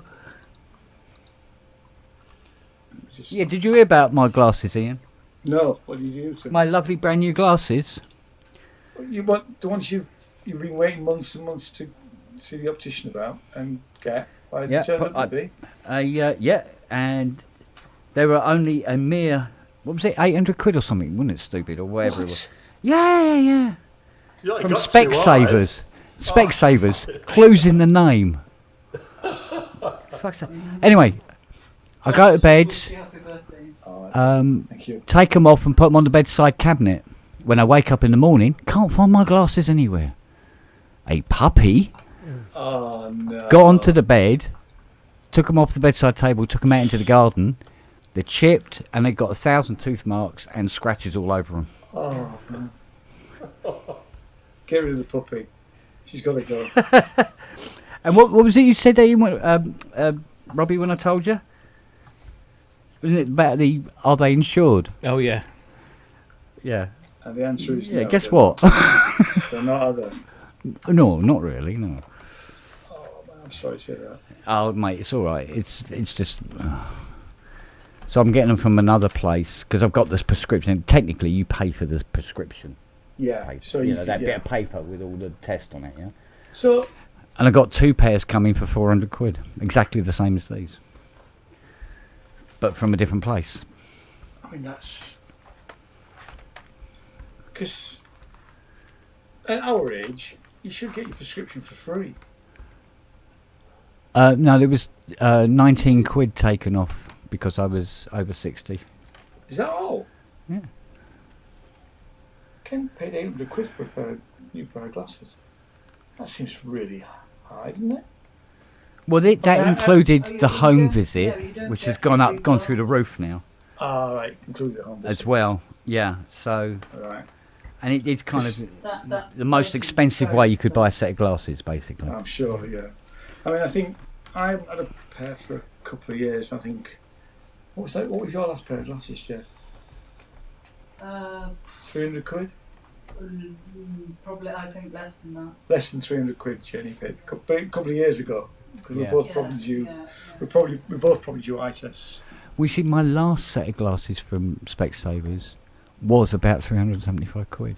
Yeah, I think. And these are technically the same, just you can set fire to paper if you hold them up to sun now, because they're so magnified.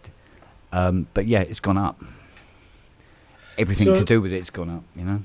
So do you have just one prescription, or I mean, I have different sets of glasses for different things. So I have a normal set of glasses. These are my computer glasses. Yeah.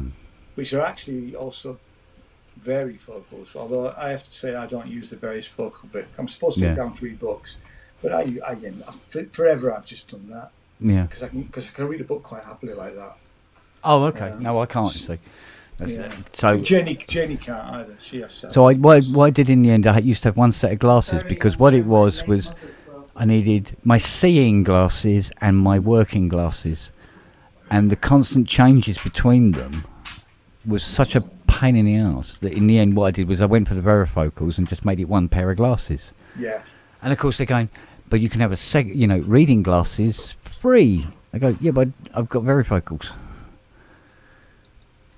You know, because they say free, but it's not free. No, it's not just things free lunch, is it? No.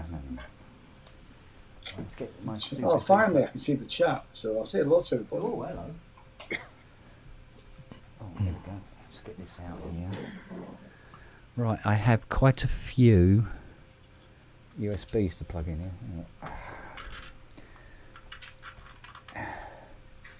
This is where we find out if it's worth the price we paid. Many Botham spies died to bring us this information. Yeah. Michael says, don't scroll up. Don't scroll up. One. Oh, I can feel an argument with UPS coming on. Yeah? Okay. You're going to record it? Yeah, no, they've just informed me. They've just informed me that the package that's supposed to be arriving tomorrow is not arriving tomorrow. No, it's still scheduled. Yeah. For end of day tomorrow, but the last entry at 20 minutes ago, UPS has initiated contact with the receiver for clearance information. Once received, UPS will submit for clearance. Has the receiver received anything from UPS? Has he? Oh, if they're playing that game, are they? They're playing that game now. They're going to want... Okay. The thing is, they've got all of my import details and my EORI numbers and... Yeah. In other words, the delivery is going to be late. Let's make up an excuse for why. Yeah. Basically. It'd be interesting and to see let's make it the customer's fault. Because I've had UPS parcels that end up with a different courier when they actually finally arrive. Right. Yeah. And I've not had to pay UPS. I've had to pay. Who was it? What was the other one? Oh shit! I forgot to turn them on. So Australia Post have a different strategy. They go in partnership with a steamroller company, and they just roll over all the goods before they deliver them. They just so they can get them through the slot in the front door. Yeah. So that's the. Yeah, that sounds right actually. Right, I think I've sent many a number of Fairlight bits backwards and forwards between Sydney and used Australia Post, and at the moment, touch wood. Yeah, I've never had any problem sending musical instruments to Australia. It's getting them back. It's hard. Yeah, exactly. The biggest problems are sending stuff to France. The thing is, UPS have sent a bunch of stuff from the same supplier to me, and it's less more valuable than the stuff that's and it just comes through, and it's random. I swear it's random. They just say, "There you go." Where's it coming from, Rob? France. There you go. All the stuff that comes from France. It is random. Yeah, It's because it's when I was selling that microphone. I probably told you the story. Selling that vintage mic to the guy who had the studio in France, one in Switzerland, and he said to me, he says the amount of stuff that he gets shipped, it is really random. It just depends who's doing customs that day, as to whether it gets stopped or gets rejected or whatever, and it's just completely random. And that's why he was having his stuff shipped to, because it came back to me, and then he went. Then we shipped it to Switzerland, no problem at all. Yeah, I just ended up paying for it twice, but it was fine. It wasn't his fault. Really. But yeah, no, it's just they're having a laugh. Yeah. Oh well, I'm not in a particular rush for this. So.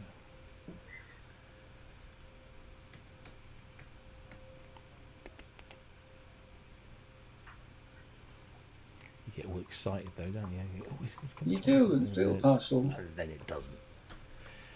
Well, if it's French, it's going to be coming from a certain company that makes certain very fine products. So you've got to be. Well, I've had success sending to France in the past. Well, I actually sent something to one of Jean-Michel Jarre's keyboard players. He needed some parts for a PD 1000 that he was trying to resurrect.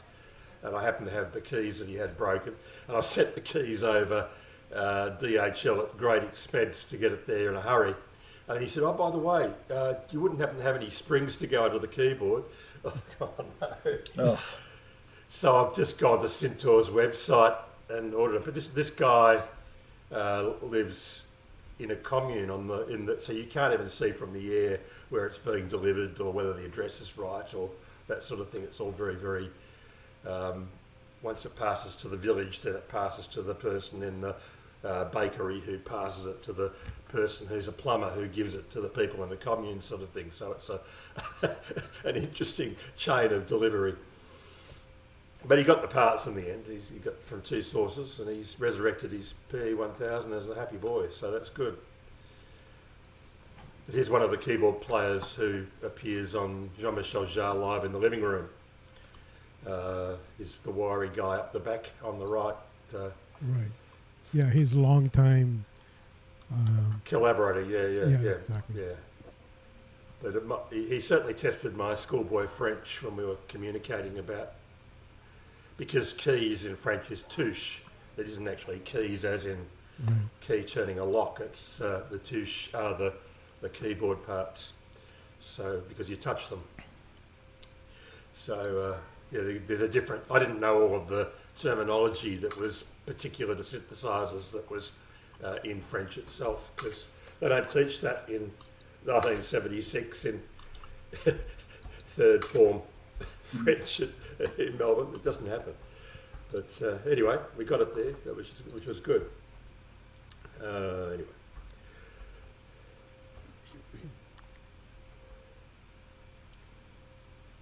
Speaking of Jean-Michel Jarre in your living room, did you see the one that there was a video from someone with their phone where his memory move was just producing one note and it was like meep all the time? Did you see? Did you get to? No, right. But it doesn't surprise me.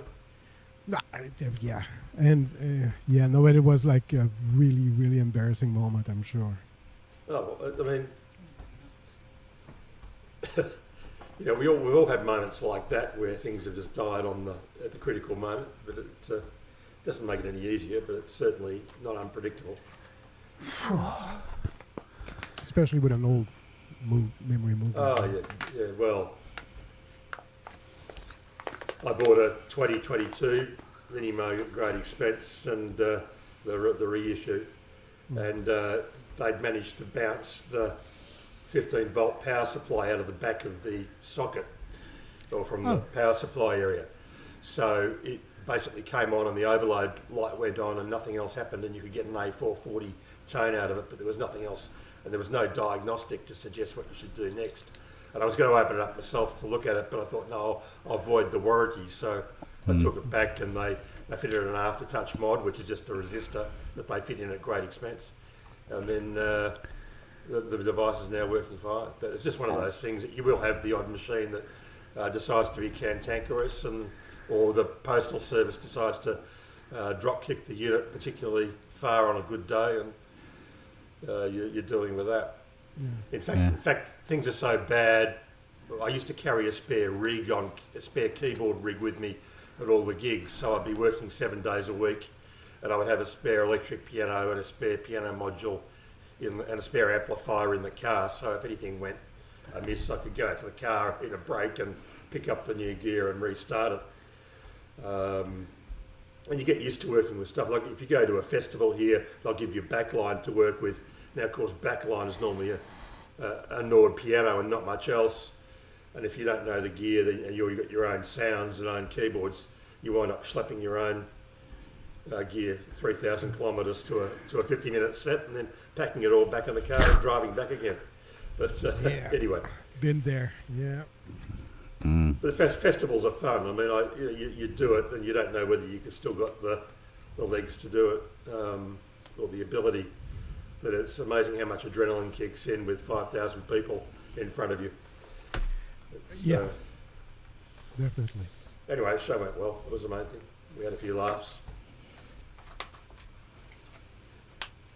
But on this occasion, it was quite complicated. It was a female guitar vocalist who I was supporting, and she'd done an album, and the album had piano on it, and it had organ on it, and it had synthesized strings, and it had a horn section.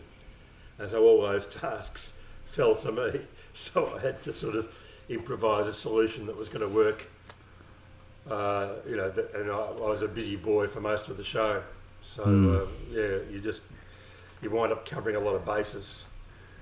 And, but it's really nice playing a full horn section sound off a Korg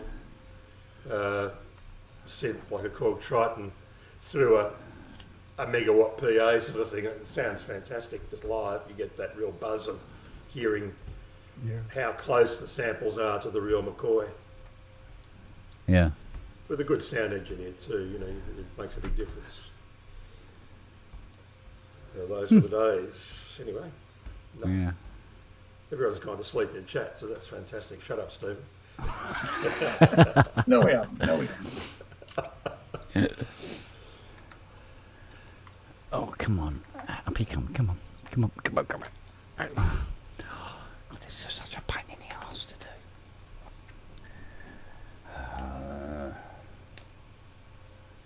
The little plastic brackets never survive very long on these.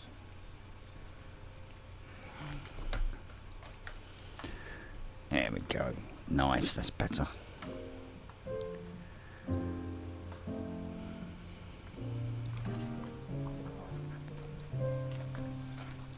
Let's flip them over. There we go.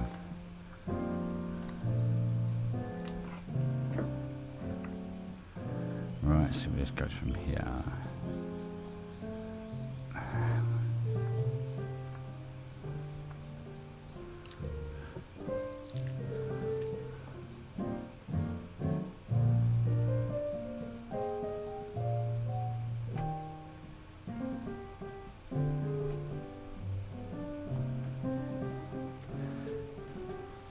So you're waiting for something to go wrong with this delivery tomorrow? Oh, it's inevitable now. Now they've done that. If it turns up tomorrow, I shall be gobsmacked. Because it's, they've got form in this regard. Because it's always possible that the arse doesn't know what the elbow's doing. Well, it could be a simple thing like they just haven't updated the system that's doing the tracking, so the device is on its way to you. So it looks, 24 hours ahead of where the delivery log is showing, so that can also be the case. We will see, but I am. You're not holding any breaths. Given my history with UPS, and every time this happens, it never turns up when it says it's going to turn up originally, and there will be a ball ache of a communication. And they'll probably want me to fill in all the forms again that I've already filled in, submitted. But there you go. They are wankers. They're man customs. But had Brexit not occurred, none of this would have been any issue whatsoever. Yeah, well, remember those heady days, don't we? Indeed. In fact, it would be interesting to know what the cost would be. It'd probably be very expensive, but for larger items, to be able to put a little key device that shows GPS location on a phone app, or given a serial number, would be a good invention. I mean, they have Bluetooth ones, but they only work in proximity of Bluetooth. If you could have something that was able to operate anywhere, anytime, and give you a real-time tracking on expensive items, that would be good. You think that the insurance companies would offer that as a service, so instead of paying $5,000 to insure your Modular as it goes across the Pacific, you could just drop a little device in and it could be collected by the driver at delivery. Stick an Apple tag on it. Yeah. Well, they don't always work. You know, we've used those across, for example, across France. My kids, when they were billeted out on exchange about 8 years ago, had those in their luggage. So, and we only saw 2 or 3 connects to the device in that time. Mind you, it was the early days of the Apple Tile, and I dare say the quality's improved. But if they could get something like that, you'd think it would be almost mandatory, so that the luggage, you know, the stuff, you could turn around and say, yeah, it's in your depot at Ricketts Road, Mount Waverley. I know because I've got a tag in it and I can see it. But yeah, just the number of connects they get on Bluetooth devices. That done.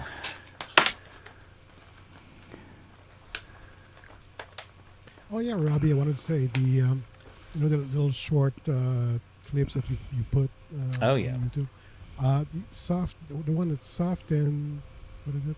Oh, soft and coarse. Yes, that is a song. That's a song. Seriously, you might want to put.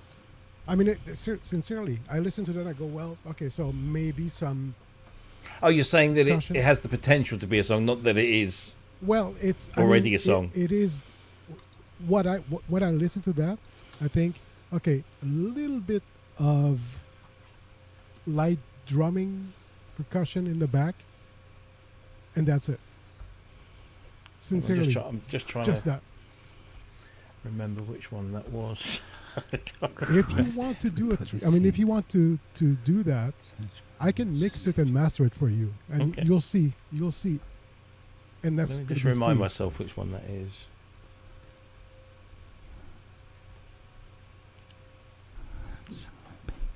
Doesn't need to be any more complex than it is. You mean, yeah, I know that. Yeah. That's what we keep telling ourselves. Famous last words. The funny thing is... that's it. See, I like it if someone would tell me the same thing, because I end up with 48 tracks and I go, why is it so like that, you know? So yeah. That's well, the funny thing is that patch and that kind of riff, if we can call it that, because I think that's what it really is at the moment, was when I got the PB6, so 3-4 years ago now. That was one of the patches that I, going through all the presets, I landed on that one and I thought, oh. And I started the arpeggio down the bottom end, and then realised that, because I just basically pressed a key. I didn't particularly choose any key. I just pressed a key and said, oh, that sounds nice. And discovered that it was one of those pieces where you play the black notes and everything sounds great. And you can play any of the black notes and they all sound great. And so I'm like, that's good, because I'm shit. So that's what I was doing. I was playing the black notes. And then, you start getting some patterns and you think, oh, that little sort of cadence sounds nice. And I did this video about the Polyroot 6. And I've not long watched Ben Jordan's. Have you ever seen Ben Jordan's original Polyroot video? Yeah. Where he's in a cave, or makes it look like he's in a cave, and he's talking about how this instrument was just blew his mind, blah blah blah blah blah. And I just watched that and I thought, yeah, that's kind of how I would like to review, rather than do what the other synth tubers do.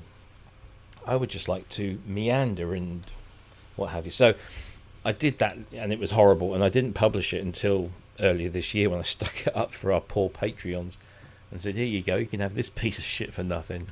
In the hope that somebody might look at it and go, oh yeah, that was it. But if you watch that video, which is also now I think freely available on our YouTube channel, you'll hear the same patch and the same sort of riff, except this version has got the new reverbs on it, and it's got the full touch MPE whatever gubbins going on. So, well, thank you. I'm just about to put them all up onto TikTok. I've just created a ProSynth Network TikTok channel inspired by Mr. Cole there. So I'm going to try that because Andy told me I should. So I'm going to give it a go. And you really should. I might get 2 views. I mean, I'd be interested to know how you get on with it, Rob, to be honest. And because up until this last month, I've had very little. I mean, I haven't done it for 18 months, but when I did, I got almost no views. Yeah. And then suddenly, 300,000 views. Yeah, which is I do not understand it. And I was talking to one of the press guys here. He couldn't understand it either. He does lots of TikTok advertising. So I don't know. I really would be interested to know how you get on with the numbers. I mean, it's also increased. I mean, so 3 weeks ago I had 60 followers, and I've now got 500. Wow. So it's not just people are watching because they're commenting on it as well. I'm not reading the comments really, but you know. You've almost got to deliver it and then just ignore it. It's one of those mediums. A couple of times a day, I'm just checking in to see how it's doing, and you know, I might do another one at some point. You know, and at first I thought what I would do is I'd take a bit of our YouTube video and turn that into a shortened, maybe 30 seconds thing. But I'll be honest with you, it's too much of a faff. So I'm just doing talking heads really, or either a talking head or I'm just filming a bit walking down the high street at the Fringe, you know. So, but I was getting them before the Fringe because I had the record of the day thing that I did, random album of the day. Yeah. And that got 400,000. I don't understand that either. It's bonkers, really. And it's not connected to the YouTube channel because my views on the YouTube channel haven't gone up. Really.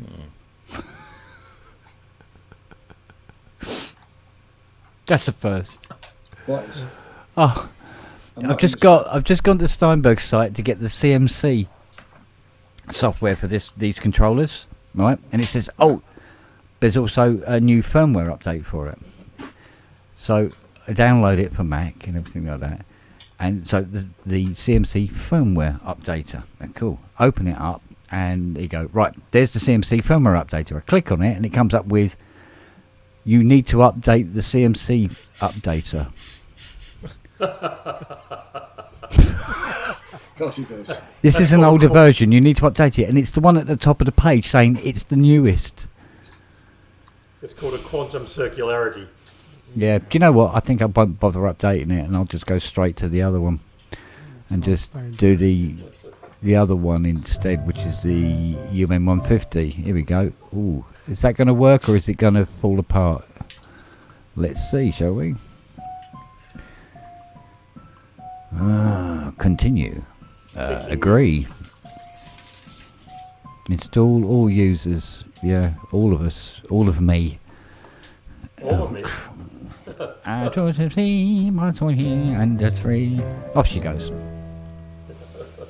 Well done. Oh, that's my first one up. Boom. So what's is it PSN? Just ProSynth Network. Boom. All one word. Right. ProSynth. Oh, hello. Here we go. I'll follow you. MIDI remote systems. Did you put any hashtags in it? I did. I put ProSynth Network and then Arturia and Polybrute 12 because that's obviously what's in the video. Yeah. I'm just basically, I'm being lazy. I'm copying and pasting the. You're trying it out, yeah, which is exactly what I do. Yeah. Studio, here we go. Control room, MIDI remote manager. That should be interesting.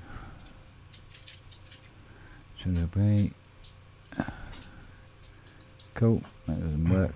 Moving on. Allow comment. More options. I don't want to do that. MIDI device manager. Hey, I'm your first follower. Hey. Me. Stalker, you mean? Stalker, oh yeah, that's fine, matey. Yeah, 1 follower. There you 1 go. stalker. And I've watched the video. I'm watching the video. Or I'm not watching the video really, but it's pretty, isn't it? What happens if I share it? Oh, if you share it, wow! I mean, come on, But you've got actually, all those. I can't share it to TikTok. I share it to Facebook. Oh, I share it to Instagram. Can't you share it within the? Like, oh, I suppose if you like it, then your followers. I don't know. I mean, I can like the video, can't I? So I'll do that. Yeah, there we are. I've liked it. The comments. Bugger! You're having a giraffe, aren't you? I've had it to favourites. Don't know whether that helps. How do I change? What's that I done? don't want to do that, do I? What? Oh, what have I done? Oh, what have I done? What's on TikTok? Deleted the whole thing. Oh. God, something doing the veggie dance just came up. What the fuck? He has Something broken went it. wrong. Retry. Okay, let's retry. Posts. Oh, I didn't know this was Do you give? available. Oh, I see. All right. Okay. So you don't give. The videos don't have titles. They're just videos. Well, actually, mine asks when I upload mine. It asks me for a title, which goes on the actual video.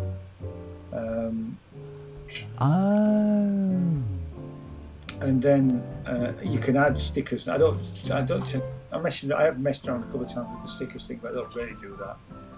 I just put a title on it and then put a bit in the description. And you can't edit it. Is that right? You can edit it, yeah. Yeah. How do I do that then? You're asking the wrong person there. I think, because I haven't edited any of mine, I've just put them up. But yeah, there is an edit option, I know that. I've been really lazy with it, if I'm honest. You know, I'm too busy editing bloody YouTube videos that only 100 people are seeing. So the 250,000 that see this, who cares? Here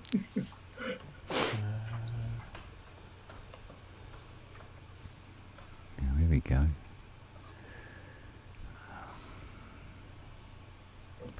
I mean, and what I have learned is that once you've got 1,000 followers, I can then put my YouTube channel on TikTok.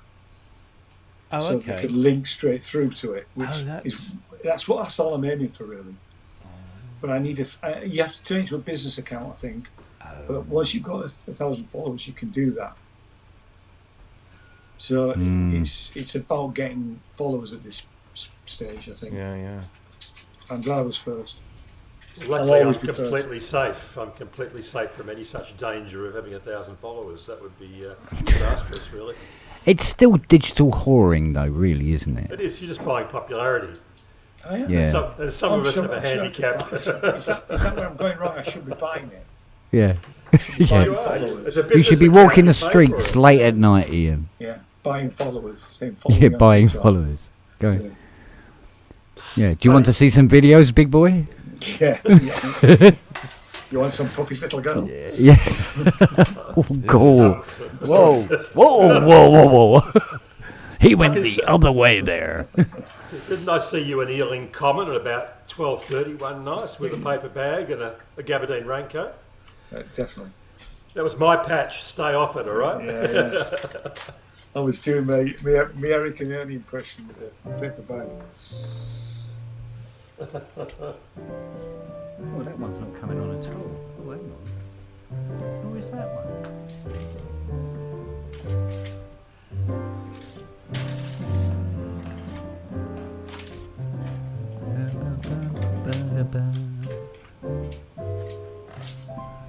Oh, hang on a minute. What's going on here? Oh, why can't anything just be straight fecking forward? Because that's the world we live in. Mate, you plug it into the USB, off it goes, yeah? That's what it's supposed to do. Why are you not doing it? Right, I'm going to go and do my editing before I go to bed. Thank you ever so much for my best wishes, guys in the chat. Thank you so much for I will watch that again. You know that, don't you? You got to. I've got to. It was stunning, mate. It was stunning. Stunning. So thank you ever so much. That's wonderful. It's really made my day, and it can only. It can only get worse now. That's fantastic. Yeah. It can. I'll see you later, guys. Take care, buddy. Thanks everybody in the chat. See you later. Bye. Take care, mate. Take care. Bye. Right, here we go again. Studio setup. Adding devices. Well, it helps if the device you have is fecking listed, which it isn't. Yay! That's what we like. MIDI ports set up, yeah, it's all Scots, yeah. MIOXLs. Jesus Christ, there's so much stuff connected to this, it's ridiculous. It's wonder it hasn't collapsed under its own bleeding weight. Okay, so it didn't like that at all, okay. Big fucking surprise.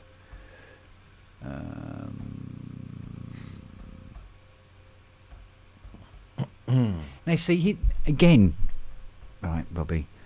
What? Like, with the Focusrite, it's got right 8 channels on the back, yeah, and all the rest of it. It's got and 10 digital channels, etc., etc. But then there's another 2 channels called loop. Yes. Which is probably loop back. A loop back thing. Yeah. And yet, technically doesn't mean what it says it means. Well, as such. What I found with the Arturia one, and I have brought it up with them, is that when it's installed, it shows up in my Audio Studio window in Mac OS. It shows up 34 ins and 34 outs, which is correct. And outputs 33 and 34 and inputs 33 and 34 are marked up as loopback. And the way I understand it is that if I feed, so if I go into, say, a standalone plugin, well, yeah, not plugin, a standalone version, say OBE, and I choose the audio outputs as 33 and 34, the loopback outputs. What I see in my mixer, in my Arturia mixer, is I see the signal coming through on the loopback meter. So the audio is going into there.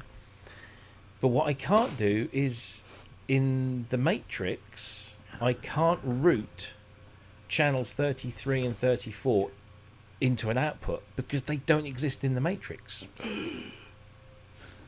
So, which makes you wonder. So why the hell is it there then?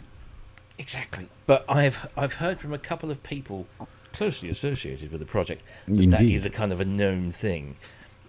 So whether they're working on something, I don't know. Oh, okay.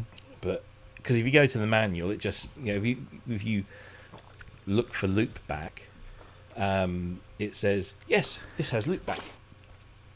Yeah, see, because that's another thing I found so weird is that when you go through the Focusrite control software, there is no mention of loop at all anywhere in it. But when you look at it as a device in Cubase, it shows them. Mm-hmm. Yep. What you go? What? It's an undocumented feature. Yeah, it's just mental, isn't it? Well, I but it seems to be an unworking one as well. I spoke to the person who wrote the Audio Fuse rig manual. I think we all know who that is. Because he writes a lot of manuals for Arturia. Yeah. And even he said, yeah, and just gave me that look. Okay. But Do you know what? Here's the crazy thing. I thought, well, okay, if it's doing that and that's how it does it, then surely if I just say, okay, well, I'll output my software to channels 31 and 32, which do show up in the matrix, then all my software, all of a sudden, I can route, and that's what you'll hear. Whenever I play any piece of software now, it's just that I've got it sent through to 31 and 32 rather than 33 and 34, which is what it should be for. Yeah. So I'm doing the same thing, but using it's weird. It's very strange. Yeah, it is very strange, isn't it? There you go. I wonder if it's a bandwidth thing that they intended the product to work with 34 and they got it to the measuring stage and the final testing and they thought, oh, this is flaky. We'll just repeal all knowledge of 33 and 34. Well, it happens. I mean, it's a serial protocol. USB yeah, but is... not... Yeah, but there seems to be this thing about having loopbacks in these audio interfaces that don't seem to be accessible in the way you would think they would work. I think the actual problem lies with the way that Mac deals with internal audio. Because I was looking the other day at a piece of software called Omnibus, made by a company called Audio Movers, that lots of people have said, oh, that's one worth looking at, and it's $200, but it works in a very similar principle to the AudioFuse Matrix. It has this big Matrix thing going on, and you can have 4 virtual audio devices with up to 256 ins and outs per audio device, and you can just route anything anywhere, and it does look very comprehensive, and there is a 7-day free trial, so I need to check that out. It's I then read some reviews or some some feedback from end users, and they're all talking about, oh, it's got horrible latency, and so I'm thinking, so I mean, what I used to do before was route the audio out of the computer and into a mixer, and then the mixer back into the audio interface, and then I had control in the mixer, and it was just easier to do it that way. But far from ideal. But at the moment, everything works. Everything does what I want it to do, and it does it well. So I mustn't grumble, even though I am. Right, have I posted? It's just not fucking seen this. It's made by the same company, you stupid piece of software. You should be just seeing this. But you bloody ain't, are you? Right, well, I've got 6 videos on our TikTok channel now. And 1 follower. Okay. And one lonely follower. It's early days yet. I'd follow, but I don't have a TikTok account. It doesn't even tell me who my follower is. Oh, doesn't it? It just says, I've got one. And I shall treasure him with all my heart. And I shall love him and kiss him.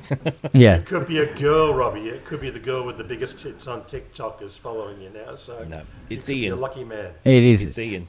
So, like I said, half right. I've seen him in outfit.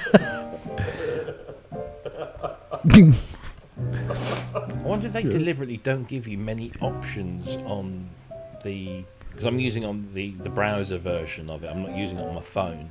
Yeah. Because I'd much rather just have everything on my... I don't want to install... Yeah, I know what you mean. Apps. That Yes. I'm not too sure about. Followers. Oh, here you go. Followers 1 all time. Because I want to follow him back. Yeah, but how many views on TikTok are bots, do you think? I don't know. Probably. Or is there gazillions. even really any way of really knowing anyway? Maybe just scroll through. You've got a stacked list of stuff to see, and you just scroll through, and you get a random selection. And if you happen to leave your phone open and go and make a cup of tea with that random selection open, you may hit 45,000 times and never actually see the video. Yeah. So it's all pretty arbitrary. But the other thing is that in terms of monetisation, I wonder how that really works. And that's all I'll say. Yeah. Well, some people are sponsored to make videos for TikTok. Like a lot of makeup companies and things like that. But I know that for a company to put an actual ad on TikTok for, is it 4 days? It's 4 or 5 days. It's $100,000. Yeah. And there you go, my friends. That's how you make millions and millions and millions a week. Yeah. Oh, there you go. Ian J. Cole has liked your video and follows you. There we go. Follow back. We're now friends. Yeah. Does it have a link to Ian's OnlyFans? That's the question I'll ask. Sadly not. Oh, okay. But he's got a lot. Oh, blimey. He's cracking a huge amount of content. No wonder he's got thousands. Look at that. Jeez. I'm sure those buttons lit up. There's something going on here. What's the button here do? Yeah. What's this button here do? Yeah. Hello, John. Got a new motor? View profile. MIDI. Yes, it is. No bio yet. Well, no, because we haven't told me how to create one. Aha. No, AI knob's not doing anything either, for fuck's sake. This is not private cat. AI. Notifications, no.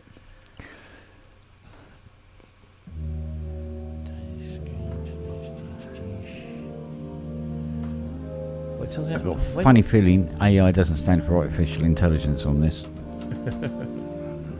No, I'm almost certain it doesn't.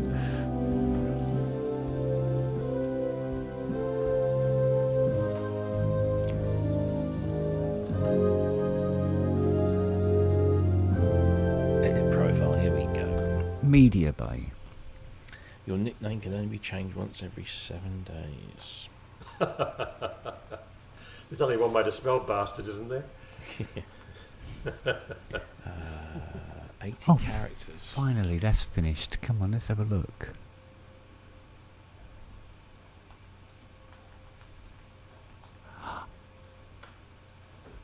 Oh, okay. Right, alright. That's quite a lot. Okay. Shit. Let's look under MIDI then. It's up there, CT automation set up, yeah, but I think must be here somewhere. No, it bloody isn't. Okay, moving swiftly along.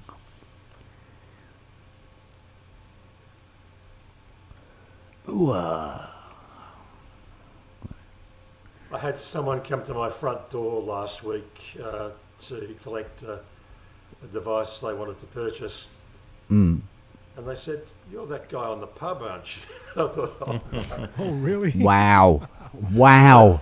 So, yeah, the global reach goes as far as Upway, Victoria, Upway Way.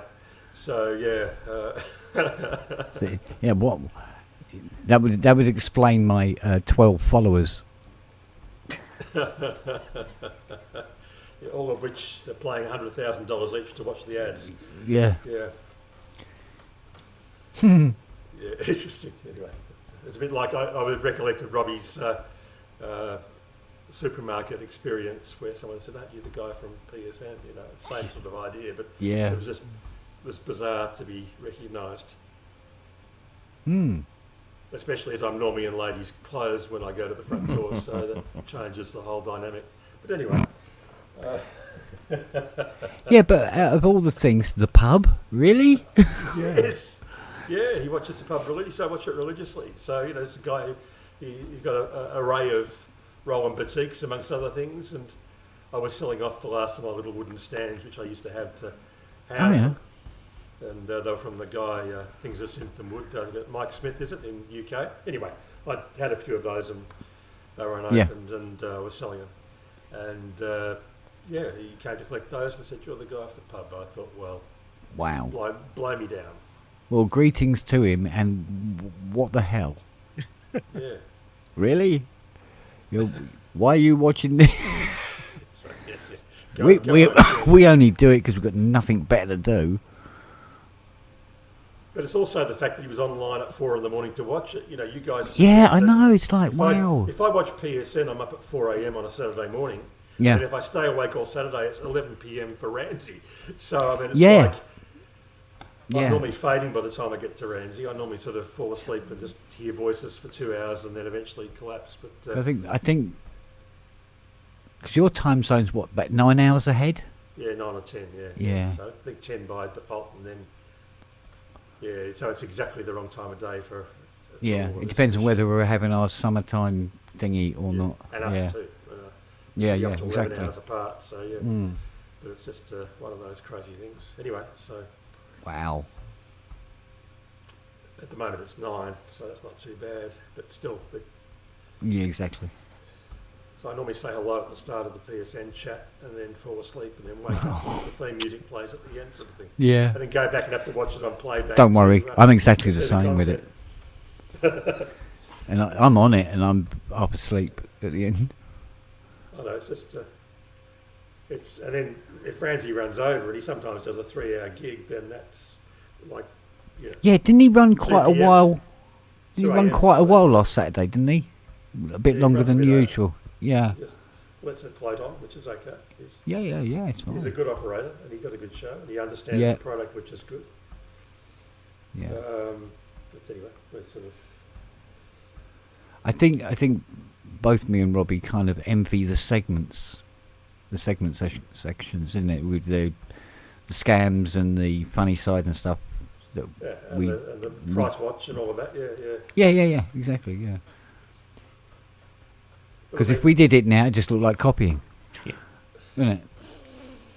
Oh, I think Rance did that first. There are so many.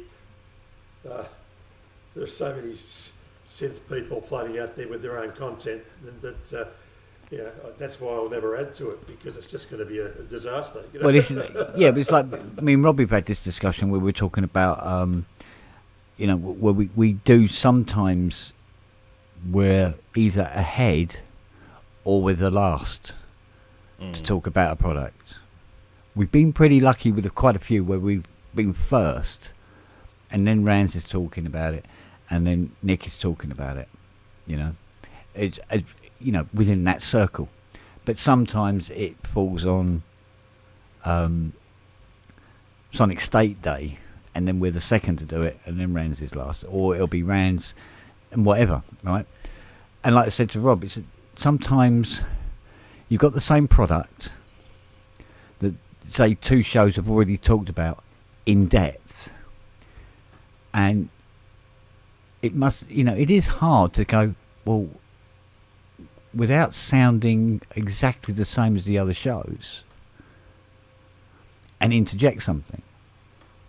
So sometimes Robbie will go looking for products that haven't been covered, like that piece of pine plank with a bloody guitar nailed to it, whatever that fucking thing. What was that thing?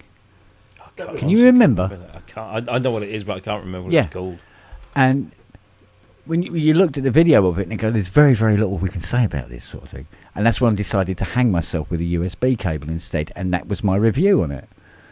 Do you know what I mean? It's also, but you get other people watching. I noticed that Woody's Piano Shack was in the chat on PSN last week, for example. Yeah. So there are other people out there who do own Genos's who are interested in the show for that reason alone. Yeah. Yeah, but I mean, sometimes you have a private joke, because I mean, as far as Genos is concerned, and stuff like that, come get monkeys, fine, yeah, brilliant. I've had arrangements myself, but sometimes you just want to pick on something and use it as the butt of the joke. Yeah. But some people seem to think that we actually genuinely mean it, right? And that's where it gets, that's where it can get a bit weird. Well, you know, Rob, don't you? You've seen some of the comments in the video sometimes afterwards, and they're going, no, that's not that's not what we meant at all. Sometimes it's just trying to pick it up a bit and try not to be exactly, have exactly the same reviews as everybody. But I think too that even if you're controversial, whether it's humorous or intentional, it still provokes chat, and that therefore raises the profile of the product, and that then sells more units, which is the aim of the game anyway. So yeah, exactly. I think like if you get 45,000 subscribers who all wait for the next Genos reference, then you're probably going in the right direction, even though it wasn't the intended consequence. But I think the whole thing is that we all use different stuff, and we all like cheap and expensive. Yeah. And and I love the expensive stuff, but I run a Facebook page called Budget Synth Solutions, where I intentionally look for freeware and products in a certain genre. And people downbid you. So someone turns around and says, I'd love a CS80. So I put my hand up and say, I'd love a CS80, but I can't afford one. So I've got this cheap box substitute. And someone says, you can get this cheap soft synth product. And then someone says, there's freeware out there. So you sort of see the entire sliding scale. And then you can appreciate the market distortion that happens as a result between high and low priced items. So it's interesting to go down that path and intentionally say, well, so I'll wake up and think, what's the best electric piano that's freeware? And you'll go and search at those and you'll post a link or two, or, what are the best budget soft synth solutions, or the best, what are, among all the cheaper hardware solutions, what looks good or promising or interesting, and and it can also be cheap in a category, like an Iceland is a fairly respectable Jupiter 8 clone that's still expensive to buy for the average mortal, but still cheap by comparison with a Jupiter 8 itself. So which is overpriced. But the market is like that. It's distorted and skewed in favour of the expensive items at the top end, because they're rare as rocking horse poop, and their scarcity and the experience of playing them adds to the value. Yeah. Although in the case of the Jupiter 8, they ain't that scarce. No. There's a bundle of them. There's no reason that a Jupiter 8 should be 25k. There's absolutely no reason at all. But maybe it has to do with the frequency of them going on the market, and all that put them on the market what a slice of the expensive pie. So that's the way they go. Yeah, I think there's a lot of it is the a lot of the things that one of the things that will put up the price of a piece of equipment is the romance of it, and the people who used to watch people playing their JP8s on top of the pops, and and stuff like that, and see them on stage and go, one day, I can get rid of my style of phone and get a Jupiter 8 sort of thing, and of course, obviously, if somebody's selling a Jupiter 8, they've only got the one 9 times out of 10, and they're going to want to try and get the best price they possibly can for it, because they can only sell it the once, and it just and it goes. I mean, Devo play him on stage. I'm like, that thing looks really cool. Yeah, exactly so. So, there's this classic example. I mean, it doesn't happen so much now, but once a piece of equipment goes for a certain price, that's the price. So if somebody mad enough or desperate enough buys a Jupiter 8 for 30,000, then the next one's going to be 30,000 or more. Because that one went to 30,000. Therefore, that is what this is worth, regardless of the condition or anything like that. That's what they're worth now. But I think that's beginning to fall apart now. And I think the economy's changed, and the prevalence of clones has changed and distorted the marketplace further. And people will say, "Well, I can't afford a Jupiter 8, but I've got this $400 $400 JP08 boutique, or I've got this soft synth," because the soft synths for the JP8 have been around in various forms. Roland had a software package of that years ago that went with the Varios, and so that they keep revisiting those sounds. And if you look at the engine of the XV synths, a lot of the sounds are accessible, the waveforms are accessible. So kind of, and then the JP8080 can produce tones similar to the JP8, not all of them, of course, but owning both, I notice a similarity. I'll put it that way. So it's one of those things that you have to work out. You work out for yourself what your price point is, and then you go drilling for the best value you can get for your so many bongo bucks. That's it. Well, as far as the vintage market is concerned now, I think the bubbles burst and it's losing air rapidly. You're seeing even now original minis that used to at one time of day fetch 8-9K struggling to make 5. And that because the reissues bring it down. People would rather buy a reissue with MIDI than spend money on a device they're going to have to spend money on. It depends. No, it depends. It depends on the person buying them. There are people that I've spoken to that see the word reissue, and somehow it lessens the product. They want original. They don't want reissues. Because reissue is, in their minds, is associated very closely with the word clone.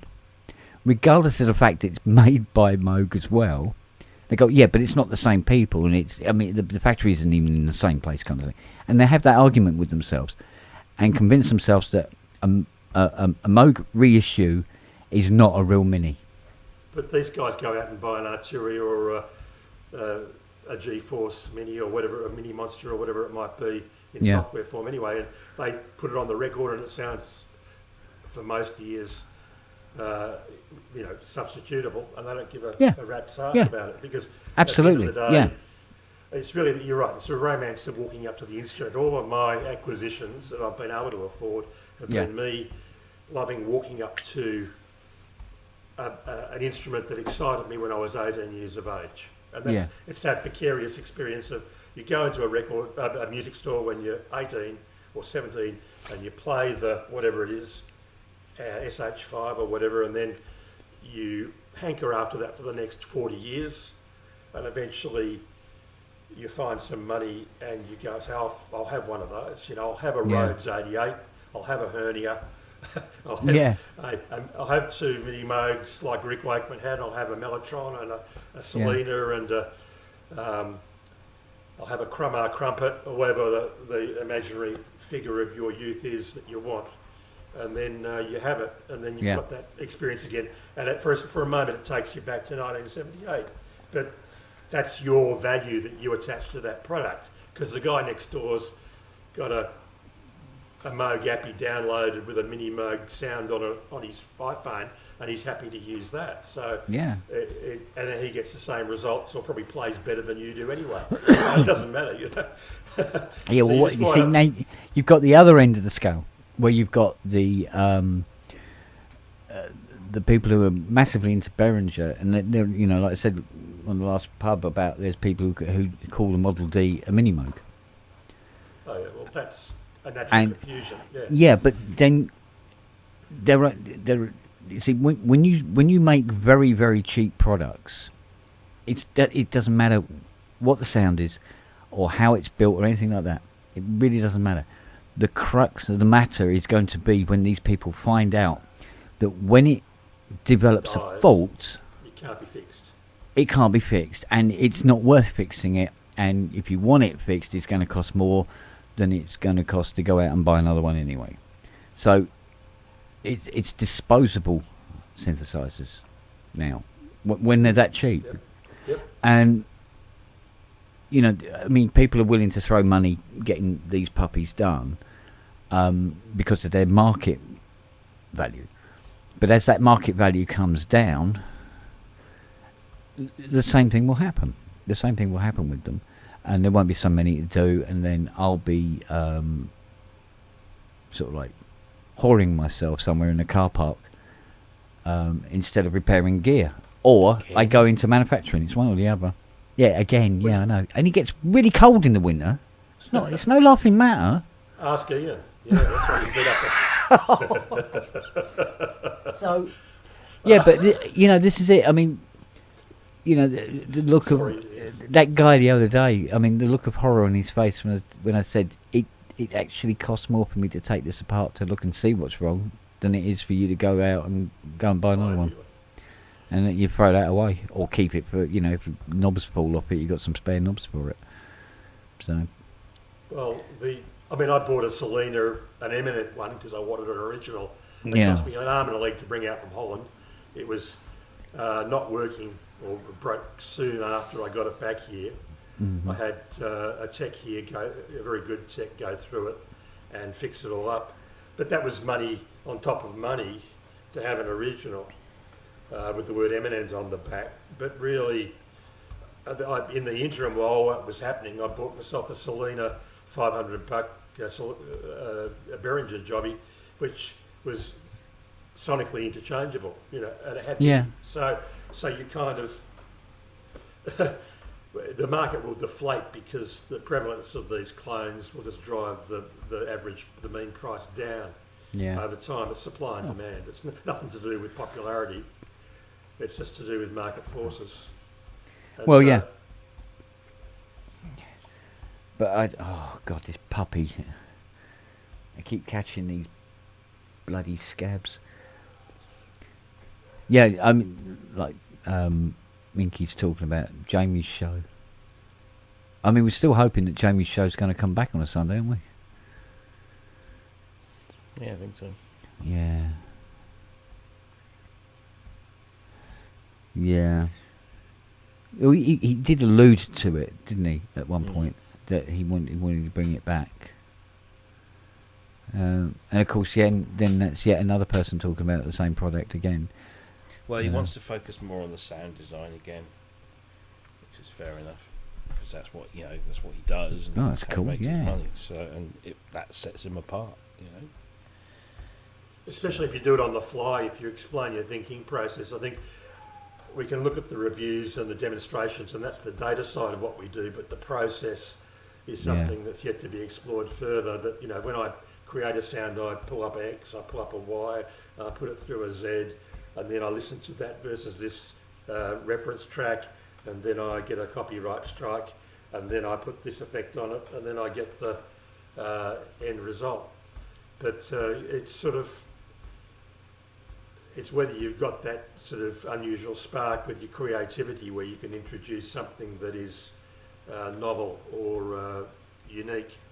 And that's hard to do. It's hard to be creative on demand, and it's hard to have enough tricks in your arsenal of tricks to be able to produce something of viewer interest. I mean, I don't know how you do it, Robbie. It's a hard gig doing PSN. He puts a lot of hours in during the week. I know, you can tell. And the other thing is just even having the sense of, like, my learning curve isn't fast enough, so I could never do a weekly show.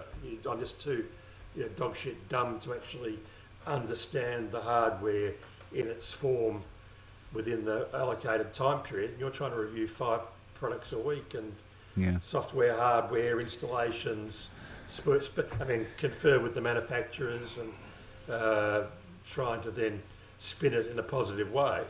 And that's a tough gig, full marks to you. Mind you, the amount of times that Rob's put out the this week's list of what we'll be talking about, and it's literally like 6 o'clock on a Friday, and I go, oh, shit, yeah, and have a look. Or sometimes I'm on the show going, I wonder what we're going to be talking about tonight, and wing it.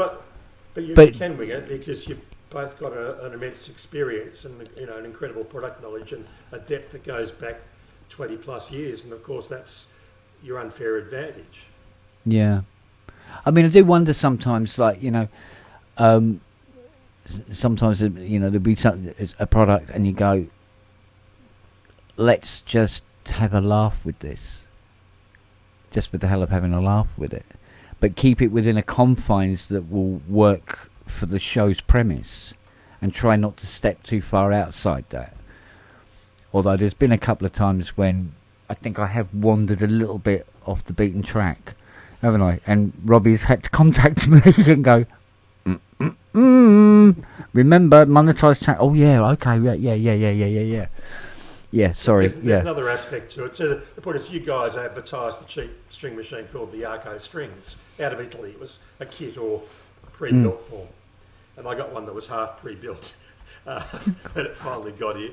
Anyway, managed to construct it enough to get it going, and it didn't really sound as I'd expected. It wasn't as silky smooth as I wanted. So, as I think I showed it once on the program, I put it through a Strymanola chorus, then into a space echo, then into a Dimension D pedal, and then eventually I got a sound out the other end that sounded like an ARP Omni, which I was happy with. It was fantastic. Yeah, However, but let's face it, if you put it through enough pedals... but if you put it through enough pedals, you could actually just have used a food mixer. Do you know what I mean? Because if you process the bastard enough, you'll eventually get what you need the other end. Do you know what I mean? But because I mean, it was experiment. But see, I just thought, out of all those, so many people thought that all string synths sound the same, and just like no, they're massive differences. I mean, between Selena and Logan and Worsey and Bumpadoo and Goodwin and all the rest of it, and they all had a different vibe, and admittedly, up to a point. Once you've put it through, your phases, your choruses, your small stones and all the rest of it, you couldn't tell the buggers apart anyway because they were so heavily processed. But although, when it comes to string synths, there was a story that was told, and I don't know. I don't think I can name anybody. No, I can't name anybody. Because it basically was one company stole the idea of this guy's design and produced their own, and they did it at a trade fair overnight. He come back in the following morning and all the screws were slightly loose. Oh dear. And I really can't say what it was, but yeah. But the other thing is But the product that they stole became one of their most famous products. And this guy became almost unknown. And he technically invented the fecker. Yeah. Well, you get plagiarism everywhere, don't you? And I think we know that. And the other thing is every time I see a new polysynth, I think, oh yeah, it's two oscillators, multiple waveforms, noise source, cross modulation, ring modulation, or whatever, envelope stages for filter, envelope stages for amplitude, a couple of LFOs for whatever else, and then an effects section. And and then that becomes the prototype. So every time you see a new synth, you think, oh well, it's just a Juno in drag. And I don't mean that with any disparagement because people like Junos, but it's more that the overall form of these was sort of decided by Bob Moog and his precursors back in the 60s, and we're still tracking down that same reliable path of getting the maximum number of sounds out of two oscillators and a bit of jiggery pokery after that. It's interesting to see where you see all this stuff come out, and yet it resembles something. And now with the number of synths we've had in the last 40 years, it definitely resembles something. So it's nice to see interesting things like the C15 or the even the latest Moog had an interesting some interesting sounds out of it. It was the atypical sounds. And I went back to listen to some of Wendy Carlos's work, and she was using some interesting sounds, but there was certainly, you could get most of those and better on any of the current polysynths. It's sort of the market's progressed that far. It's remarkable, really, and all we're seeing now is the prices drop and the substitutability increase. Anyway. Lost something here. Gentlemen, Did you arrange we'll be bidding you adieu. All right, darling. Take care, yeah? Talk to you later. How do I get off now? Just close the tab. Just close the tab. There we go. Yeah, and don't stand up for 3 seconds because we'll probably see something. Okay, bye-bye. Take care, buddy. Look after yourself. Yep.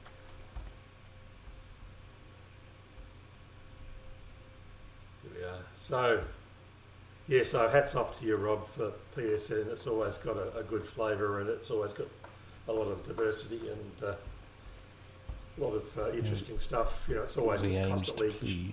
Yeah, I know you can't please all of the idiots all the time, but you can. You certainly do a good job providing the smorgasbord every week, which is good. It's going to be a very bare smorgasbord this week so far. Yeah, it is looking a bit bare, isn't it? What you could do is invite video submissions.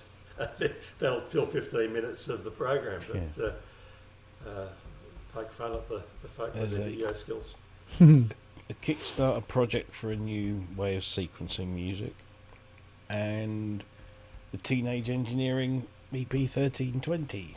Yeah. Which I must say is quite interesting and quite funny to have.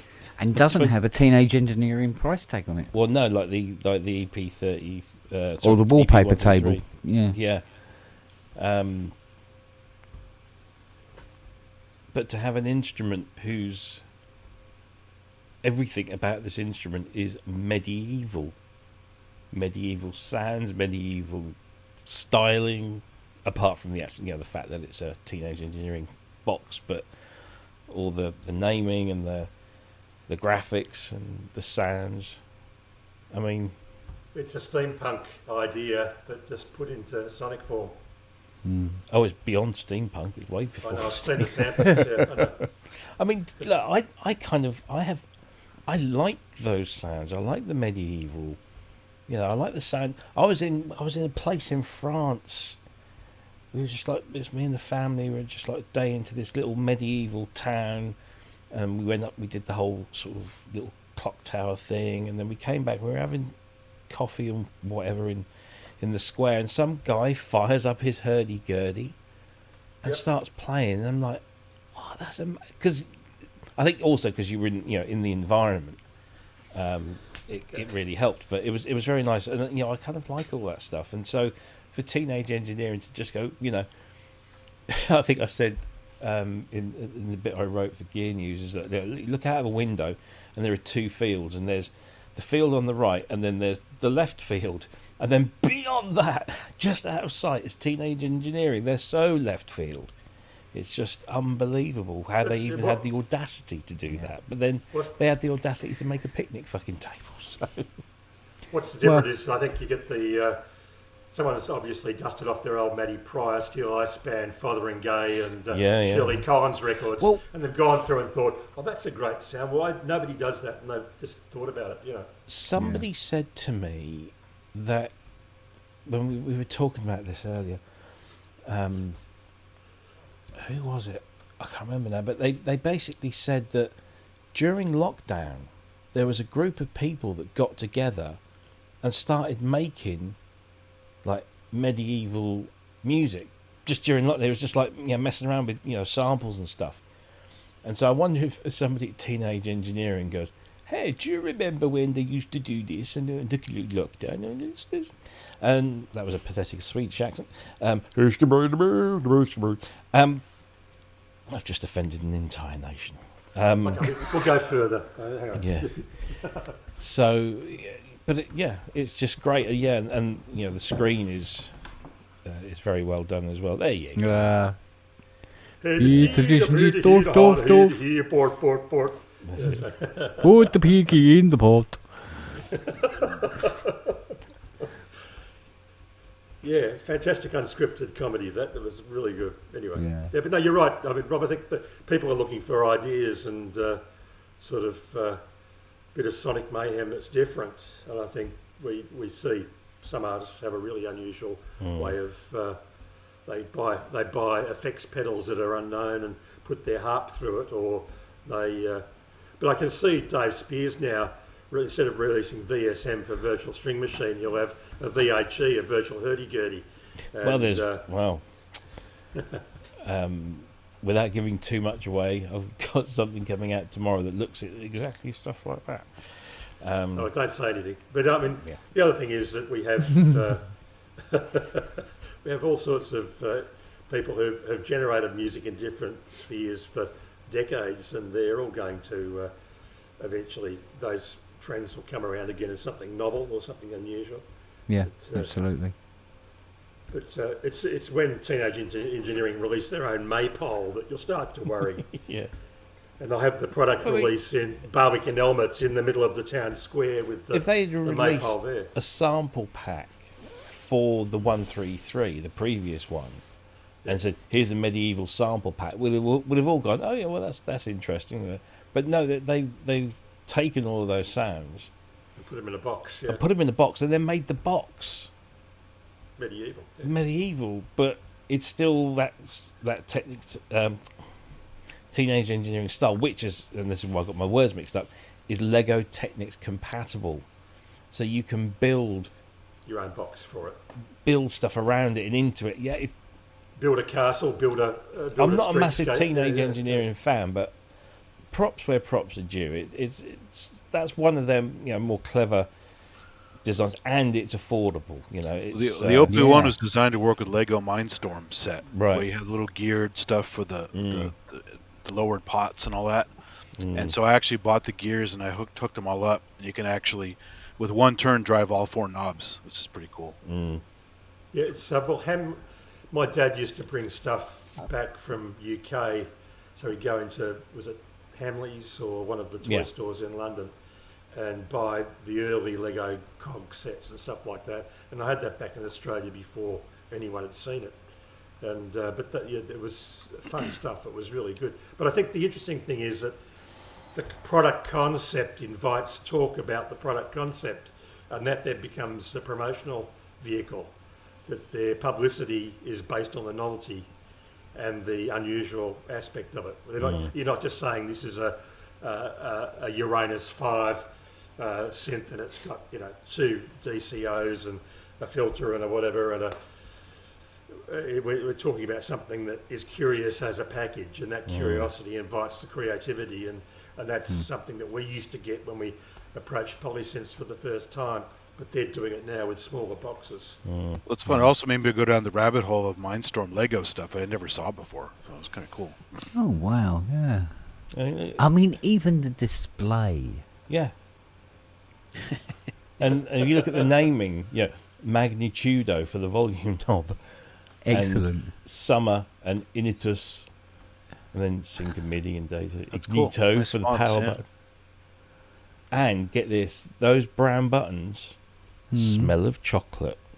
No. Yes. Kendall have one just on that basis. Of chocolate. The dog will be all over it, can't watch out. Yeah, won't they? Yeah, you'll be missing buttons, not only you won't be missing power supplies anymore, you'll be missing entire chunks out of the synthesizer. You can make buttons that smell of chocolate. Codex and Jobula. That's nice. Oh, look at that. It says clitoris. It's fantastic. It's all Latin words. And of course, the advert for it was spectacularly bonkers. Oh, that's great. Oh, Christ. It's like Eyes Wide Shut. It is, it's a very good advert. It is remarkable. Yeah, that's fantastic. Well, I think bring your own oven bar. Yeah. If they have hurdy-gurdy samples, then that'd be awesome. Yeah. So, a lot of fun. How long before we start getting Brave Sir Robin dance mix? Yeah. I mean, this has been an absolute gem for sharing Holy Grail memes and GIFs.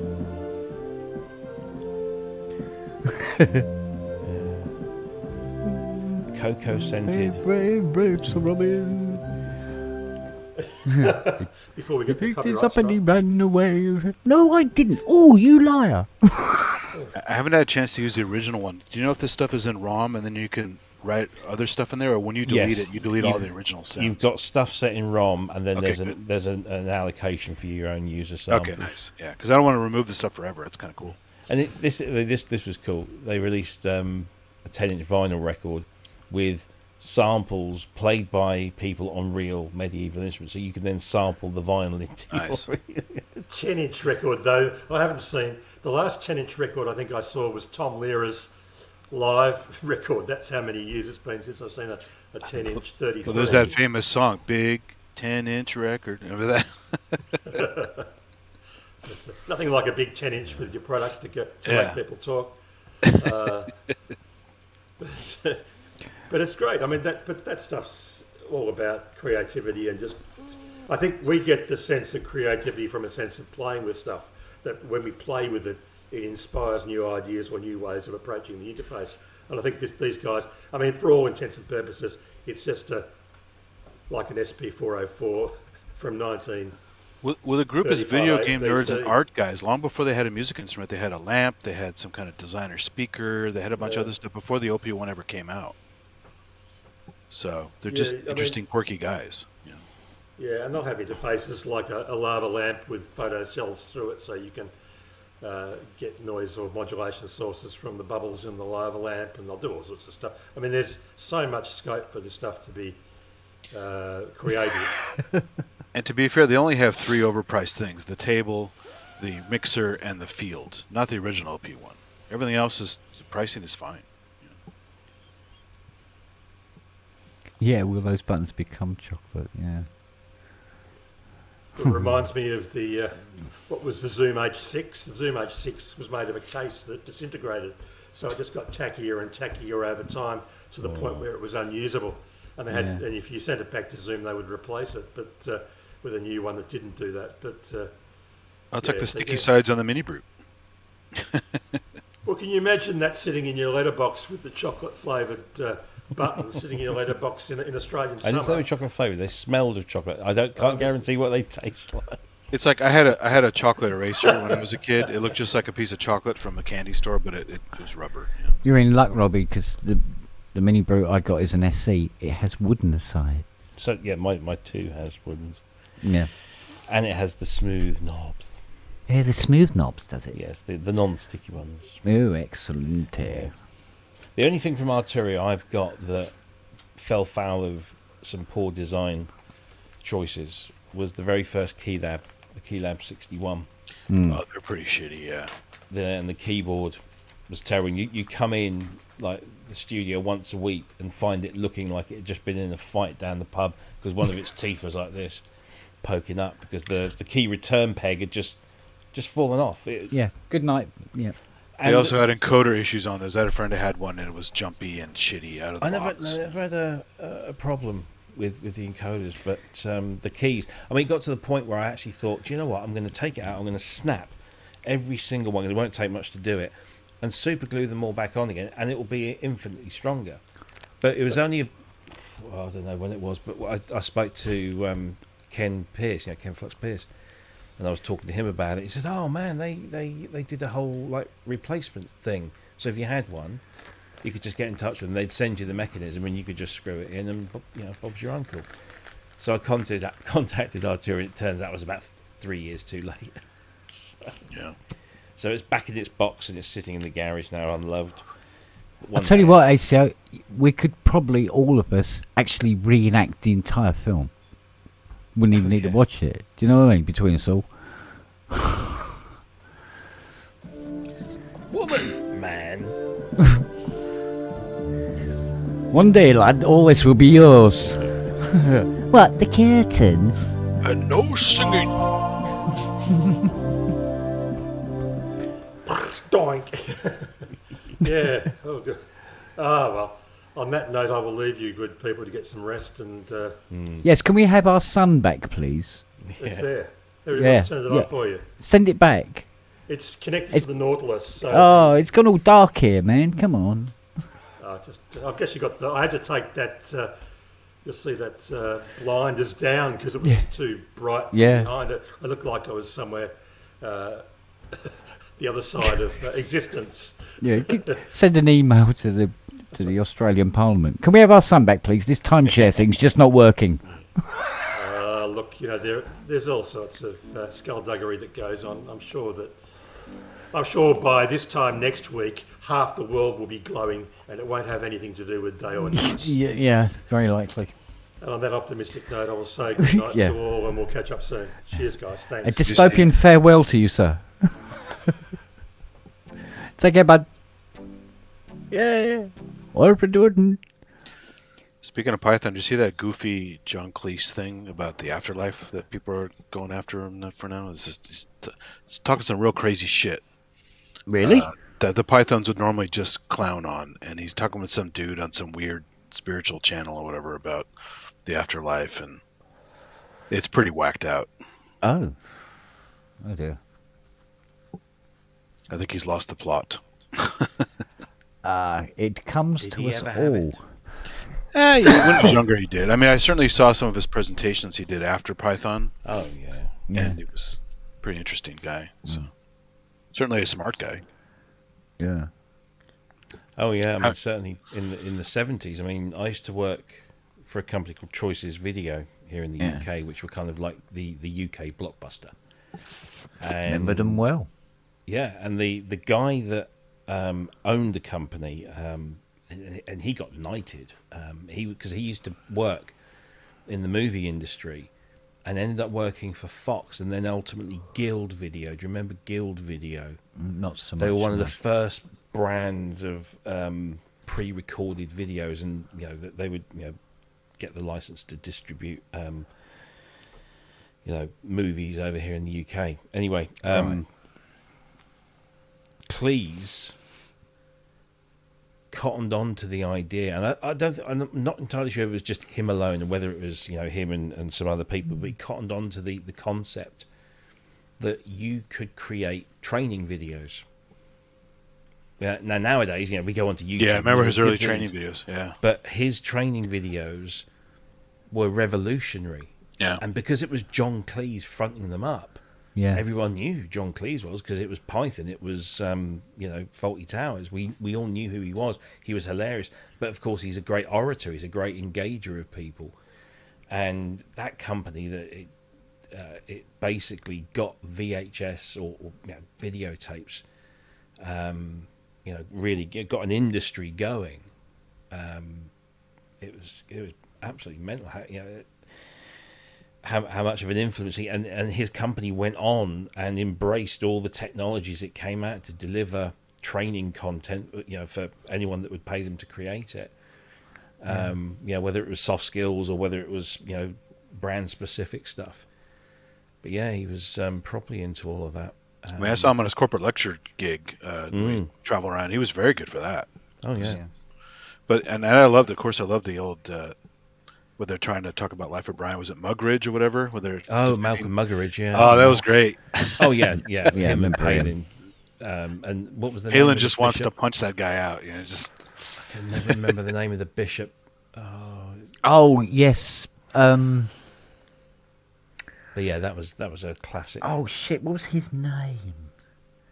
But the thing is, he was Archbishop, wasn't he? He wasn't an archbishop. He was just a bishop, I think. But he was quite high up, wasn't he? He was probably the very high reverend or something. But he wasn't. I'm trying to remember his fucking name. But the thing was, and for people who see that weren't around in the UK at the time, Malcolm Muggeridge was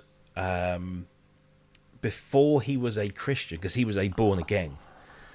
Before he was a Christian, he was the most disgusting, womanizing, 40 a day, bottles of whiskey, and he converted and became, a born again Christian. And then all of a sudden starts ragging on a film which he didn't even see. And his arguments were so poor anyway. It didn't matter. It was terrible. And the thing was, he was he was a highly regarded author and thinker, and I wouldn't say philosopher, but he was well regarded, and then he just became a complete and yes, Palin and Cleese just carved them up, and it's beautiful. Yeah, but they also had that they come from that elitist background, and they were trying. No, Malcolm Muggeridge and all that. Yeah. Right, they came from that elitist background, and then they run into shit because Palin, Cleese and that were from that same background. Yeah, similar background. I mean, well, they not so much Palin. They'd all gone to Cambridge. They'd gone to Cambridge, yeah. They'd gone to Cambridge. Mate, they were educated. Yeah, were they? So they were able to come back at them. Oh, yeah. Like that. Yeah. They were, because Malcolm Muggeridge and that bishop, they could browbeat, the masses, the common man, as they used to get referred as, and without any trouble. When they went up against also equally educated people, it all started to fall apart, and they were just losing their shit. But as Andy says, I mean, Palin was about to betray his Sheffield roots. Yeah, he was he was pissed off. Yeah. But I mean, they won through intellect, an argument. You knew they would. I mean, they're so good at everything. Well, this is it. I mean, they knew they could only win that way, because they could have broken it down into fuck off, you fat cunt sort of attitude, and they'd lose the argument. Was the host on that Tim Rice, wasn't it? Tim Rice, the famed West End lyricist. Yeah, it was. He hosted this late night show, and that's when I'm sure it was Tim Rice. He of Jesus Christ Superstar fame, which is kind of ironic when you think about it. Well, yeah, because even though Jesus Christ Superstar kind of celebrates the Jesus story. It celebrates it with rock and roll, And I mean, I know it upsets a lot of people when I say, well, it's pretty much the same as having, Harry Potter the musical, really. And because there's people who believe in God and everything, and good luck to them. Believe in what you want to believe. Just don't expect me to. Yeah. Keep your religion to yourself, like your genitals. Don't get them out in public. We don't need theocracy. You can believe whatever you want. Yeah. Yeah. I was in Godspell. Remember Godspell? Yeah. Ooh. At school. Obviously not at West school? End. Yeah. I was in shorts. I was really conflicted because I was one of the theatre kids at school. I was always it was my best. I got an A in O level in drama, and I was in everything. I'd have been tree stage left back if it meant I was on the stage. But luckily I didn't have to settle for scenery parts. So I got cast in Godspell as Geoffrey. And he has a great song called We Beseech Thee. And it's really kind of an upbeat number, and I just remember being horribly conflicted because, being a person of no religion whatsoever, and at the time, being a young teenager, sort of militant atheist, I was like, do I really want to be in a musical about, Jesus and all this? And I was like, I'm not sure about this. But the thing was, the fun part of it was being in the musical, singing songs, dancing, acting, having a live rock band on stage with us, because it's one of those musicals where the band's on, part of it all. And we had this great set. We wouldn't have got away with it today. Health and safety would have jumped all over it. Basically, they put scaffolding around the back of the drama studio, and then fencing wire, that sort of, it's not chicken wire, the big stuff, the bigger, woven stuff. And we had, in one particular scene, we had to climb up because we were, I can't remember what the premise of the story, I think we were sort of wailing and howling because Jesus had been taken away to be crucified, and we had to climb up this stuff and hang off and rattle this thing, and we were sort of like, at least sort of 15 foot off the ground with no wires or anything. It was very exciting. Yeah. It was good fun. Very good fun. Wasn't David Essex in that? On stage. He's fucking in everything. He was at the time, wasn't he? That. Yeah, he was all War of the Worlds. Yeah. He was just there. It didn't matter what it was. We'll build a city underground. Yeah. Down. Yeah. God damn. Who sung Thunderchild?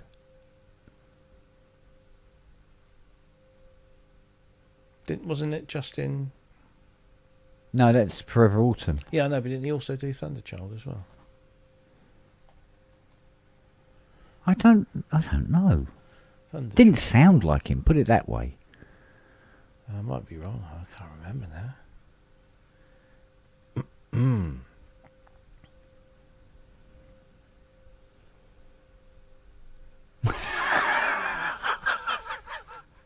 I love it. I'm not religious, but when I see the gear Justin gets from his church, Tell you honestly, the worship market in America for synthesizers is business, unbelievably big. Big business, unbelievably huge. But in fact, and I'm sure Andy will attest to this, but they have, like sections within, stores and reps that will deal just with the worship market, as well as just, regular average off the street, purchases. But yeah. Oh, I'm trying to find. Or was it Chris Thompson? Might have been Chris Thompson. Special memory move solely for that market, really? Not aware of that. It was blessed. Oh yeah, he did. Yeah, it was Chris Thompson. Oh, okay. He was basically a session guy, I think, more than anything. Oh, and he did Blinded by the Light as well for Manfred Mann's Earth Band. That's him. Ah, well, okay. I'll be. There you go. Learn something every day, mate.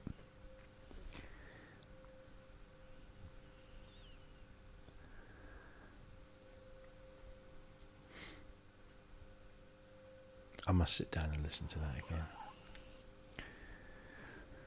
Yep, it's another CS80 classic.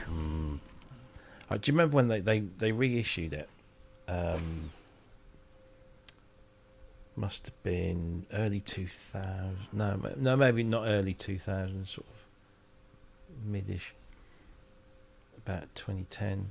They did a. When was it? 78. Gotta be. Yeah, so it must have been about 2008 because summer of 78. It was an anniversary reissue. Right. Yeah, it was an anniversary reissue, and I was because when I loved the album, so I saw that the reissue was coming out, and then I saw they were doing Sanctuary, super deluxe edition. Yeah, and it came with like outtakes, remixes, and the whole album remixed by oh god, his name's just gone completely out of my head. Art of Noise. Fucking hell.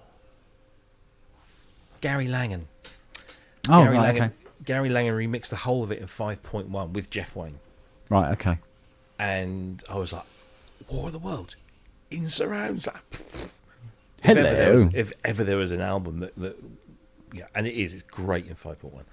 So it came out the same time as I had to go down to see mother-in-law when she lived in Chobham. So we all jumped in the car, and I said, "It's fine. If there's any place in the UK that's going to have War of the Worlds on sale, it's going to be Woking, because like the fucking place is part of the whole story. You go into Woking, you've got the giant, fighting machine, and there's also the missile right outside the H.G. Wells Theatre. So I thought, well, they've got a massive HMV in Woking. Well, they had anyway. They'll have it in there. I mean, they're going to have it anyway. They'll have it in there. I remember walking into HMV, and I got my wallet and everything. And I went to the shelves and I couldn't find it. I thought, well, maybe it's it's that newer release. They haven't put it on the shelves yet, or maybe because it's a big one, they kept it behind the counter. And I went up to the counter, couldn't see it, and I said to the person behind the counter, young person, I said, "Have you got the deluxe edition of Jeff Wayne's War of the Worlds?" And they looked at me and goes, "What? Jeff Wayne's War of the Worlds? Oh, I don't know that one." And suddenly you felt old. I said, well, not just old. He's in the city where the story happened, right? I know. So. Yeah. You, do you walk into town at all? Do you know that big silver fucking thing that stands like 30 foot tall? oh yeah, they didn't have it. I had to. Wow. Can't remember where I got it from in the end. Crazy. Bonkers. Yeah. So, but you guys, I got a jet. It's been good hanging out. I'll catch you later. All right, good. Hi, baby. Peace out. See you later. Yeah, a friend of mine from school actually went to a lot of trouble to buy a house on Horsell Common, purely because of the Modular story. You know? You still go up there to the sand pits and everything. Yeah. And there's been so many variants of it, isn't there? Oh yeah, but none of them have done the job that our brains do with the book when you read the book. Because when you read the book, it's so brilliantly written. Yeah. And if you know the area, you only have to be vaguely familiar with it. But if you know the area and you know the places that get mentioned, Chobham, Knaphill, Woking, obviously, another bit, Chertsey, it helps you kind of, locate it all, and you can kind of imagine what they're seeing. But obviously the Orson Welles radio version was interesting, but only because it was sensational, and obviously it was, at best, it was experienced live, which of course none of us were around to do. And then you got the 50s film, which for its time was a fun. I liked the film. Yeah, it was. I liked the film. But it's not it's not War of the Worlds. But I don't know how many Mexicans there were in Chobham at the time. Which was very confusing. Yeah. And then you had like the Tom Cruise Spielberg version, which I actually thought wasn't bad because it did, for the most part, I thought it was fine. Yeah, stick to the story. Yeah. So you had, Tim Robbins was the artilleryman, but he wasn't an artilleryman, but he was, we're going to build underground, we're going to do this, we're going to do that, and going a bit bonkers. And the father and the kids thing, that's just a modern thing. It's an easy mechanism to play with. But and I thought when the machines began appearing, because this was the other thing, the machines had already been there and they were awoken, weren't they, from underneath? Yeah, they'd always been there. Yeah. Whereas in the story, they come down. And I suppose that gets round the modern sort of, the people of the 21st century are going to say, well, I'm sure we'd have noticed missiles coming from Mars in the year 20 whatever. And of course we would. So you have to update the story. So you have to update the story a little bit. So you and they did a good job of it. And the sound as well, the sound design in that, when the machines make that wah, if you've got a system with a nice 5.1 or Atmos or whatever, and a nice big subwoofer, that is it's a brilliant sound. But it was. But I liked how it was. I mean, even at the end when they reunite with the mother and that, but the world is still, it's fucked up, and it's going to get better. But and then the BBC did one, and they said they were going to do it period. Yeah, and they did, and they messed it up. They changed so much, and it was such a letdown. And in between that, there was a film company called Pendragon, and they made what they said was the first, and probably was the first, period-specific direct translation from the book, and it was ridiculously long, and it was horrible, because it was done on the cheap. It was done with video effects that were probably done on a Pentium PC. It was just shockingly bad and got absolutely canned. So for me, the best way to experience War of the Worlds is to read the book. The second best way is to listen to Jeff Wayne's album, because at least the album sticks to the story and the flow. Well, relatively closely, doesn't it? Yeah. And but it has to be like segmented and chopped up and everything, because at the end of the day, it's a musical, isn't it? So if you've never read the book, you've got to. It's just an incredible piece of work. I mean, H.G. Wells was a great writer. Give me a moment, will you? And now I have to sit here talking to myself.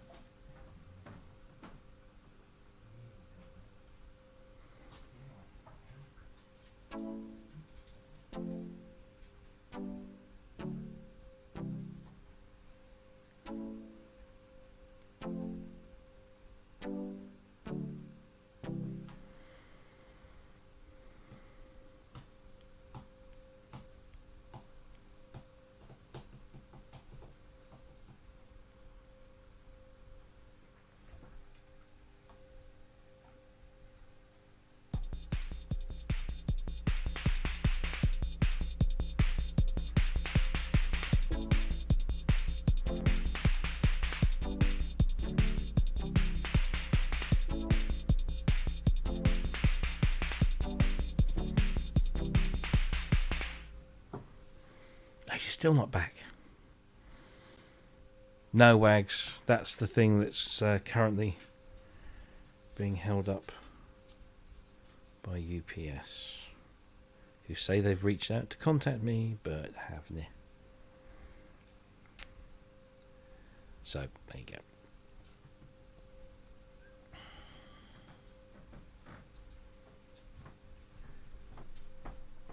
Gives me another day to try and make space for it. Oh. I tell you what was always a source of frustration for me was recreating that opening sequence. You know, it's particularly those first two chords, and trying to recreate it in such a way where it kind of would actually sounded the same. And there's something going on in it that was not readily available to do when you play it on a keyboard. And it's almost like there's a selection of double basses that are portmanteauing to the note at the beginning of the strike of the chord. Oh. Something like that. There's something going on there that makes it literally more dramatic. But whether it was done like that or whether it was something they did post, I don't know. But you know, it wasn't a question of adding more bass to it. It wasn't a matter of, it still didn't sound right. I'm sure that there's something going on. You know what? I've listened to that frump so many feckin' times trying to isolate what it is that's making it happen. I wonder if you took the 5.1 mix and then just isolated each channel, whether you possibly and that would just that would all depend on Langan having separated out those bits.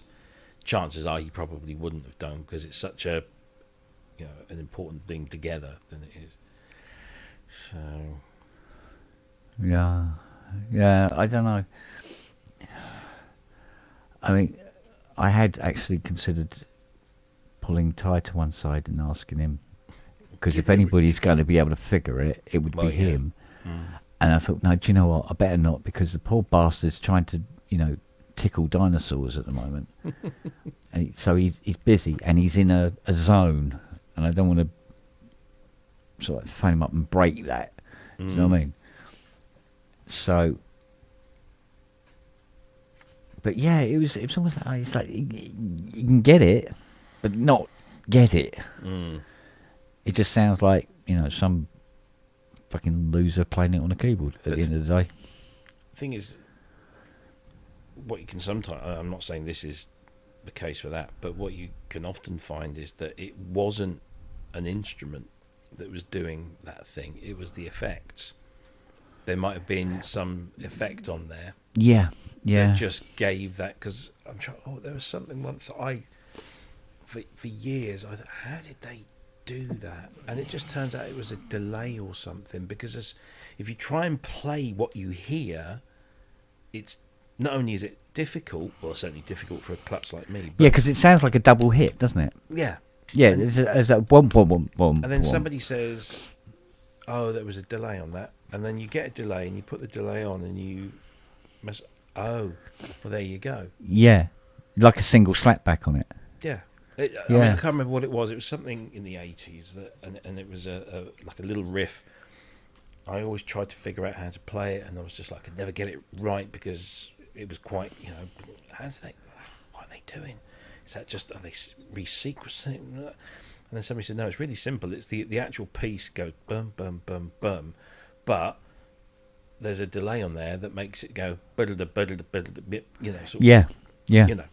That's just an example. It wasn't it, but no, not precisely. No, you know precisely what you're talking about.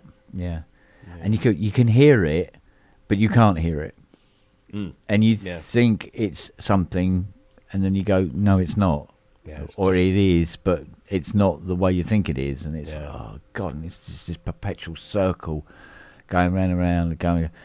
it could be this. Yeah, well, yeah. No, it's not. Oh, it could be this. Yeah, no, it's not. I go, there's some. Well, probably never find it. But yeah, but that's the way it is. I mean, as far as when the strings finish and then the synth comes in, fine, no problem. It's one of those. Yeah. No problem. But yeah, even then, there's something else with it. It's not an 80 on our own. And the only problem with that is in 1978, it had to be somebody playing another keyboard at the same time, or the same guy playing two keyboards at the same time, which would probably be more to the point. But what it is, I don't know. I get a feeling it's something like an OBX or something like that. Right. So the 80 provides the extra filter application in the poly aftertouch, because not all the notes are actually opening exactly the same. When you slow it down and listen to it very, very slowly, you can hear the notes opening at different times. It's okay, that's definitely played. And then something like an OB8 underneath it. OBX underneath it. It's a bit early for the OB8, isn't it? 78. Yeah, I think it is. So yeah, and it's like, and then it gets to the point where you're going, why are you doing this, Kent? Stop it. There's no value to this. Stop. I go, yeah, but I always promised myself I'd be able to recreate it. I mean, I always like reverse engineering, if you will. Yeah. Pieces of music that obviously I didn't write, because you can learn new tricks. You can, once you've understood what they did and how they did that, you can then apply that to your skill sets or your tastes and come up with something that's your own. That's why I well, this is it. I mean, I spend so much time trying to, not so much copy, but at least recreate here. The stuff that I used to dream of being able to do, or could only dream about being able to do at one time a day. Like I know for a fact that if I put my mind to it, with the equipment that is available and the plugins and everything, I mean, I could recreate Bermuda Triangle. To me, it's Bermuda Triangle, for instance, right? Which I thought would be impossible. It would never happen. And I could do a really good reproduction. But why? What is gained from that? I mean, all right, you'll learn processes and you'll learn things along the way, and it could be very valuable to use later on. But the actual finished product has no value to it, because it's already been done, and it was done, and it'll always be done better because Tamita did it first. So, but I mean, I love playing lumps of the Firebird suite. But when I listen to the, because most of the classical music I heard would be first what was done by Tamita, and then I would go and find the original. Oh, bloody hell. The original, and listen to it and be torn between the two about whether I like the original more than the Tamita version. Or the other one. Mind you, it depends on what he does, because sometimes he would do stuff that it was so, for want of a better word, please forgive me, Tamita, really fucking cheesy. He would just do some stuff where he'd go, oh no, don't do that, no, oh my god, no, compared to his other stuff. And there have been times where the Firebird album, not a problem. I must admit that if I'm playing in the workshop, this is doors open, nice warm day, and I got some Tamita albums playing, while I work, I will not play the Star Wars track he did on Cosmos, because of it being just so terribly cheesy. Yeah. And then when he does the whole thing with the and all this sort of business, God, no. He loved that sound, didn't he? Yeah, he did. And he did it incredibly well. Yeah, you know? I mean, I remember hearing Arabesque. Mm. And I was just thinking, it seems like, I mean, you know, the more you hear it and get familiar with it, you think, actually, no, that's just part of what it is, and it is actually, you know. But it was fine when he was doing the whistle sound. Yeah, yeah. Mm. You know, that worked. I mean, he was able to recreate the human whistle on a Moog. Yeah. Like no fucker on the planet could do it. Yeah. You know, he really had a fantastic ear. But yeah, the whole let's have a chicken on it now. Let's have a chicken sound going. Pop, pop, pop, pop, pop, pop, pop, pop. It's like no. I mean, back in the day, that was being clever because you were creating sounds that you couldn't do, you know? Yeah, yeah, it's novel. But it just didn't... It didn't age well. No. But his early stuff, Snowflakes Are Dancing, Firebird Suite, fucking classics, mate. You can't touch them. Snowflakes is just incredible. Oh, Snowflakes is just to die for. It really is. It's fantastic how he done that. And you know, you go, well, how's he getting those big chords? You go, Mellotron. Yeah. But he was making his own tapes, and he was, you know, so he wasn't using the, you know, presets, shall we say, for argument's sake. Yeah. And it's like, you know, really, really clever stuff. The hours that went into it all was ridiculous. Although I've never heard the album that he did with James Galway. No. Supposed to have done this album with James Galway. There was even a TV program where James Galway went to meet a studio. And they were talking about things, and I wasn't listening to a word. I was checking out everything around the wall. So what is he using? What's he using? Well, fuck me, it's a Mellotron. No, you know. So... And he used the Mellotron like a sampler before the sampler had been invented. Yeah, yeah. You know, it's just like, you clever sod. Very much. But at least you got that body of work out there, regardless one way or the other.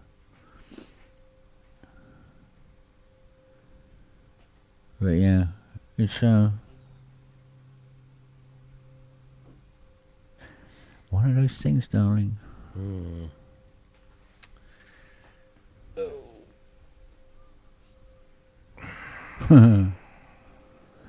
We got.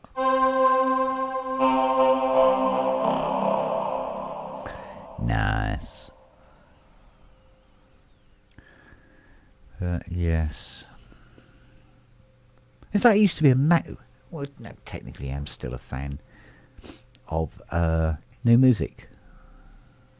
Oh yeah. I liked a lot of this stuff. Well, the first few albums. I probably lost contact with them, if they did any more after that. I mean, some of the songs, again, haven't aged well. And other stuff is still as nice today as it was then.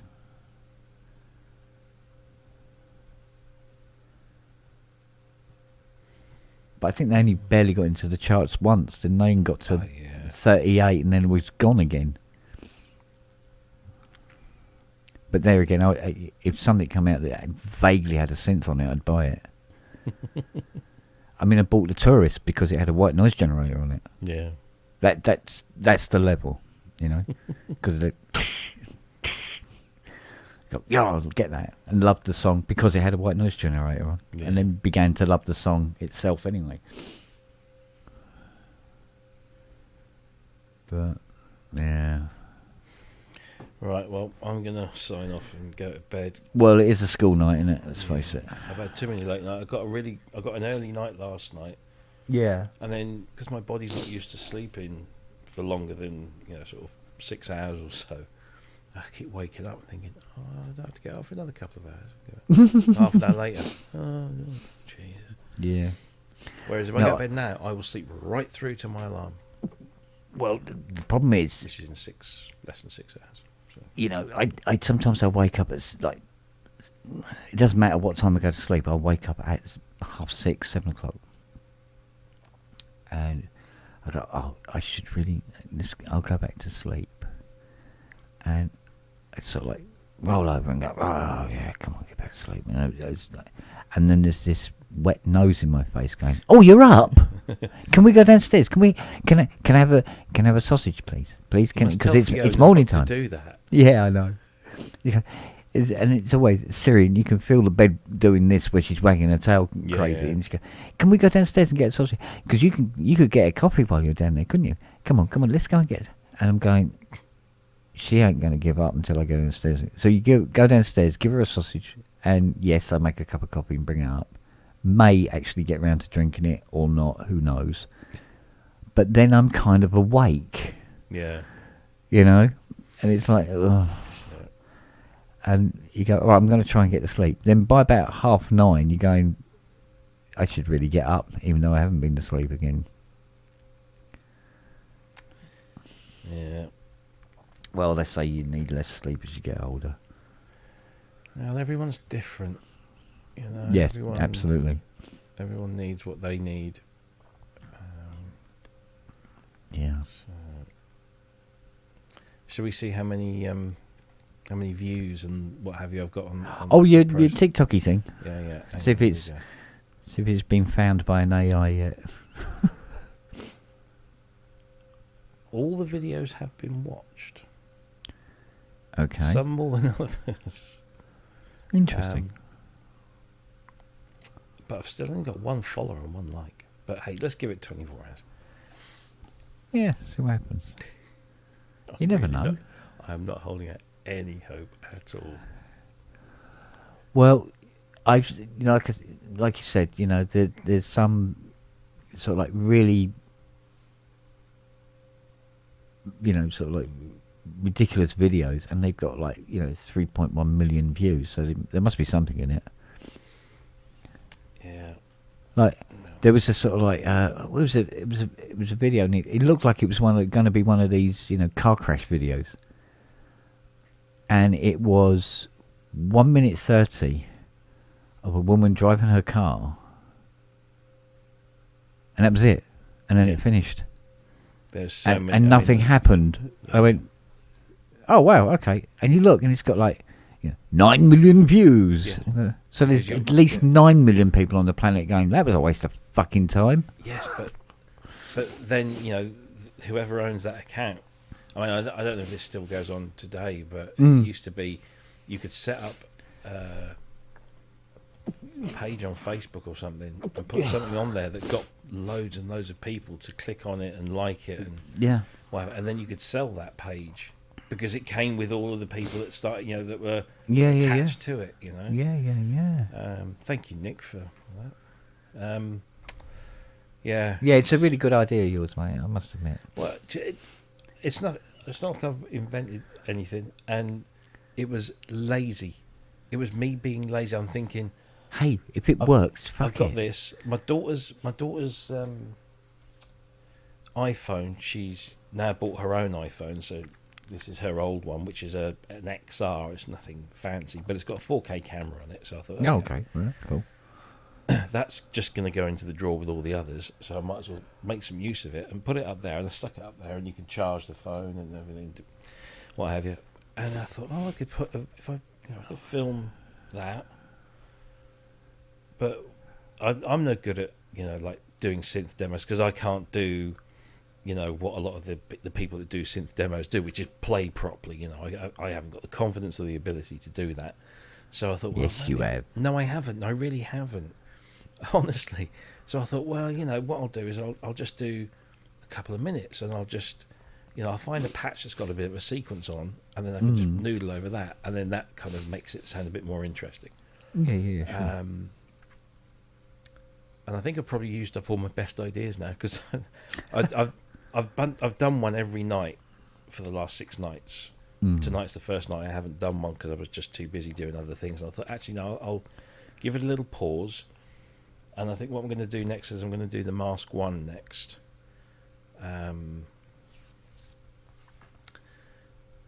So I'll maybe do something with that. But I haven't played the Mask 1 for a while, so I've kind of forgotten. I know what it does, but I've kind of forgotten how to make good use of it. So I need to reacquaint myself.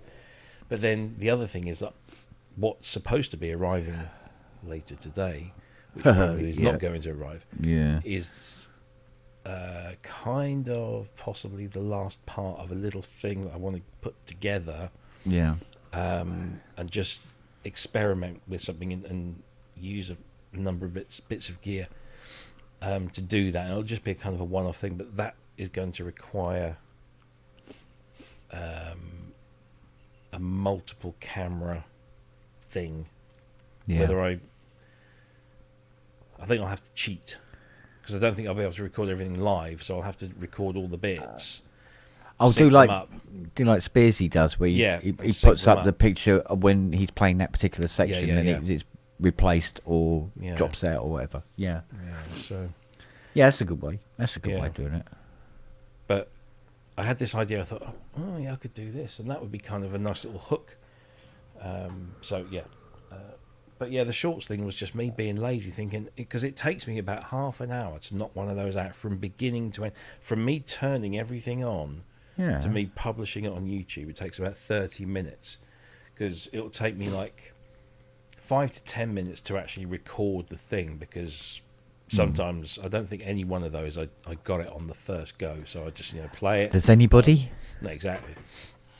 But do that. So I get the video, get the audio, which I record separately. Chuck them in the video editor, sync them up, top and tail it. Chop out the beginning, the bits at the beginning and the end, and the bits that didn't work. And then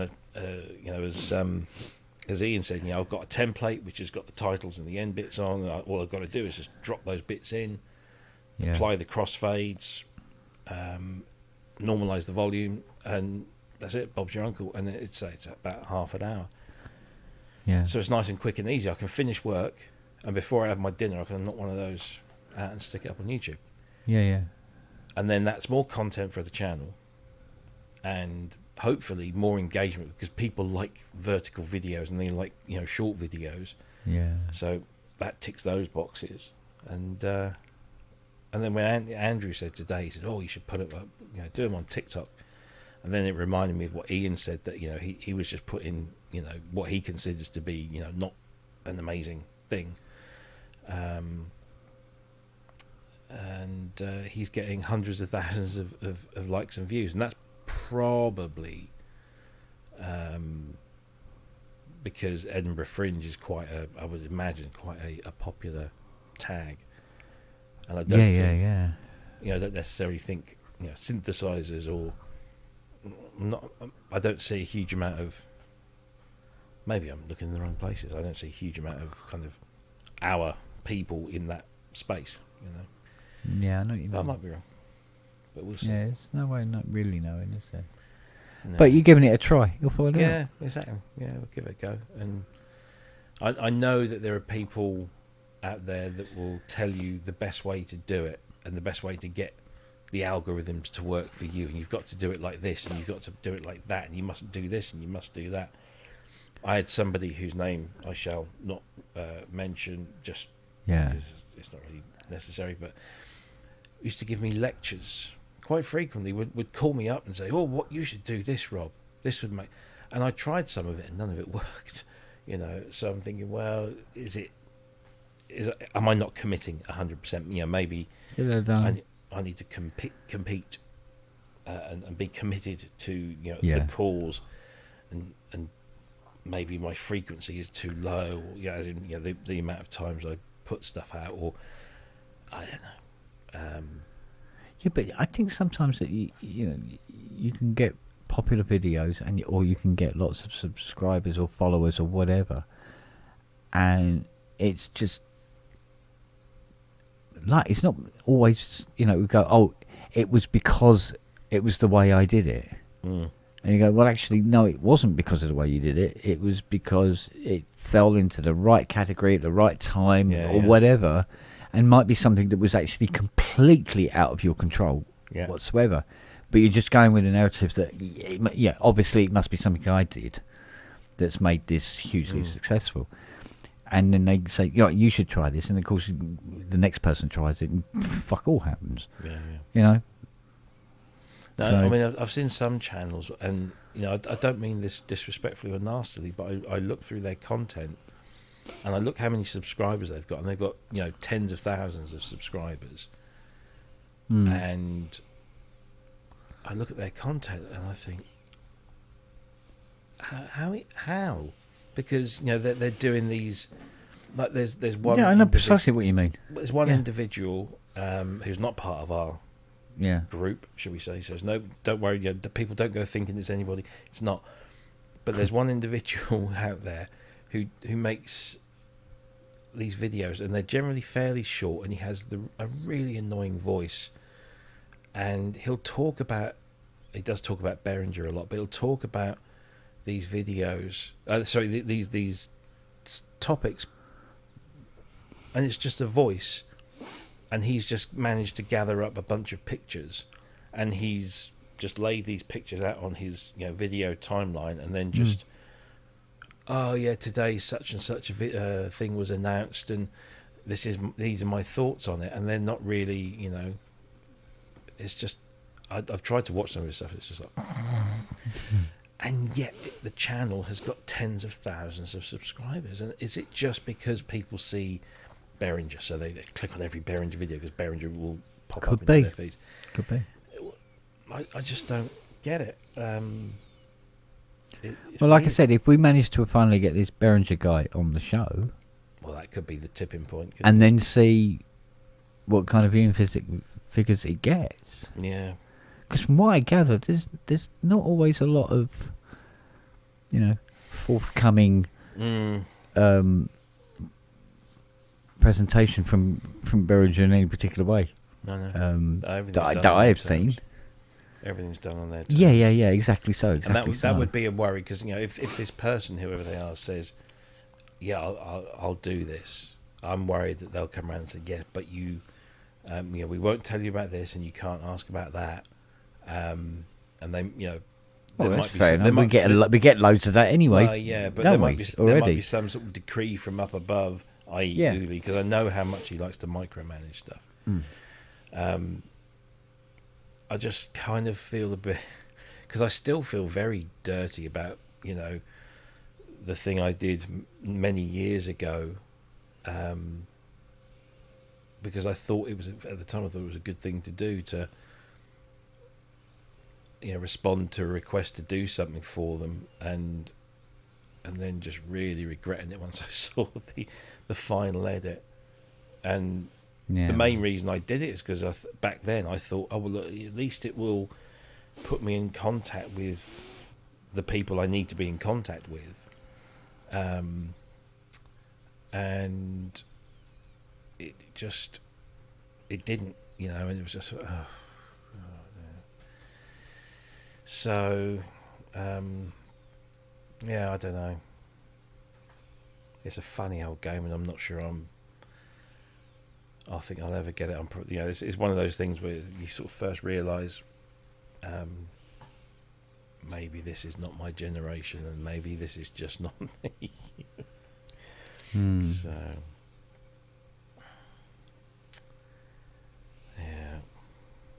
anyway.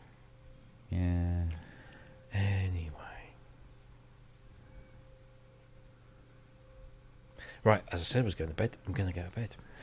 Yeah, we need to do it. I need to get my head down as well now. And then I'm back in here tomorrow, fighting pieces of equipment that don't want to work. Yeah. And I'll be back in here tomorrow, writing bits of stuff about ID tags. Oh, is that still ongoing? Yeah. And this morning, our CEO this morning informs us all that we've bought yet another company in the IDT realm. That's IDT is basically. I can't remember what that acronym stands for at this time of night. Basically, tagging, geolocation, asset tagging, all this kind of stuff, that kind of thing. And yeah, we've just bought this company in Eastern Europe somewhere. They do lots of ultra wideband real-time location services. Yeah. So yeah, we've bought that company. So they'll be brought on board, and they'll have products and solutions, and they'll want training stuff for it. So I'm getting quite an expert at the whole IDT. I used to be the PAX guy, and now I'm all about IDT. Oh, and secure issuance as well. That's another thing. God. Oh, we do it all.